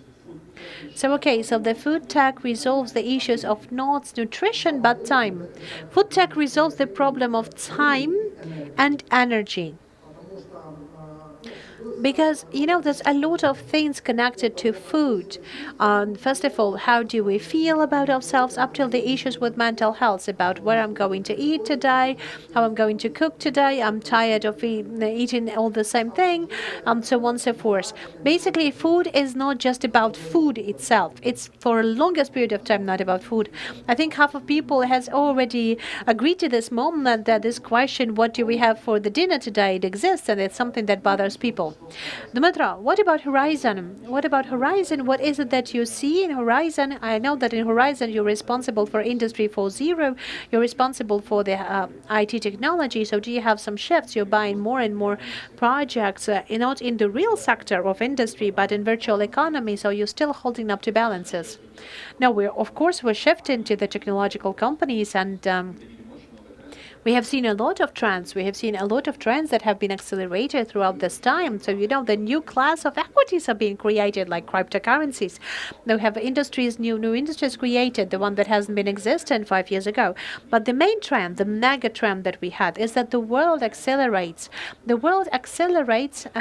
And the adaptation of technology accelerates to all sectors of the world as well. We can see that as there's the customers, but from the side of investors, it's even a faster pace, and the speed of adaptation is even faster. What did the pandemic give us? Because we are really cool investors for actives to buy equities in Ukraine and outside of Ukraine. So the path that the e-commerce has gone through in the recent year, that is something that used to be 5 years on adopt of the technology. So we had in 3 months the shift of 5-year horizons. So in some of the industries, they have a leap in their growth that we haven't seen in the recent decades. I think you all know Zoom and the communication platform. Before that, the companies, to implement those elements of the remote work, they needed around a year and a half to do that. In the pandemic, the average speed of engaging this mechanism, improving these documents, was up till a couple of days. You either would introduce that and exist as a business, or you go into bankruptcy and go into the total downfall of all of your indicators. So this is something that we have seen. The speed and the deepness of the technological adaptation. This is something that we see in all of the directions, in B2B and B2C businesses. What has been very interesting and what has been quite clear and quite seen in the industries when the world has changed, when the lockdown was imposed, when the borders were closed, the most interesting thing would be for us to follow these moments right now, when the world is being open right now, when the offline has got back to our lives. It is interesting to know what is the part of those changes, of those accelerated breakthroughs that happened, what will stay with us. And we are really happy to say that the world is not going behind. E-commerce hasn't downfall back to the level of 2019. People continue buying online. The level of the delivery service, people have never gone back to restaurants because the delivery sector is continued to exist. Even though the travel sector has restored and you can already go to the business trips, but most of the calls in businesses are still held in Zoom. And that is the really full-scale trends. And for us, as for investors, we see a lot of opportunities in that. And moreover, we see a lot of opportunities in that for Ukraine, because we believe that Ukraine as a country, as an IT sector, will be the net beneficiary for this because of this change. Of course, we have struggled with something. Something was really complicated for us, but we considering the potential that Ukraine has, considering the quality of talents that Ukraine has, we have a lot of opportunity in front of us. Right now, it's up to each and every one of us, and entrepreneurs are first to use these opportunities that the new world paradigm has given us.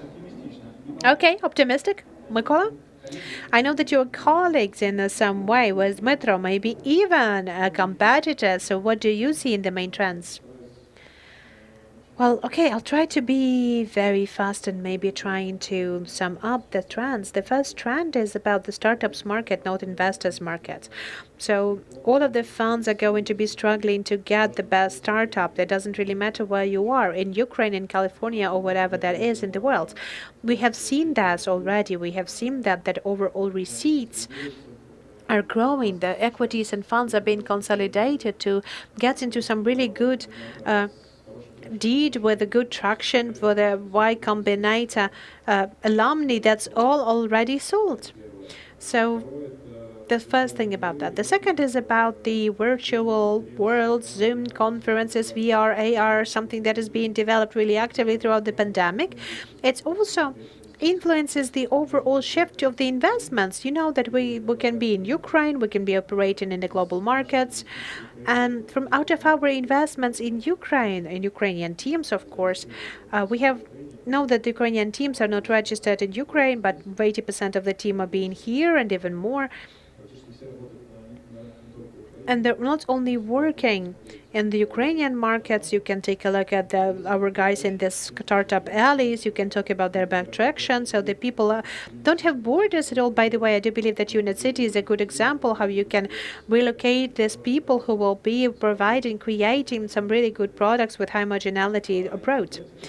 The third trend that we have seen and we have outlined for ourselves is,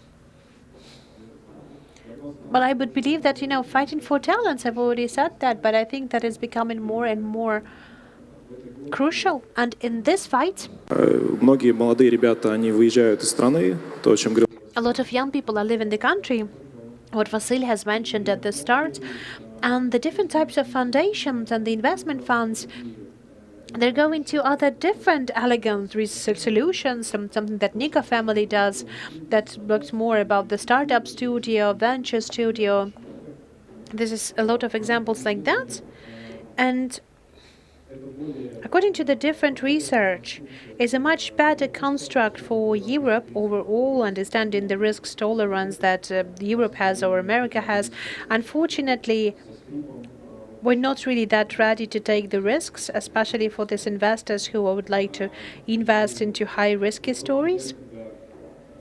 And this example, when the studio goes to the market and not only working with the investment, but also working with education tech, and they're building up the framework, and they're having this support of the talents from 0 to 1, because they're teaching them what they must have learned from the very beginning. It's a very good example when the startup studios are dealing with training up the entrepreneurs, training up good managers, and setting out the good working businesses to the world in collaboration with investors in any kind of other shape. I think that trend number 3 is the growth in the eastern region, the growth of that kind of the studios that will be upbringing and educating their own entrepreneurs, and they will be tying up their equity to the businesses. We have also decided that we're going to have a separate line in our studio. We're going to be developing the startup studio, and I'm sure that we will see some good results up till the end of the year. Thank you. Okay, I would like to have a survey right now, and we will discuss it with our participants in the end. The survey will be like that. Can you please ask it to you? So please, you can use it with your mobile phones. You can use your smartphones with QR code, and we will ask you to answer this question. So there are some number of the key resources that we have grouped like that. The money, finding, ideas, so knowledge, talents, ecosystems. So basically something that helps it all to work. I would like to ask you during our panels, we will take a look at our panel at the end to range these resources from the one that are for in priority of the most important and valuable as of now. Most important goes first. Most important go first. If you have no problems with something, press it the last. You can press vote. You can choose if it will be something wrong, then you can rearrange it as you believe as it should be. Then you will see the results. And we will actually discuss those results then. While you're voting, there is the second part that considers story, because we have talked about trends, and a lot of people have a different vision on trends. There are some global trends, there are some micro things, and thank you very much for our speakers that you're sharing that with us. But there are some stories that come out of those trends, and you know, those are the real cases that no one talks about. And I would like to ask our speakers, whatever order you would like to do. Case that comes from a trend. You have a story, you have a small or a big trend, you've used the trend and you've lost them some money, or earned some money, or earned something else. If that will be funny, I think that it will be even better. Who would like to do that? Who would like to do that? Micro stories or a long story, if you would like to take that. Dmitro, you would like to start? Yes, I can start, but I wanted to tell the Intelia story but of our portfolio company, but I think that Vitaly can tell it better. But what are the trends? So basically, the accelerating of all of the processes and the borders that are being taken down. I think that Ukraine is full of their stories, and they have appeared more frequently in the recent years when the global businesses and unicorns have started to appear in Ukraine as well. And one of those cases that we are really proud of, and we're really happy that we have invested into this company, but they're not that public in Ukraine as it might have seemed, this the GG company. I don't know if everyone heard of this. Gigi. They Google it right now. No one does. Can you raise your hand who knows about this company? Okay, that's quite a lot of people. So basically, this is a Ukrainian company, the IT product company, the company that has been developing the biggest classified in Africa. The classified, I think that is, that this is like the marketplace for announcement like OLX that it creates in Ukraine. That they have seen a good opportunity to create a good product from Ukraine to the African markets. They've had competition there. They had some global players there. They had some funding there. We had the Naspers group there and other groups as well. They had millions of budget, but they've seen an inefficiency that was in the markets, and they've understood how they can work it out. So the story was like that. There was a story of a real good, talented entrepreneurial guys who've made a really good project and scaled it up in the markets. In 4 years, they have become the leading position at the Nigeria markets. That was 200 million population. They have become better than OLX. That also they've had an they have bought their equities in the African countries in 2020. Right now, they're presented at 5 African markets, 4 million population, more than 10 million users, more than 150,000 African entrepreneurs, mom and pop shops that use GG to use their services, to sell their services. And it all has been done in 6 years. And I can say that they had a very good access to the financial resources, as the other competitors had, the one that have been present in Africa by that point of time. What is it about? It's about the flat world, or yes, it's about the flat world, but it's about that you should not be there in this location to see the idea, to see the opportunity, to use it. And why it worked out for them? Because they've had the best execution. So they've had from the idea to implementation, they've done it their best. And they did it not because of the brand name that they never had, but they won out not because of this multi-million budget. They did it because they had a better execution. That's first thing. But another thing is that also they've got into the right trend. I don't know that you would see this in the traditional industry. That would be really hard. They're playing in the e-commerce market. So there is certain structural trend that there is the demand from African entrepreneurs that it's not enough for them to sell their products only to their villagers. They want to go online. The threshold to get online is very high, but GG as a platform take it down. So this combination, the good product and in the right industry with the right goals, it gives fantastic results. Okay, good, thank you. Dear friends, don't forget we have Telegram boards. Please send us the questions, and I'm going to ask your questions throughout the panels. If we'll have some time, we will have it in the end. So, okay, who would like to do the next case, and what is it about? What are the trends that will be interesting for all of us? Yes, of course you can use your trend because, like, okay, we have both the guys who are working in Africa. That's cool, but like, I would like to hear stories how you lost the money. Okay, we'll do that. So, by the way, a good trend as well. Everyone has forgotten about that. Before that, the investors were really eager to have some money. Do you remember that time? When that was like that. So right now, the investors are also following the money, but the idea of making money has changed completely from net present value to the upside.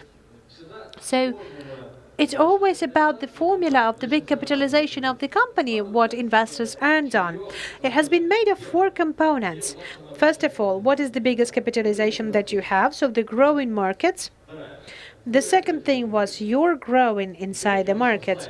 The second was the upside of you. Your upside on this market has to constantly grow. There was the fourth moment, your unit economy has to be positive as well. So you have to have some income as well. But if we'll take a look at Uber and other company, then this fourth moment has been slightly changing. It's not that much of important anymore. So basically out of this trend, what did we have? Our case, in 2016, we have closed one of our departments that was developing our own game, our own products. We had already had 16 million players. And we have caught up to $1 million of income a month.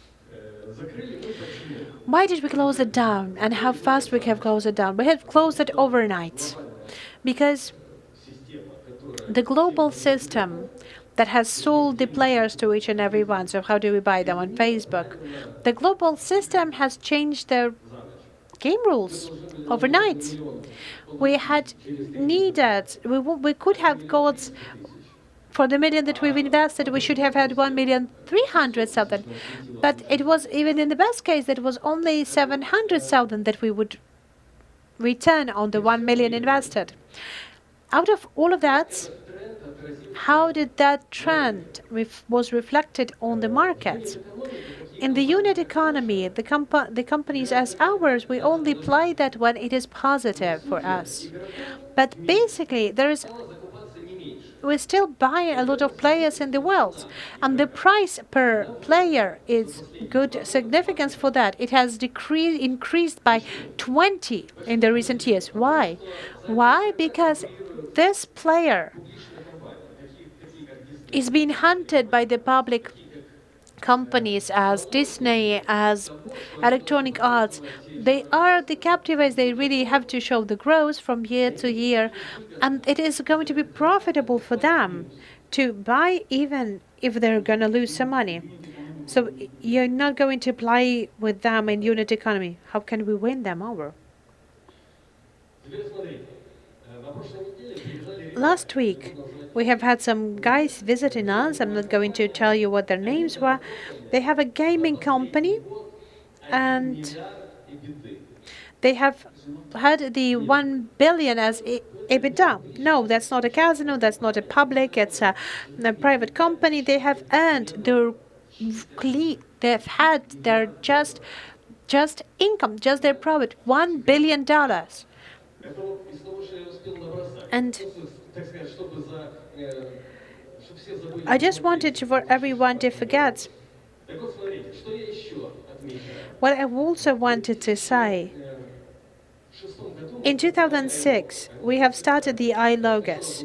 iLogos, what the service provider at the very beginning, right now with the solution provider. What does that mean for us? We have the big producers like Disney, Electronics Arts, but we're just like McKinsey, but in gaming. We're doing some solutions. We're resolving their problems for these big companies. And yes, we have one of the metrics that we're tracking, and up till 2019, we have been tracking on how many players have uploaded the games that we have created. And by the end of 2019, this number was 700 million downloads. And just a month ago, we have done a countdown that was 1.5 billions of downloads of the games that we've did. So in 2 years, the amount of downloads has been higher. So the people say that we have increased by 10 times. No, that's not interesting. That's much more interesting to get the big figure. It's gaming. Yes, that's mobile games, mobile gaming.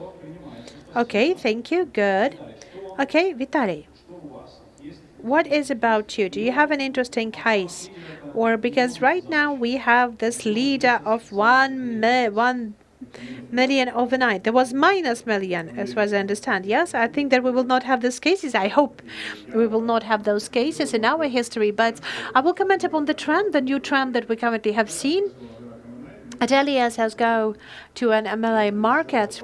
And if, for example, 2 years ago, the Ukrainian SMEs would want to trade, we know all these problems with the management. No one really wants to sell anything. They want to develop on their own. But what we have seen now, right now we see this as a paradox. There is a huge demand for these services. There is a huge demand for the IT service businesses to grow. But there are some companies that are ready to sell. Why? The answer is that together with a huge demand, we also have the huge demand for the engineers. We don't have enough talents. So we have the cost base growing, the salaries are growing. So there is the big problems for the small and medium companies to manage their marginality and to hold on their margins on the good levels. And the founders are going to be, they're scared of this situation, and they're starting the better conversations with buyers, and they're looking for some of the synergic mergers or acquisitions that will work out in place. So this is the trends that we have seen. I really like this trend because we are included into this market. We're buying companies. We have engaged into this process. There's a lot of people we can talk to about that. And we're hoping till the moment when our company is going to be working on that, and we have seen that in our companies, and I know that there are other IT service companies are on the market who are very optimistic about merging or buying some new companies. So that's the story that we had. So there is dozens of companies that were really ready to talk to us. There are really good and nice multiplicators, animators, and the good situation. So yeah, consolidation of the market, you would say. Yes, that is the consolidation of the market. I would say yes, that's consolidation for not for the mid, but the big and large businesses. That is a good situation for SMEs. It's once again about some additional opportunities to hold the capitalization that they have and to join slightly bigger companies and to have the good exit or now or slightly later. Okay, good. Dmitro, what's about you in MHP? For us in MHP, everything is very good and very interesting. Speaking about investment, then we have to understand as well that in our transformational path, we're doing very different investment. So we can buy both the producer of wheel, or we can also buy some kind of local retail just to buy it as a brick and mortar. So, and we have had this, following those trends, we have this foods company that combines all of those trends that I have mentioned as well. So they are all combined together. This is the company that deals with restaurants. They're only dealing with restaurants that only work for delivery base. So there are no. We're speaking about the time. Who's going to be the main customers? The customers are going to be the people who do not want to spend some time to get there, to take a seat in a nice place, who just want to eat something by continuing working. That's one story. The second story is why did they come up to us? They decided to come up to us not for the money, But because they came to us and said, okay, look at that, we have a task, and this task has never been resolved by anyone else in this market, in this country. This task is very close to you, and you turn into the food company, and it seems that you should know how to do that. That was a challenge for us as well. So we started to be on the same boat together. We started to learn how we can do that, and we started to learn how we can supply them with those companies that are needed to them. And as a result, that was the case. And this case, I think that there was the basis for us to become the food tech investors, because that was basically the first technological company, not the traditional businesses that MHP has invested into. Our conversation has started 1.5 years ago, so this is 18 months that you have asked us about from the very beginning. At the very beginning, at the very start, when we have had this conversation, one of the main indicators and metrics would be 2.5 thousand orders a month. Right now, this company has grown basically by 30. And that has happened here in this country. This is something that can be possible, that something can be tangible. And those are the people who came and who got the real money locally from the local investor. So I think that people sitting in the audience, does anyone use the delivery services? Just once, if you had ever ordered. Who knows what Foods is? You see, not that many people have license. Foods, yes, the Ukrainian company, yes, really. That's the thing, is that most of the people who have raised their hands, they have been ordering food in their company even without knowing that this is this company. The thing is that they have found this kind of model and find this kind of communication with the external world, that even in the end you're not aware who you are communicating in the end. Okay, so this is the story that we can do it inside. There's no need to go outside. So, big market, 40 million buyers, that's very good. We have our internal cool experts. We have the corporate experts. And this works. And you shouldn't find your truth abroad. Well, this is part of the message. I am sure that Ukraine is a great starting ground for the international expansion. But we have Ukrainian investors on this way. We have already build up our ecosystem. There's another trend that has been outlined at this panel, but I know that there is a full stream to that. That's investments who are supporting the good fuels for the successful start of this country. Okay, thank you. Mykola, your case.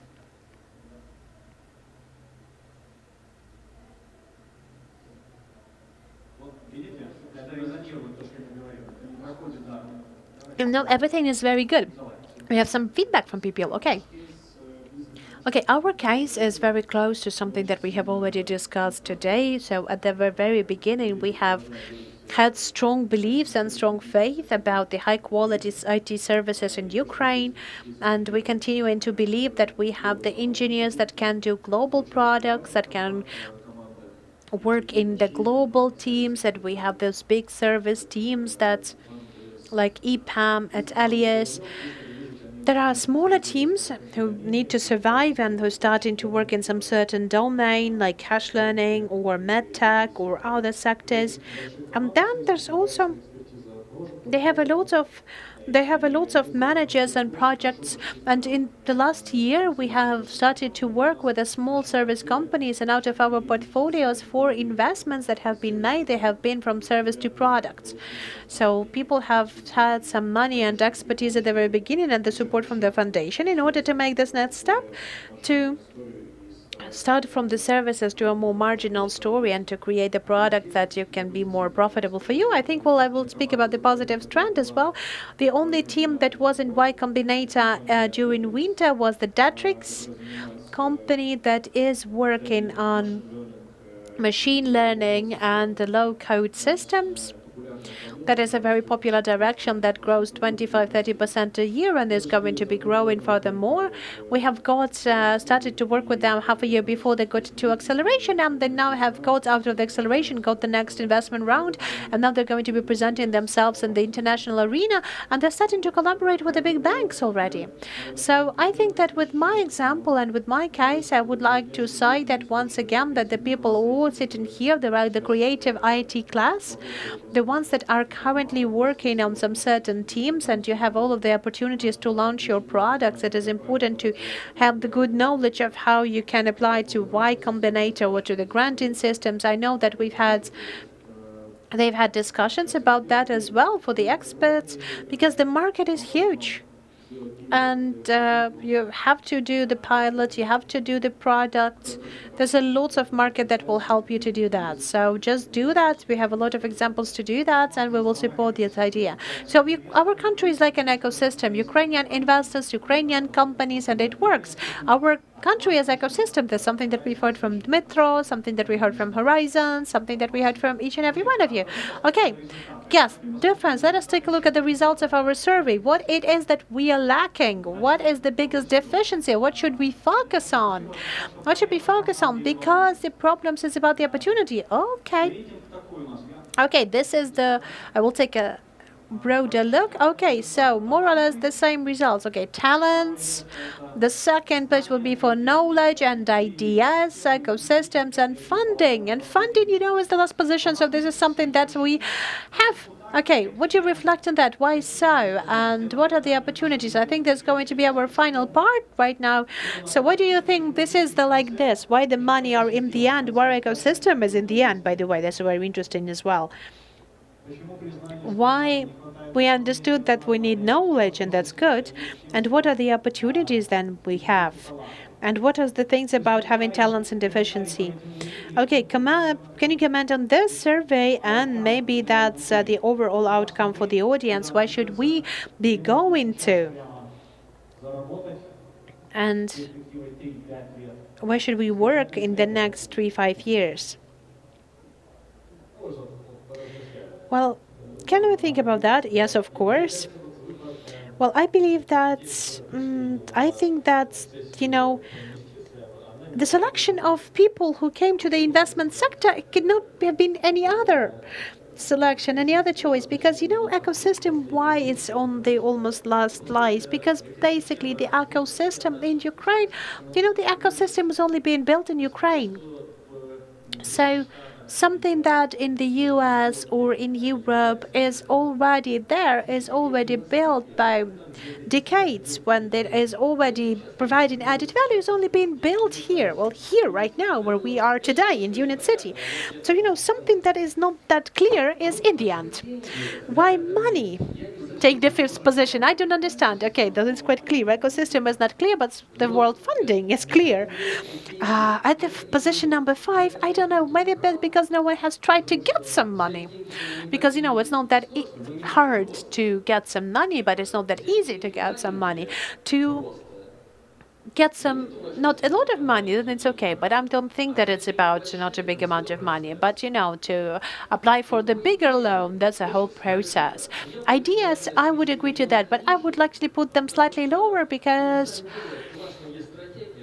if you have the strategy, you have taken something for the most developed markets and then to start it up and the less developed market. We have this Rocket Internet company, maybe you have heard, they had a strategy. They launched the clones at these less developed markets, and they are very successful.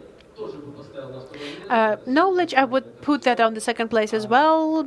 Knowledge is everything right now. Basically, and the partners, the knowledge is important. You'll need some partners to support you on the pathway that you are heading to as well. Talents, yes, one of our businesses, iLogos, the company has grown by 100%. The company that works with the computer games, the company that is a service provider. And to hire 30 talents a month is really hard right now. It's really hard right now. And we haven't continued with the plan of growth. We're not the really big one, but the companies for 700 people, they have the same problems, even though they have twice as more recruiters there. And I would like to add up to that as well. The big insight that we haven't identified somehow is that Google is coming to Ukrainian markets, directly hiring the developers here. Before that, it wasn't felt that much, but when now I have 5 people who I know who are professionals in machine learning, and this is a super trendy direction, they already started to work directly with Google. Not only based in Kiev, not only based here in the office, they're working from home. And that's okay. I think that is something interesting. I think that it is very good that we're so open, but on the other hand, it is something that is very threatening. Okay, I have 2 representatives of venture funds, Dmitro and Mykolai. Money is on the last place. Okay, we have been some people manipulating the first place for money. Okay, good. So, okay, money are at position number 4. They used to be at position number 5. How can you survive if money is not that much of important resource for the entrepreneurs? That's not a deficiency resource. So this is a question about talents, education, invest into schools, or university. Should we set out the educational programs there? I know that you can offer something instead of money, but this is your key competence. What are you going to do with that? Dmitro, Mykolai?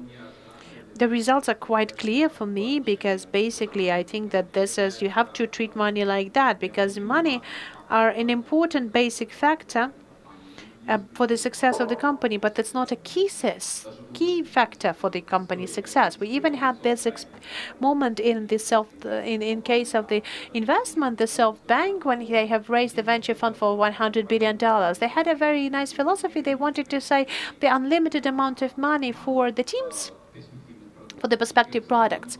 And at the same time, they will just win out the markets. And the idea behind that was that by taking the money, we can cover some inefficiency.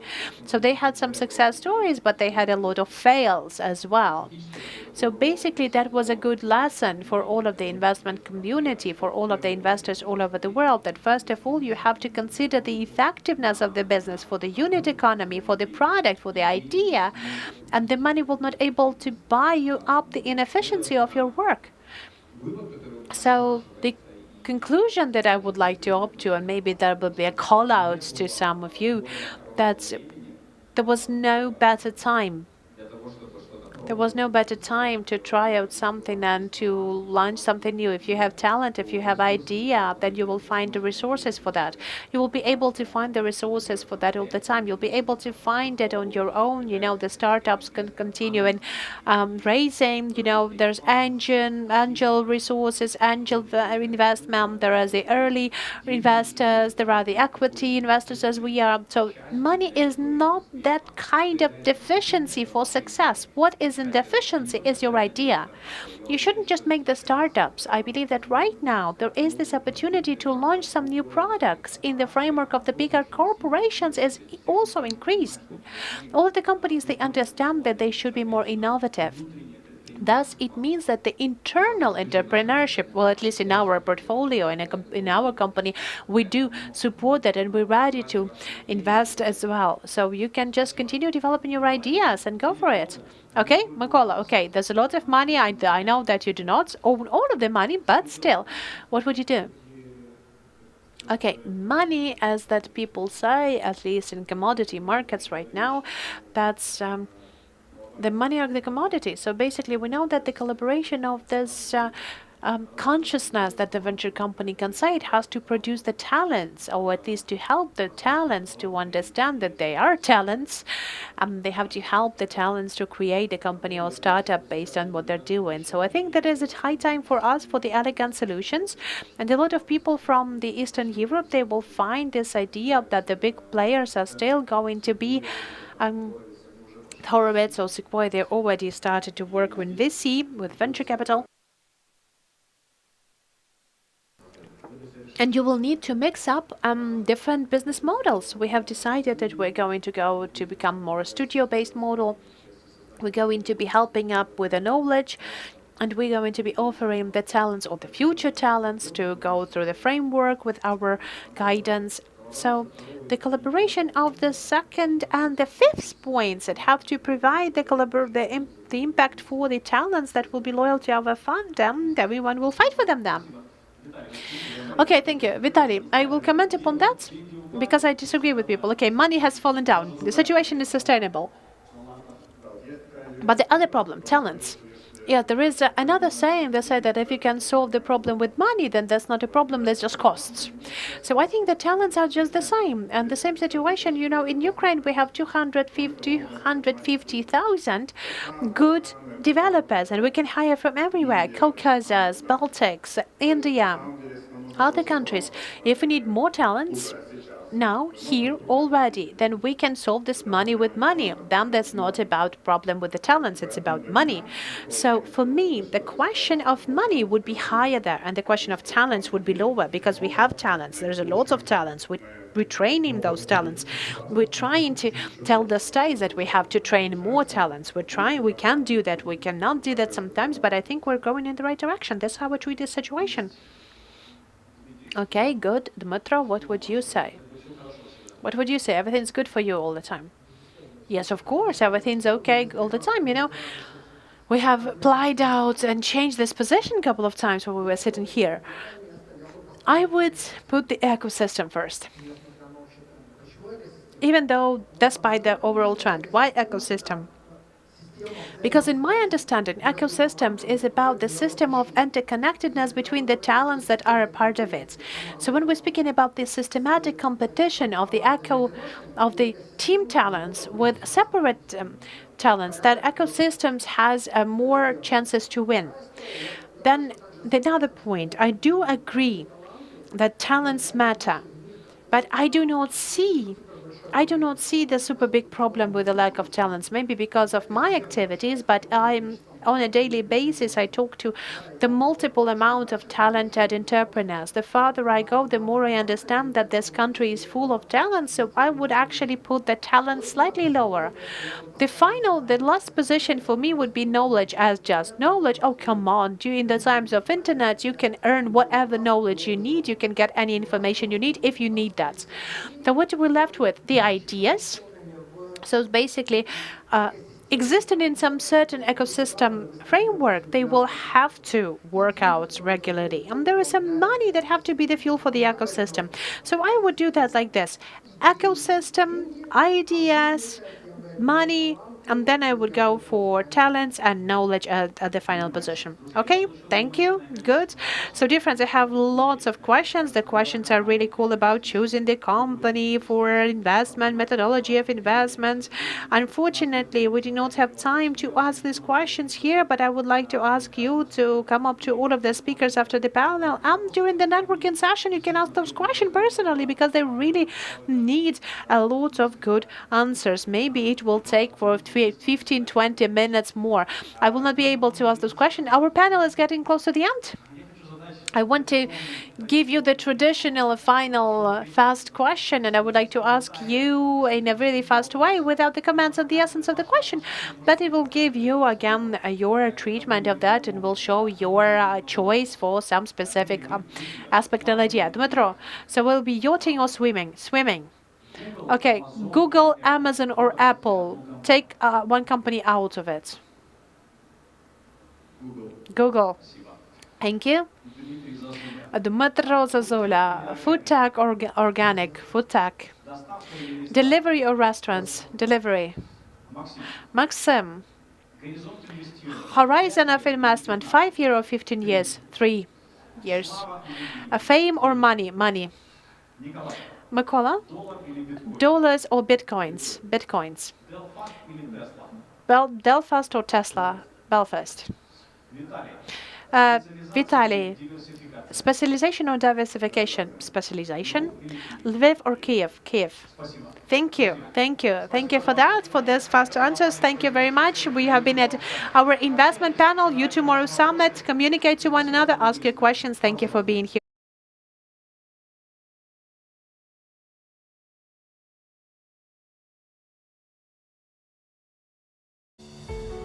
Щодня продукти десятків компаній підносять нас на хвилю прогресу, додають нам статусності, роблять життя приємнішим, допомагають нам ефективно працювати.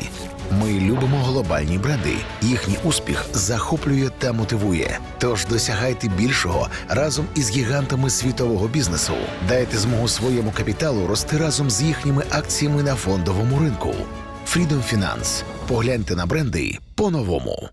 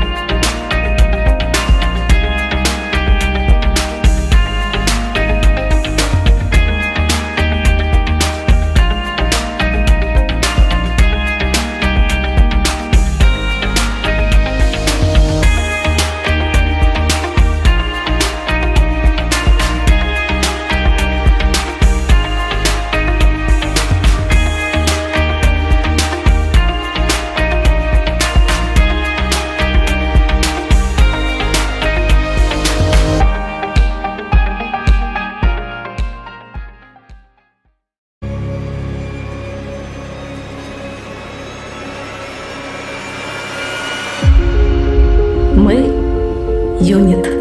Не один чи два. Навіть сотня не створять такі дива. Нас безліч. І ми такі різні, рішучі, скажені, залізні. Великі інноватори, кодери, креатори, студенти, прораби, SEO, стартапи, 3D-друкарки, екологині, найрозумніші люди в країні. Ми носимо віртуальні шоломи, будуємо цілі райони, створюємо нові вакансії, для електрокарів будуємо станції. Сягаємо рукою до космосу, все вище і вище злітаємо. Як далеко і самі не знаємо. А ще ми любимо відпочивати, робити івенти, співати, кричати, ділитися новим, зніматися для теленовин, руйнувати стереотипи, формувати власні архетипи, інкубувати, акселерувати, зростати, злітати, придумувати, чого не існувало, щоб майбутнє нам не готувало. Жити інноваціями, віртуальними трансформаціями, роботами, дронами, кодами, людьми. Це юніт.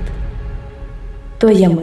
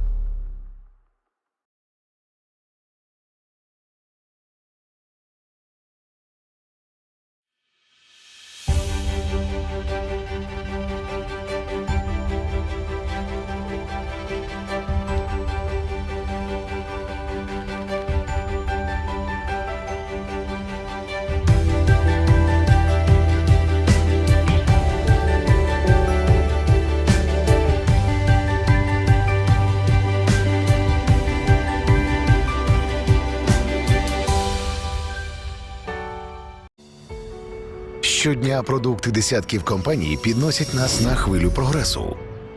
Додають нам статусності, роблять життя приємнішим, допомагають нам ефективно працювати. Ми любимо глобальні бренди. Їхній успіх захоплює та мотивує. Тож досягайте більшого разом із гігантами світового бізнесу. Дайте змогу своєму капіталу рости разом з їхніми акціями на фондовому ринку. Freedom Finance. Погляньте на бренди по-новому.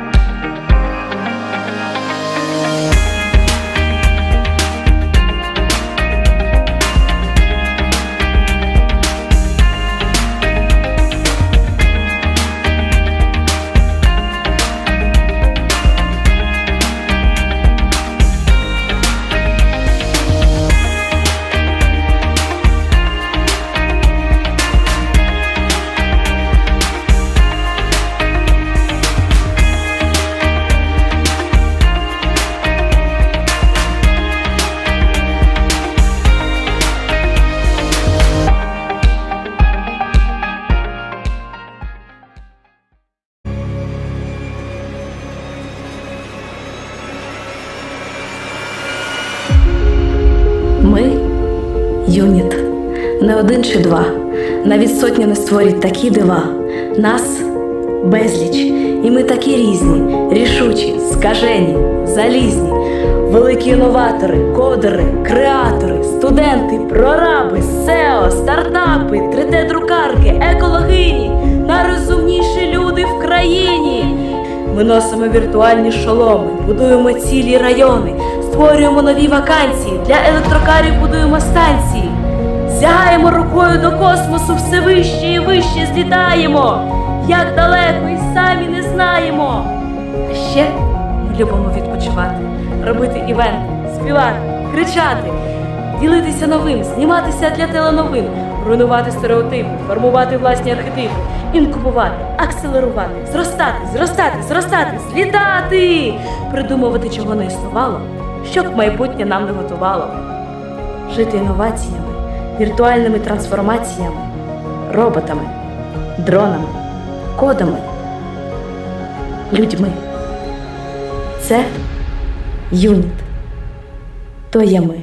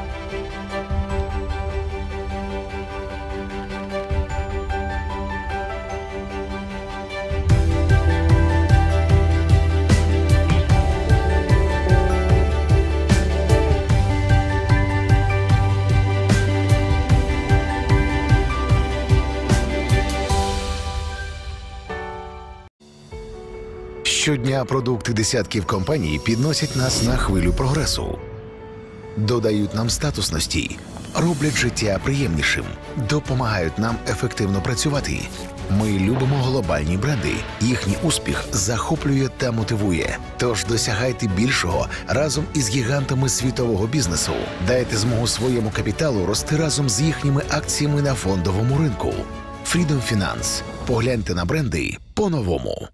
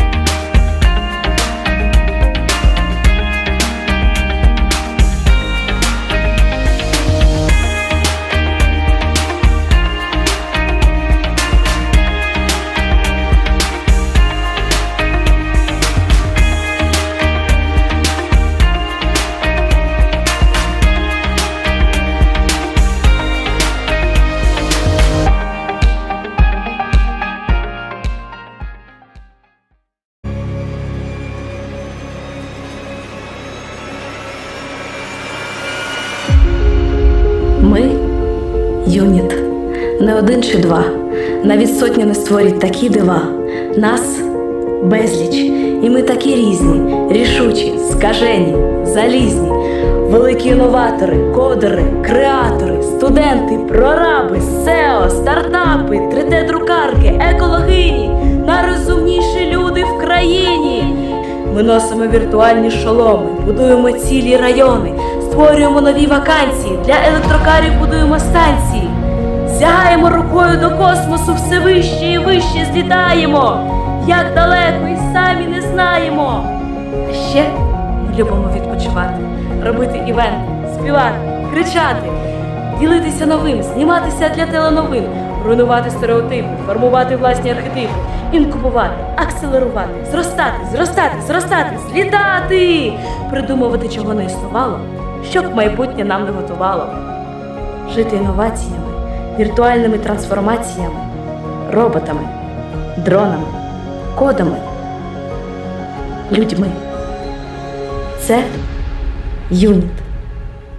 То є ми.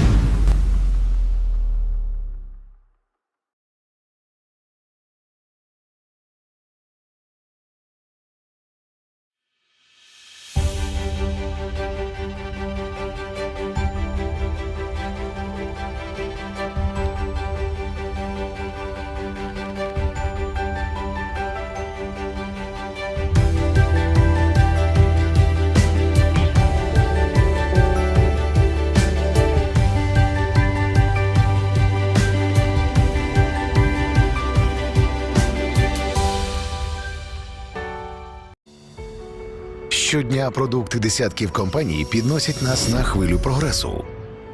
Додають нам статусності, роблять життя приємнішим, допомагають нам ефективно працювати.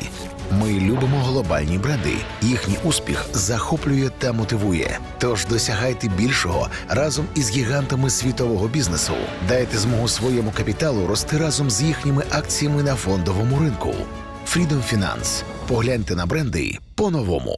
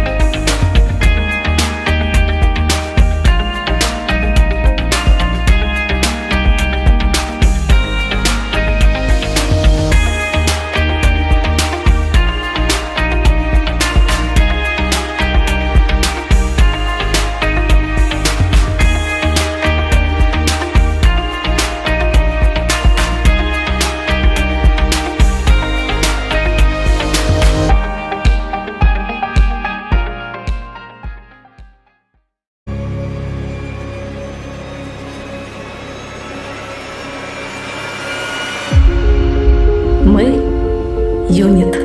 Не один чи два. Навіть сотні не створять такі дива. Нас – безліч. І ми такі різні, рішучі, скажені, залізні. Великі інноватори, кодери, креатори, студенти, прораби, SEO, стартапи, 3D-друкарки, екологині. Найрозумніші люди в країні. Ми носимо віртуальні шоломи, будуємо цілі райони, створюємо нові вакансії, для електрокарів будуємо станції. Сягаємо рукою до космосу, все вище і вище злітаємо. Як далеко і самі не знаємо. А ще ми любимо відпочивати, робити івенти, співати, кричати, ділитися новим, зніматися для теленовин, руйнувати стереотипи, формувати власні архетипи, інкубувати, акселерувати, зростати, злітати, придумувати, чого не існувало, щоб майбутнє нам не готувало. Жити інноваціями, віртуальними трансформаціями, роботами, дронами, кодами, людьми. Це юніт. То є ми.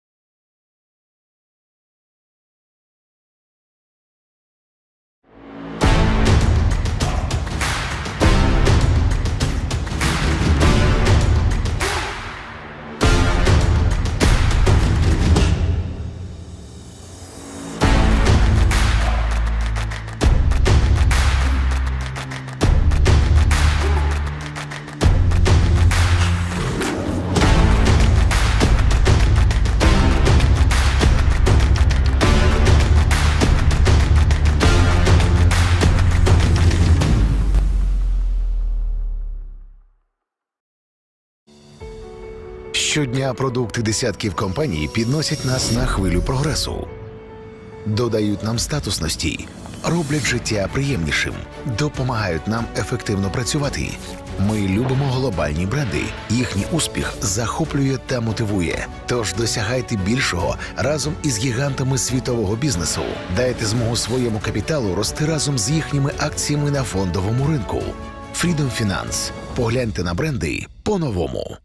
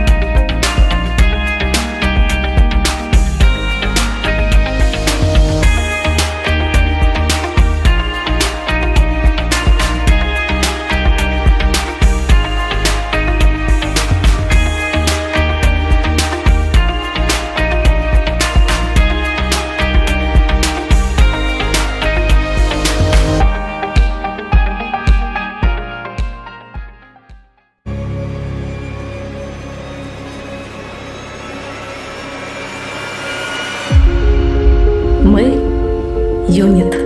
Не один чи два. Навіть сотні не створять такі дива. Нас безліч. І ми такі різні, рішучі, скажені, залізні. Великі інноватори, кодери, креатори, студенти, прораби, SEO, стартапи, 3D-друкарки, екологині, найрозумніші люди в країні. Ми носимо віртуальні шоломи, будуємо цілі райони, створюємо нові вакансії, для електрокарів будуємо станції. Сягаємо рукою до космосу, все вище і вище злітаємо. Як далеко і самі не знаємо.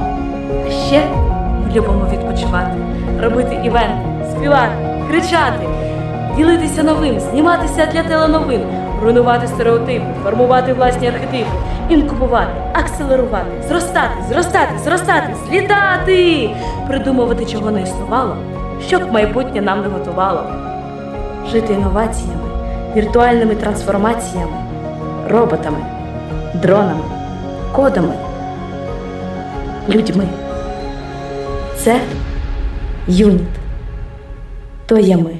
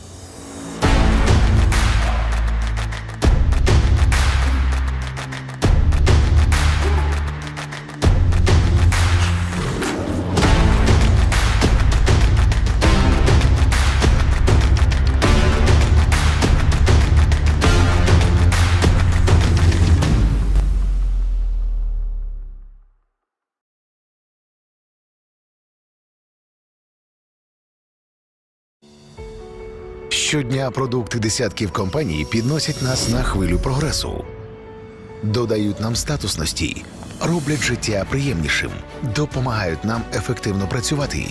Ми любимо глобальні бренди. Їхній успіх захоплює та мотивує. Тож досягайте більшого разом із гігантами світового бізнесу.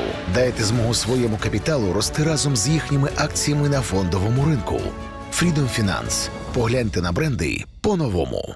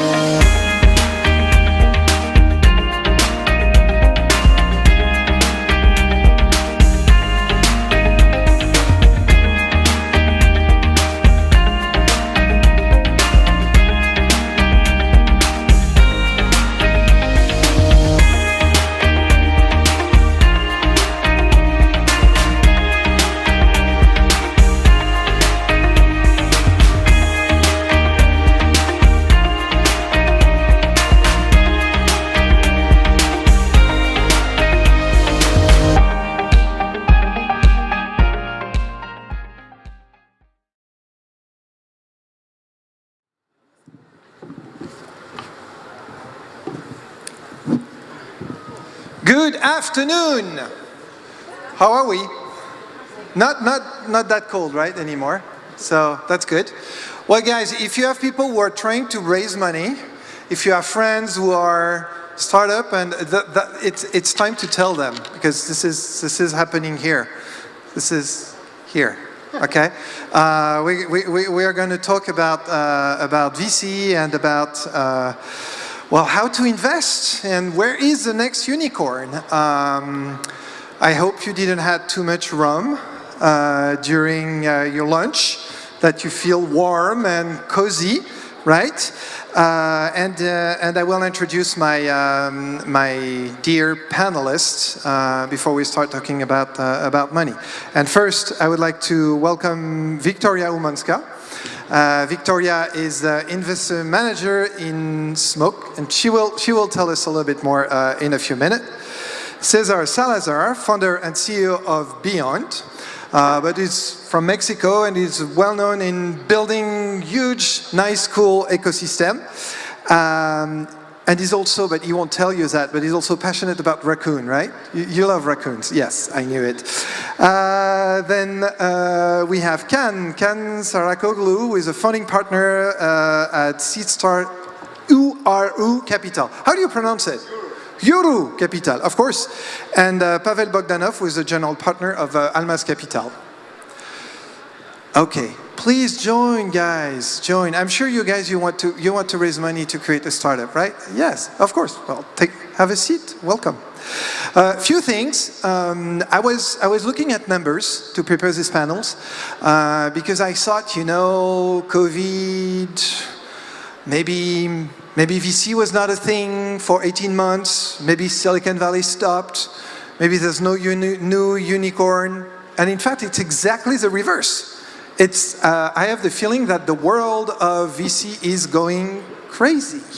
A few numbers, according to CB Insight. By the way, if you're interested, there's a very interesting report from CB Insight called CB Insight Venture Report Q2 2021. Google it. It's nice. Do you know how many unicorns there were in Q2 2020? How many unicorns in Q2 2020 in the world? 20. More, less? 21. 23. There were 23 unicorns in Q2 2020. In Q2 2021, how many unicorns? Huh? 50? 136. It's an increase of 491%. I mean, guys, what's going on? What's going on? I mean, there's a nest of unicorns somewhere wearing diapers and being ready to fly. I don't know. Global startup financing in Q2 21, sorry. It's 156 billion. It's an increase of 157% compared to Q2 20. So there is money. It's invested. It's invested in startup. There is more money than we ever thought there was. The valuation is going up. So actually, is the world getting crazy right now in terms of VC, in terms of valuation? This is what we're going to try to discover with our panelists. And I think a lot of you actually, and we will start with that, don't exactly know what is a VC and what a VC does. And actually, I think we should start with that. So I'm going to ask each of our panelists to introduce their fund and explain a little bit what is their job. What is it that you do to invest in a startup? Starting with Victoria, please. The floor is yours. Oh, thank you very much. Good afternoon, everybody, and my name is Victoria. I had a little bit of promotion since I was actually introduced over here. Ooh. So now I'm not investment manager, I'm just like, it's shorter, just investor. There you go. Congratulations. Thank you very much. I'm over here representing Smog Ventures. We are the venture capital from Poland, a part of a Bruegel Brothers syndicate represented in 4 different continents with more than 11 unicorns in the portfolio throughout. So maybe you know such startups as Uber, Stripe, or Pokemon Go. Those are the ones in which our managing partners have invested. So right now we're introducing the Polish chapter, and our next fund will be dedicated to Ukrainian founders as well. Investing in seed, pre-seed, and that's what we do. We're finding smart founders, incredible talents, and investing on the pre-MVP stage. So literally just your pitch deck, your wonderful abilities to perform and show that there is a market for new innovations which have not been discovered. That's us. Cool, I love this. Can you, okay, Euro Capital. Tell us, what's your job, what are you doing, where are you based, and what are you looking for? Eurocapital is a new fund to be launched towards the end of the year, going to be $70 million size, and our regional focus will be Central and Eastern Europe and Central Asia, starting from Poland to covering a large area till Kazakhstan. Me and my partners are based in Istanbul. Turkey is, of course, within our scope as well. And we'll be looking for, because it's a special partnership with Seed Stars. They're doing the pre-seed and seed stage investments, and we are like a regional extension of their efforts. But we also invest other startups outside Seed Stars' own network as well, as long as they're within our regional focus. And we kind of help startups to find product market fit, and the transition from a startup to scale-up process. And as 3 general partners, each of us has particular experience in each area. Myself, I'm more on the early stage side and helping a great deal in terms of product definition, customer journey, and finding the roadmap to the product market fit in a sense. And my last partner is more on the exit and will take the startups to Series B and onwards. And you guys both invest in Ukraine already? Do you already have investment in Ukraine? Do you plan? We already had previous investments. I mean, I had the seed stage fund called String Ventures beforehand. And yeah, one of my portfolio companies is from Ukraine. It's Spin AI. It's a cybersecurity startup. And they're doing quite well at the moment. Cybersecurity is one of the verticals that positively affected by the pandemic because a lot of workers had to work remotely, and they got affected. The corporations looking for a lot of cybersecurity solutions on the cloud, and that was what they were particularly doing at. Yeah, we have. Cool. Victoria? It's been only 6 months since I've joined Smog Ventures, so unfortunately we don't have a closed deals yet, but yes, we are highly considering Ukrainian founders, as well as the part of the next fund, so next year will be dedicated for the Ukrainian founders only. However, I've been working before for B-Value Ventures, and we became the most active foreign investor in Ukraine. So we did also invest in Spin AI. Also, the great founders, the other great founders, including Coldplay guys. So yeah, cool. We are here. You're here. Cool. I love it. Pavel Bogdanov, general partner of Almaz Capital. Well, Almaz, well known. Yep. So tell us everything. You wanted a more basic introduction to VC, so maybe I'll do that, right? So we're an early stage investor. What an investor is, we become a partner in the firm. And if you are founders, you probably have partners. Sometimes, you're a business founder, you need somebody to develop a product. You approach somebody and ask, can you help develop product? Let's build a company together. You'll have, I don't know, 50%, 40%. I'll have the rest. Let's do it. And that's your partner. He has or she has part of the company and contributes his sweat, his work for the ownership, right? For shares. We contribute primarily money. So we also become partners. Normally, for the fund like ours, we get ownership between 10 and 40%. And we become one of the shareholders. Instead of working every day, we contribute money. For us, it's between 1 and 10 million up to maybe $25 million. And we are together to build a large company with you. We can help you as well, but we are not full-time employees. So specifically about Almaz, as I said, it's an early stage fund. We invest in companies that have a product but are quite small. So usually we would not invest if you're over $10 million a year in annual revenue run rate. We are globally placed, headquartered in Silicon Valley. One partner is on the East Coast of the US, one partner in London. I'm based in Berlin with 3 more colleagues. And we have people further east in Warsaw, in Prague, in Kiev, and in Moscow. Cool, thank you. Cesar, you're coming from Mexico, and so all the way to Kiev, so thank you very much. And well, tell us a little bit about you, your fund, and your vision, and yeah.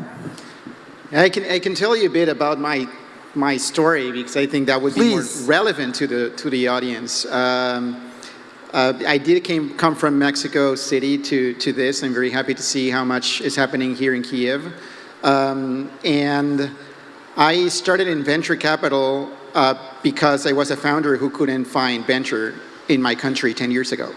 So like my friends and I decided to start a venture fund to basically fund our friends. And that was a stupid idea. I love because running a venture fund is really hard, and raising money for a venture fund is even harder than raising money for a startup, but we didn't know that. So we made a stupid decision, and that stupid decision a year later resulted in us running out of money. And because we ran out of money, we had to start looking for options to stay alive. And that option led to the most wonderful experience in my life, which was getting acquired by 500 startups. At that point, 500 startups was starting, so I joined as the 6th member of the investment team.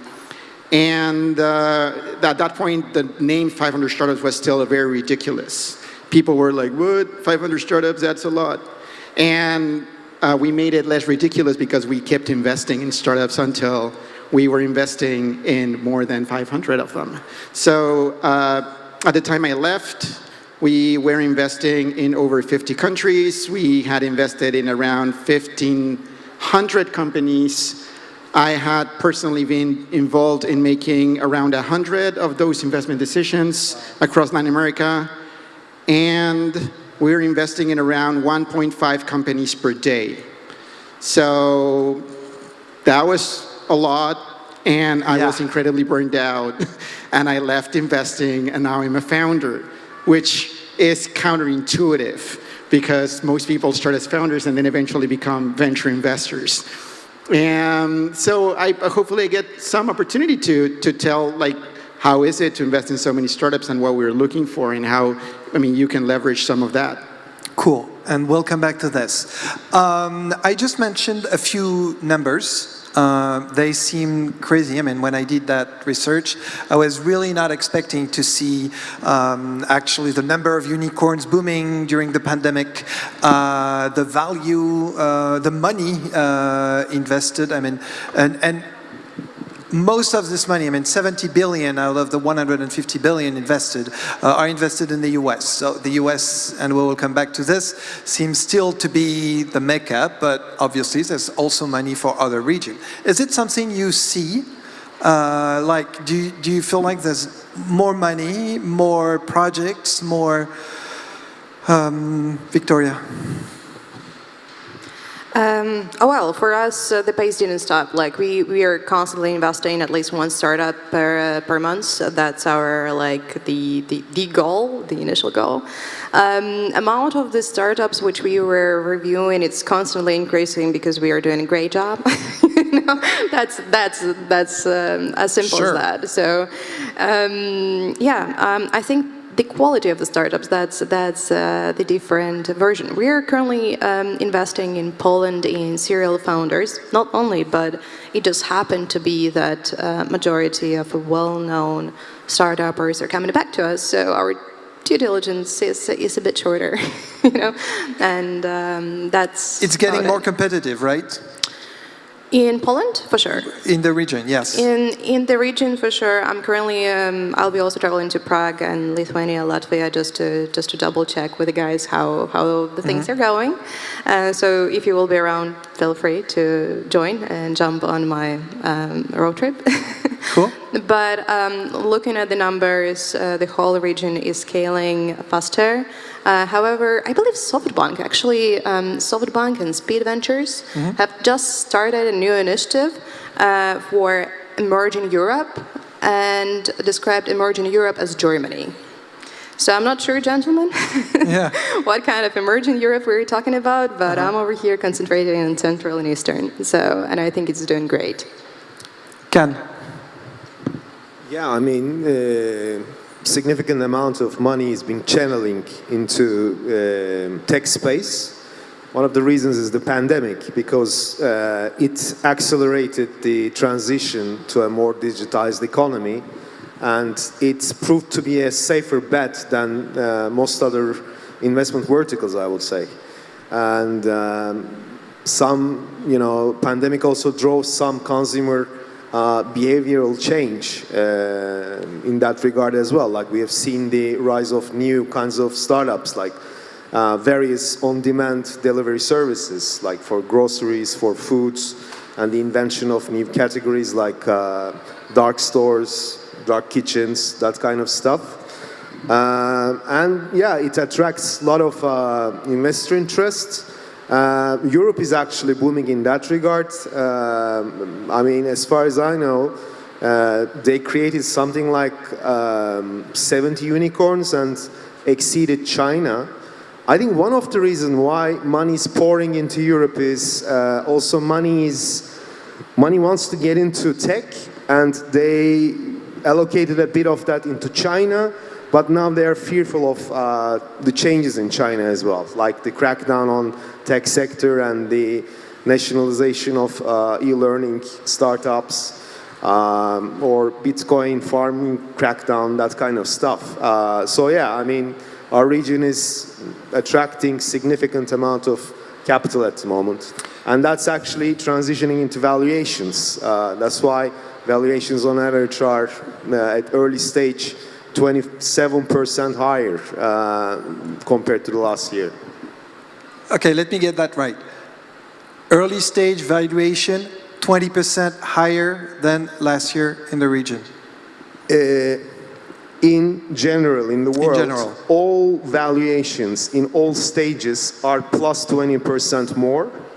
And in early stage, it's the highest at 27% more.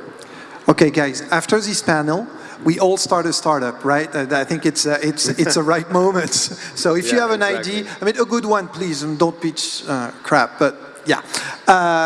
Yes, Victoria. I just really wanted to add, like, because we are talking right now about those macro things, like big things, general money movement, but it doesn't mean that you look at your investor and check, okay, so my valuation before COVID was this, so we add plus 20, I think that will be a very weak point for the negotiations. Just don't do this. So you're telling us you're not all completely stupid, right? No, I mean, I think, generally the quality of the startups has been changed and it has been improved practically because the biggest and the smartest people have been tired of sitting at the corporations. And we are exploring right now this trend of booming and switching the jobs. And oh, guys, please, yes, do this. So it's interesting because it's something we see, of course, at Unit City. We have a place called Nest where we have a competition to welcome startup for free, and we created a boot camp with our dear friend Rick Rasmussen from UC Berkeley to train them for 3 months. And I've seen honestly the quality, the number, and the quality of the startup coming to Nest. It's really cool to see. Cesar, is it something you see also in your part of the world? Everywhere. I think in my part of the world more than anywhere. Latin America has been breaking all of the records, like in terms of valuations, number of unicorns, number of venture rounds. Like right now, a lot of people are looking into that market. And to me, I mean, if you ask me what is happening, I think we're seeing the perfect storm. It's the pandemic and acceleration of digital enablement for everyone. It's also that now founders don't have to travel to pitch. It actually introduced a lot of friction. People had to go to the major hubs and pitch in person. Now they can pitch from home. So that increases the number of meetings that they can have. That increases the number of startups that a venture fund can be evaluating all the time. We're also, and it's historically, money has never been cheaper than now.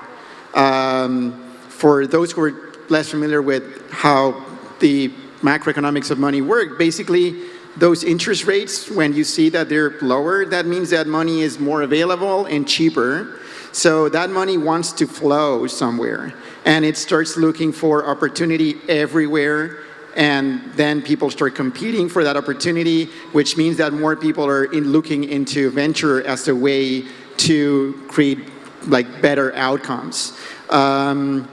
And I think the last one that what we're seeing is that finally, because of the pandemic, Silicon Valley investors started looking into the rest of the world. And they came up with the big realization that the world is not so different to what they were originally used to.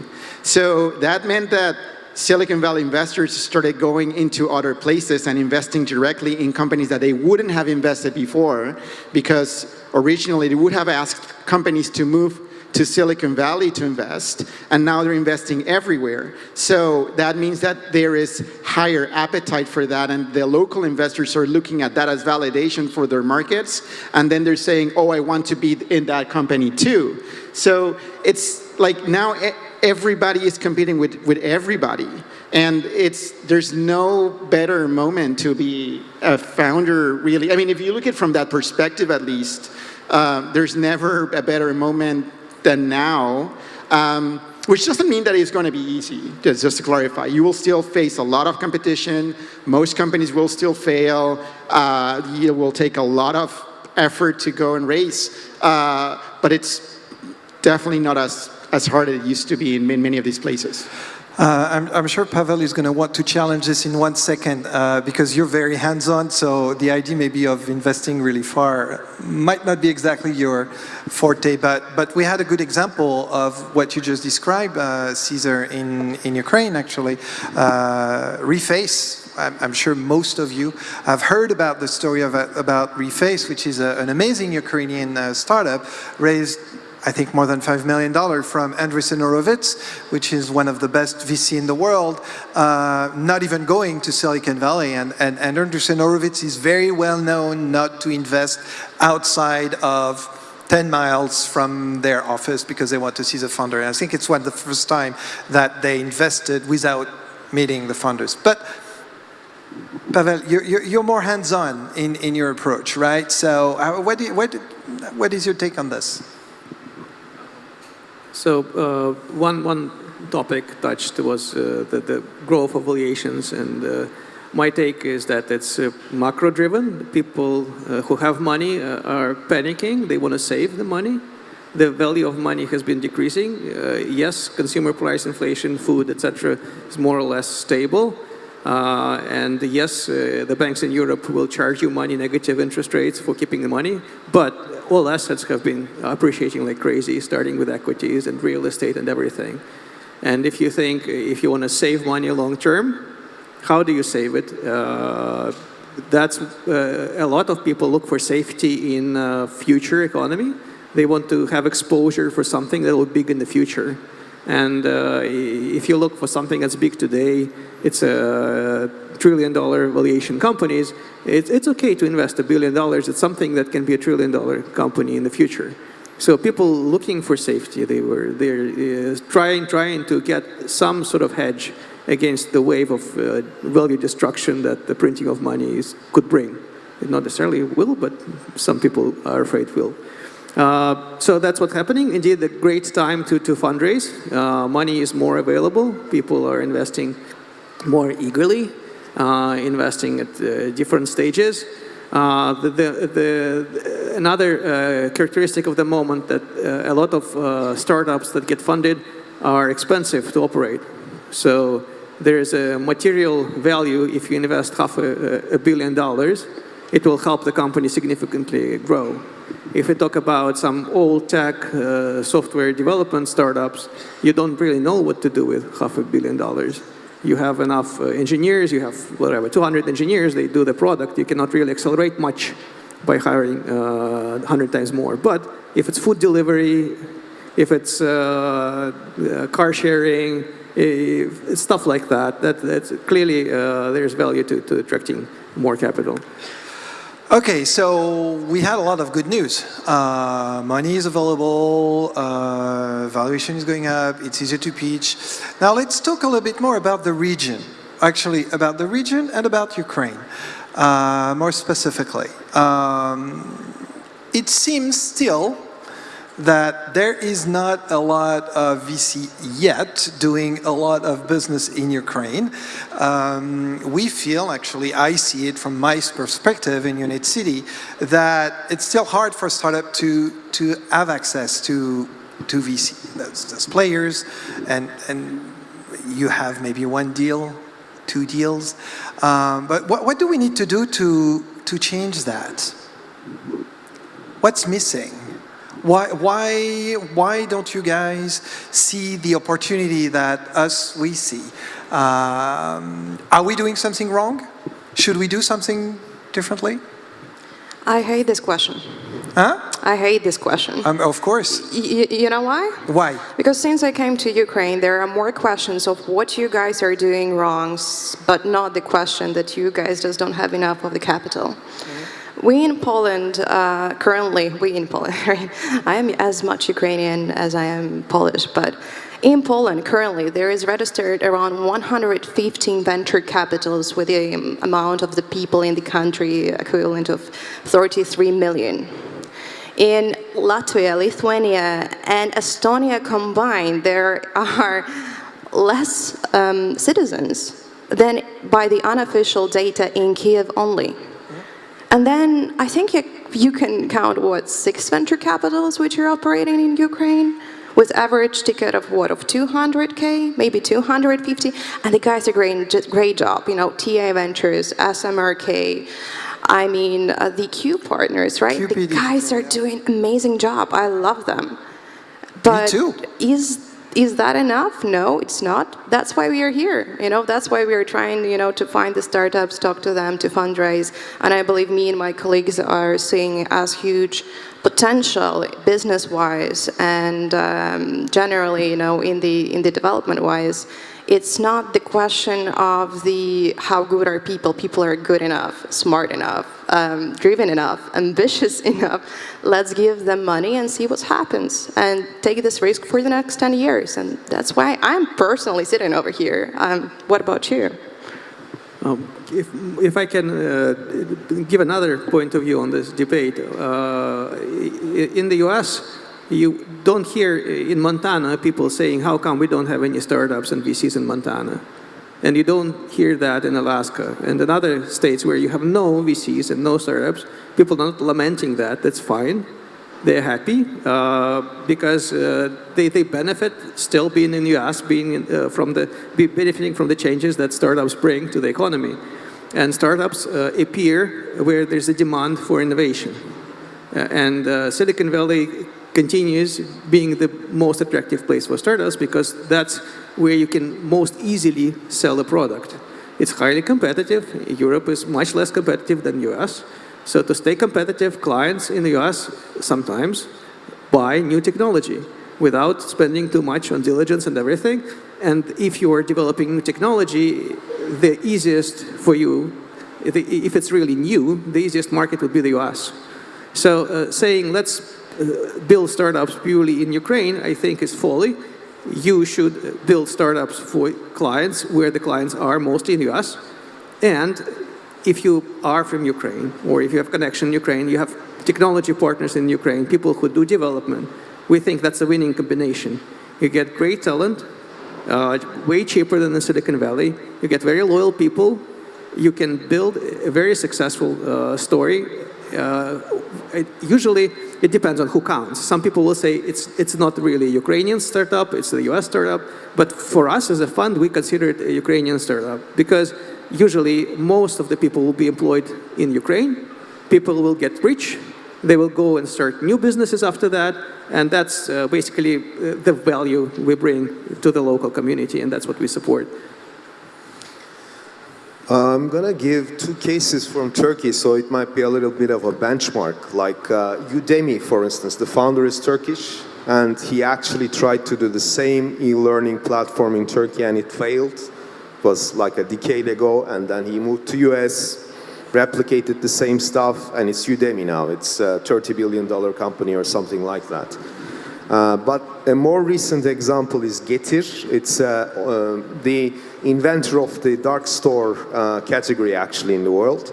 It's an on-demand grocery and food delivery service. Now they're $7.5 billion worth company, and they started in Turkey and they grow to a significant extent in Turkey and then moved to UK and the Netherlands, and now they're going to move in the US. So that's also a factor. Like if you look at the successful Ukrainian startups, like let's say GitLab, Grammarly, you know, their track is not really that visible in Ukraine as if they appeared in the US, like the Udemy case that we had in Turkey. But I think it will change because now the, you know, your home country as a test market is kind of becoming good enough for worldwide investors as well. And also a good enough market for consumption as well to start with. So I think we will see a lot of that. But also a secondary issue is jurisdiction. Like one of the major reasons why, you know, startups eventually end up as Delaware C Corps because Delaware courts know startup and VC deals and have seen so many court cases. So investors like Andreessen Horowitz only trust the jurisdiction of that region. I mean, even if, you know, Facebook was set up as a Florida limited liability company, to get the money of VCs, they had to transfer the company into a Delaware C Corp. And jurisdiction is also another issue. I can also chip in. I don't know anything about the Ukrainian ecosystem, so I will not even get there.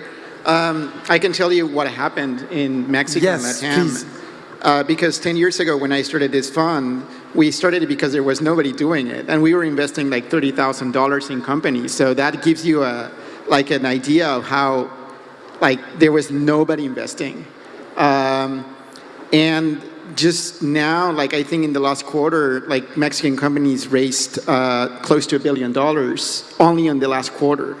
So it takes a lot of time. Like it took us 10 years to go from us investing like a few thousand here and there to now a lot of these venture funds looking at like this larger rounds. And now there's a typical Series A of a Mexican startup is now over $10 million, which was unthinkable even 2-3 years ago. I think like at least two things happened. First, it was very founder and community oriented. Like the effort was founder and community driven. It was not government driven. It was not rich people driven. It was the founders in the community who were like holding themselves from their bootstraps and saying, we're gonna do it no matter what. And I think the second one is that there were like some credentialing moments that happened that if you wanna like try to copy the recipe, it worked for us. So when 500 startups started investing in the region, some other investors were like, oh, if these guys who are in Silicon Valley are investing, we want to invest too. And that was the first wave, but it was only like small. But then, a few years ago, some startups started getting into Y Combinator, which, I mean, no matter how much I love 500, is way more prestigious than 500. It's the most prestigious program in the world. So companies getting into Y Combinator made investors be excited about what was happening. And investors, I don't want to say that they are just followers, or like there's a herd mentality around investing, but as human beings, it's true that we're looking to validate that others are doing what like we're about to do, especially if there's risk involved in what we're about to do. So one way that you can reduce that risk is if you start like participating in those communities. If more Ukrainian startups start getting funded by Y Combinator, you will start seeing how other investors are like, oh, if that company is good enough for YC, it's good enough for me. And it takes time, but at some point all of a sudden, there's nobody wanting to invest until everybody wants to invest. And you will see that moment eventually. It like change happens gradually and then suddenly. I would like to add another dimensions to this, because this is something that has been striking me. When you look at the history of Silicon Valley, you see a bunch of very successful entrepreneurs, let's call them the PayPal mafia. They become rich, and then they start to reinvest or start new company. And we have Elon Musk doing Tesla, we have Peter Thiel doing Palantir and a few other things. You have et cetera, et cetera. You have the beginning of LinkedIn, blah, blah, blah. Now you look at Estonia, for example, and you have Skype, and you have the Skype funders reinvesting in Estonia and in a way giving back, but not just giving back also their knowledge, their experience. You mentioned Grammarly, Preply, GitLab were amazing, but can we even call them Ukrainian company? I'm not even sure. But who are the great people who are going to give back? And I know, I don't know if in the room, but I saw a few people, including our dear friend Yaroslav from PetCube, who decided to move back from San Francisco after doing YC, and PetCube is amazing. And I know he's giving back, and we start to have those. But do you see that as a key component to ignite the ecosystem? Victoria? You know, I'm very practical, and besides, I think in the email you said that I can spice up the conversation, and that's what I'm about to do. Please. Okay, so I'm practical, so I have created a list connected with the top founders and their background from Central and Eastern Europe, and there are some top founders, 4 from here, so what am I doing? I'm reaching out and saying hi. Something as easy as that. And generally, I really think Ukrainian people are ambitious enough to talk through, to come for the conferences, to ask for the advice. And you don't really need to come back and become a star, but what you guys need to do is to be able to actually write a cold email. And sometimes it is as basic as that, and that's about it. Talking about the YC, I do agree, and currently we are having, the last 2 Polish companies from the last YC batch, which we have had from Poland, we have invested to them on the pre-seed stage, so the only 2.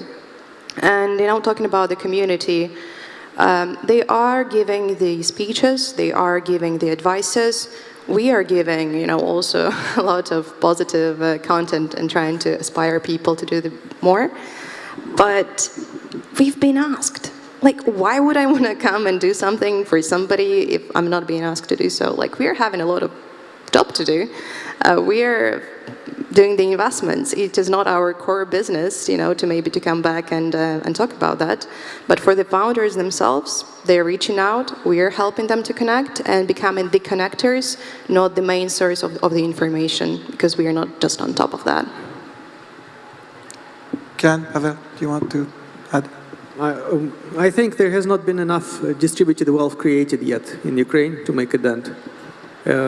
There's a challenge. There have not been a lot of huge exits of Ukrainian tech startups, so not a lot of wealth in general. And second, usually the distribution of wealth is less broad in the startups from the region than they are in the US.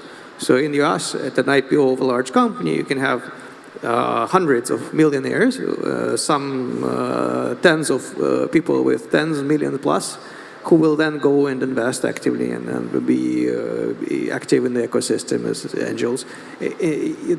This is different. Here, people do not trust that they will get rich from options. Many people, because didn't. So a lot of people prefer to take a higher salary.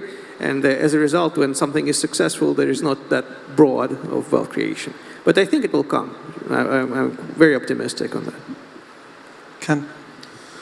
Well, I mean, it's also kind of sense of belonging. Like if you're the foundation of the company started in the home country, and if you've been around for longer, tested the idea, reached to a considerable size in the home market, then you have more sense of belonging, and you keep some components of the company, of the startup, in the home country as well.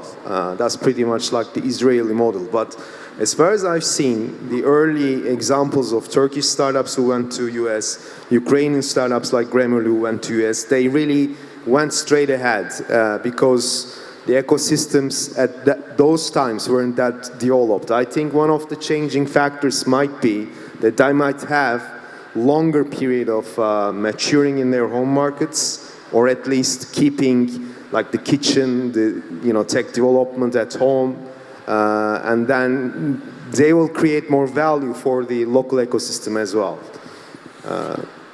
Yes, please, Cesar. I think we all agree. Like, eventually, if there are like good equity pools, and eventually the companies are successful, there will be much more distribution of the wealth. It will take time. One thing I'm just thinking is that, at least from my side of the world, we are always hearing about Ukraine. But we hear about... That's also good news. Yeah, that's cool. But I don't know if it's positive or not, because what we hear is U.S. companies sending their development to Ukraine. Like that's what they say, right? Like, we sent the development to Ukraine. We're using some Ukrainians for this. And you have to be very careful with this, because... And I mean, we're going to be controversial. Like, if that's the positioning, then that means that you're not getting any of the wealth creation from all of the effort that those and that those engineers are putting into this. Absolutely. So I think one thing that you can do before anything else is making sure that any engineer in Ukraine working with a U.S. startup is getting visibility by name on what they're doing, and they're fighting to get equity into those startups. Okay. Can I add just a point on top of that? I think this outsourcing culture or outsourcing tradition is a good thing for a country, really.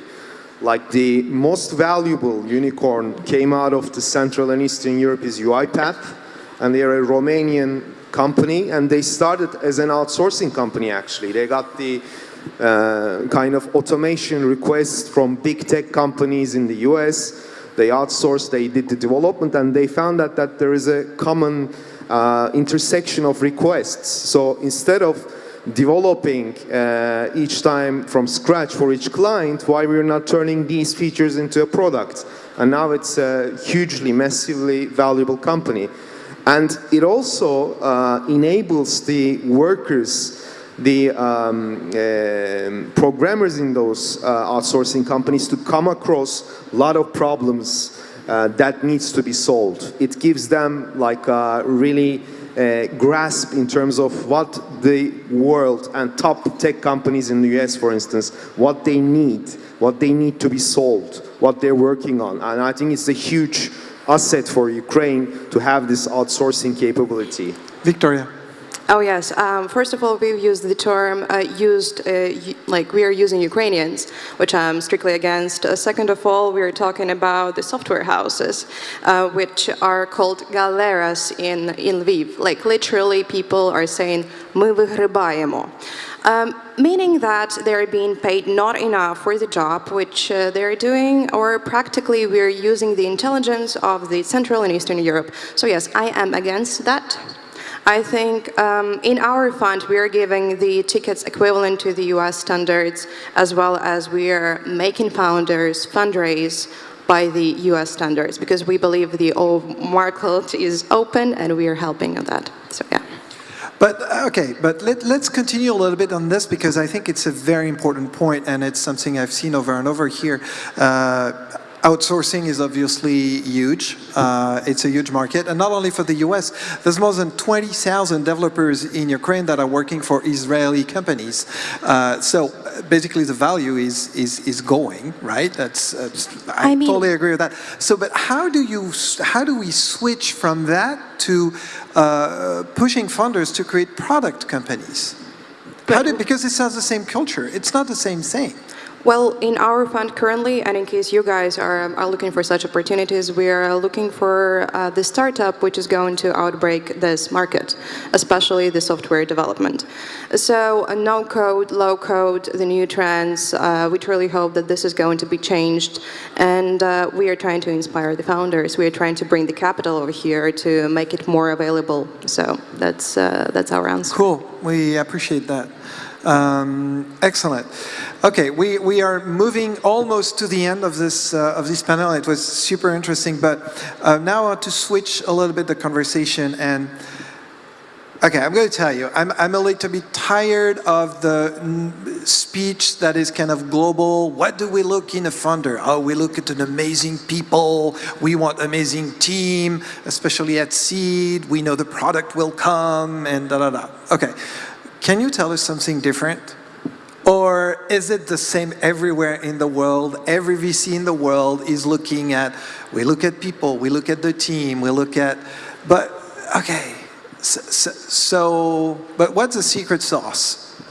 In terms of the team? Yes, or in terms of what you're looking at when you look at the company. It also kind of depends on the category of the company as well. Like I see startups like startups that are solving a problem or creating applications or games or entertainment for people's free time. I think these are two primary categories. And if it's the second one, and there's of course an intersection, like Netflix is solving a problem but also stealing PlayStation's time in people's free time. For the second one, building fun applications like games, I personally look at passion in the person, that he or she is supposed to be coding games from at a very early age, not like at 24 decide to want into the gaming kind of thing. And if the startup is more traditional problem solver startup, then what I look primarily is whether that person is a good observer, like whether he or she has some kind of an empathy, so he or she can relate with the customer and make the customer's problem his or her own problem, and look to see the world through from their shoes, in a sense. And I mean, this part is kind of what I'm really interested in, and the key question is to get that insight that I ask is, which real life experience made you come up with this idea? That's my kind of tricky question. If they say that, oh, I was just dreaming about something, and then yeah, question marks begin to arise. But if they give you a really articulate observation, that I observed this, and then kind of some social testing on top of that, and some useful and surprising insights from the customer's perspective, I think that's a very strong startup founder. That will be my impression. Let me be more specific. To me, if you start a startup, if you come to me, I'm going to say, you're crazy. do you understand you're crazy? Are you ready for that craziness? You're going to fail, most probably. You're going to embarrass your family. You're going to, I mean, and if you want to make money, that is certainly not the good thing that you should do. Yeah. So, and actually it's not me, it's the founder of SoftBank who explained why did he invest super early on in Alibaba, which was a genius investment at the time. I'm not saying he did just good investment. WeWork was a very questionable one, obviously, but, and he said, it's because I saw in Jack Ma's eyes the sparkle that makes me understand that he was as crazy as me. But that's not rational at the end of the day. Yeah, How do you document that? But it's about passion or ambition. Okay, passion and ambition. I mean, I like that. Some people have both. Some people have either that or this. But that's why I actually made the categorization. Like if it's like, I mean, they have to be either passionate or ambitious or both. Can. I want to say that you cannot explain it. And it is what you have said. It is the team and the market, etc. And there's nothing new. And you will spend decades understanding what that means, and your idea will change. It's like a monk contemplating a butterfly, and after 5 years he'll say, "Now I see," and after another 50 years he'll say, "Oh, now I see what there was." And what it means, it's tricky because we work, we hire people, we hire analysts, associates, we train them. It's not immediately obvious what you're looking at. It takes people a while, and then they learn basically what the firm is looking at, and another firm may look at something different, but they say exactly the same things. If there was an easy algorithm, we will all be out of business. So clearly it's not an easy algorithm. I absolutely agree. And I think for me personally, it is easier to describe the founder which I wish I would have than the ones which we are actually right now having in the portfolio, because they're all different, all brilliant in their own way, but definitely they're all ambitious or passionate. So yeah, we actually had a very nice conversation with Paul Bragel about that. And he also describes them as the main factor is ambition and dedication. As long as those two components are over there, the rest is about the pitch, product, and hopefully you're opening the new industry which is not over there. But like those are, small things which we wish you will have, but never cut yourself for the VC. Just come as you are. You're amazing. Cesar, but I will challenge you guys again. Cesar, first. Oh, I go? I think you're right so everybody says that it is a team, but the problem is that most investors, not people here, but other investors, will not follow their own advice. So a lot of investors will come into say, oh yeah, it's all about the team, but then when they're actually looking at companies, they're taking all this time to review the business model and then the economics and then the market and it's it's not really all about the team. But the best investors in the world are able to make a decision in less than 10 minutes.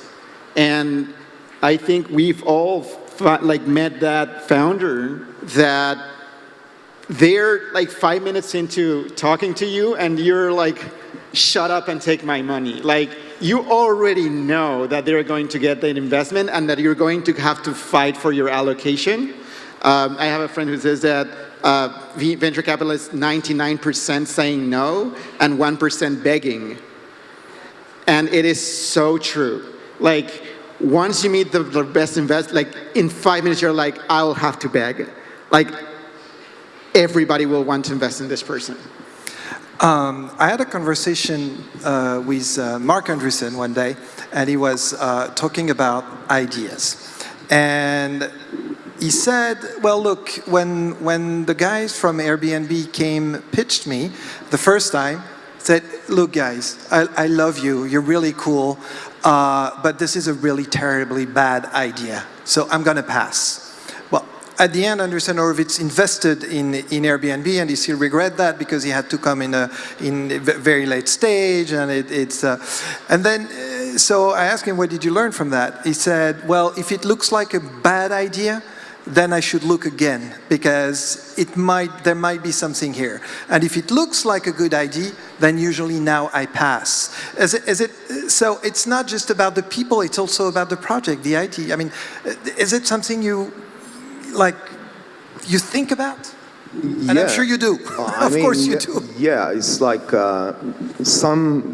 for instance, the story of Facebook, when they started, right. When Mark Zuckerberg was trying to raise money, most VCs and angels told him that, hey, social gaming, social site game has finished, because now we have a lot of local startups like Contacti or Orkut in Brazil or all that stuff, or MySpace or Bebo and all that stuff. But he had this very strong insight that, all the other social platforms' assumption was, why on earth will people want to be in touch with people that they already know in real life? They will want to use us to meet with new people around the same areas of interest. And hence MySpace, for instance, was very much centered around music, which is a lifestyle category. So if you're listening to the same music, you can meet with interesting people. But he had the opposite insight. And he probably did it because he did this social experiment in a very confined place in Harvard University campus. And he found that people were engaging with each other more if they know themselves in real life. So that's the strong insight, and it doesn't really come from thinking alone. That strong insight comes from either doing social experiments or reading data very well, or some kind of a gift in intuition, I would say. Victoria. You know what? I'm actually going, down to earth and talk about my personal experience. Please. So I've been hired as an associate to the venture capital, and it was like a huge dream of mine. So I came up with a strategy as a marketing strategist. I know how to analyze traffic, how to do the basic scrappers, automate emails, like everything. Anyway, so I've decided to see what industries are growing, and that I will receive the emails with, like my small things which would show me what industries are about to hit. A lot of work, half of a year, and I ended up with my, brilliant thing. Anyway, then I've met guys from Belarus. And the cool thing about the guys from Belarus, normally that they have to leave their own country in order to build it, they have nothing to lose and a world to see. Like literally no barriers. And I would listen to their pitches, and then I would come to my model, look over, it's like, this does not exist. Is it or it's not? So my previous fund, B-Value, we were mostly investing based on the traffic, based on the generation, based on already known trends or the trends which were upraising. However, people from Belarus taught me that this is not the way. And that actually you have to look at the spaces where the traffic does not exist to be successful at the seed investments. So yeah, I absolutely support you guys on the fact that we have to develop new industries. Crazy ideas or the ones which seem to be absolutely unrealistic. Ken? Okay. Or Pavel, maybe. Pavel, do you want? Yeah. Well, I think there's several, again, topics. We're trying to define undefinable. When we talk about, the idea, I think, is bad, then I think the idea is good. It's very personal to everybody, to somebody's mind. As somebody who operates in a partnership environment, I can tell you, somebody in the partnership thinks it's a great idea, somebody thinks it will never fly, it's a stupid idea. It's very normal. So it's really, there's no such thing like, okay, there's some ideas that are universally bad. That exists. Also, if everybody thinks it's a great idea, it's probably not a great idea. But normally, the way you should invest, what you invest, is that some people think it's a horrible idea, some people think it might work. And in a competitive market, that's where you can be. If everybody thinks it's a great idea, it will be funded immediately. There is no space for value creation because there is a lot of supply. Everybody believes it's already priced at the end level, right? So that's That's the fact. What was the other topic? I forgot. No, that's good. Okay. We're out of time. Caesar. And that's going to be our last word. That will be it. I just want to tell you a quick story. We met this founder a few years ago, and he pitches us a delivery service for hookah coil, like the carbon of the. And he's like, that's very niche. It's super niche. It's like, have you ever been with your hookah and you run out of tobacco and coil? You need our startup. And we're like, and we will deliver in less than 99 minutes anywhere in this huge city. Okay. So next day, my partners put in they wanted to deliver, and it was a massive storm. And the thing comes in 30 minutes, and the guy is riding the motorcycle that is delivering the thing. And we saw that spark in his eyes of the founder who's willing to do anything to make it work. So our reaction was, would you be able to deliver other things other than this super niche hookah thing? He was like, well, sure, I can deliver pretty much anything. And we invested. And now the guy he's about to hit $1 billion valuation with his company a few years later. So sometimes the idea is really stupid. It's the founder who has to be very special. Guys, thank you for a very optimistic panel. I think we all learned a lot. I hope those of you who had ideas want to pitch. Those of you who have idea and we didn't want to pitch now want to pitch. And all of you who are in outsourcing are going to switch to product company. Thank you very much, and enjoy the rest of your afternoon.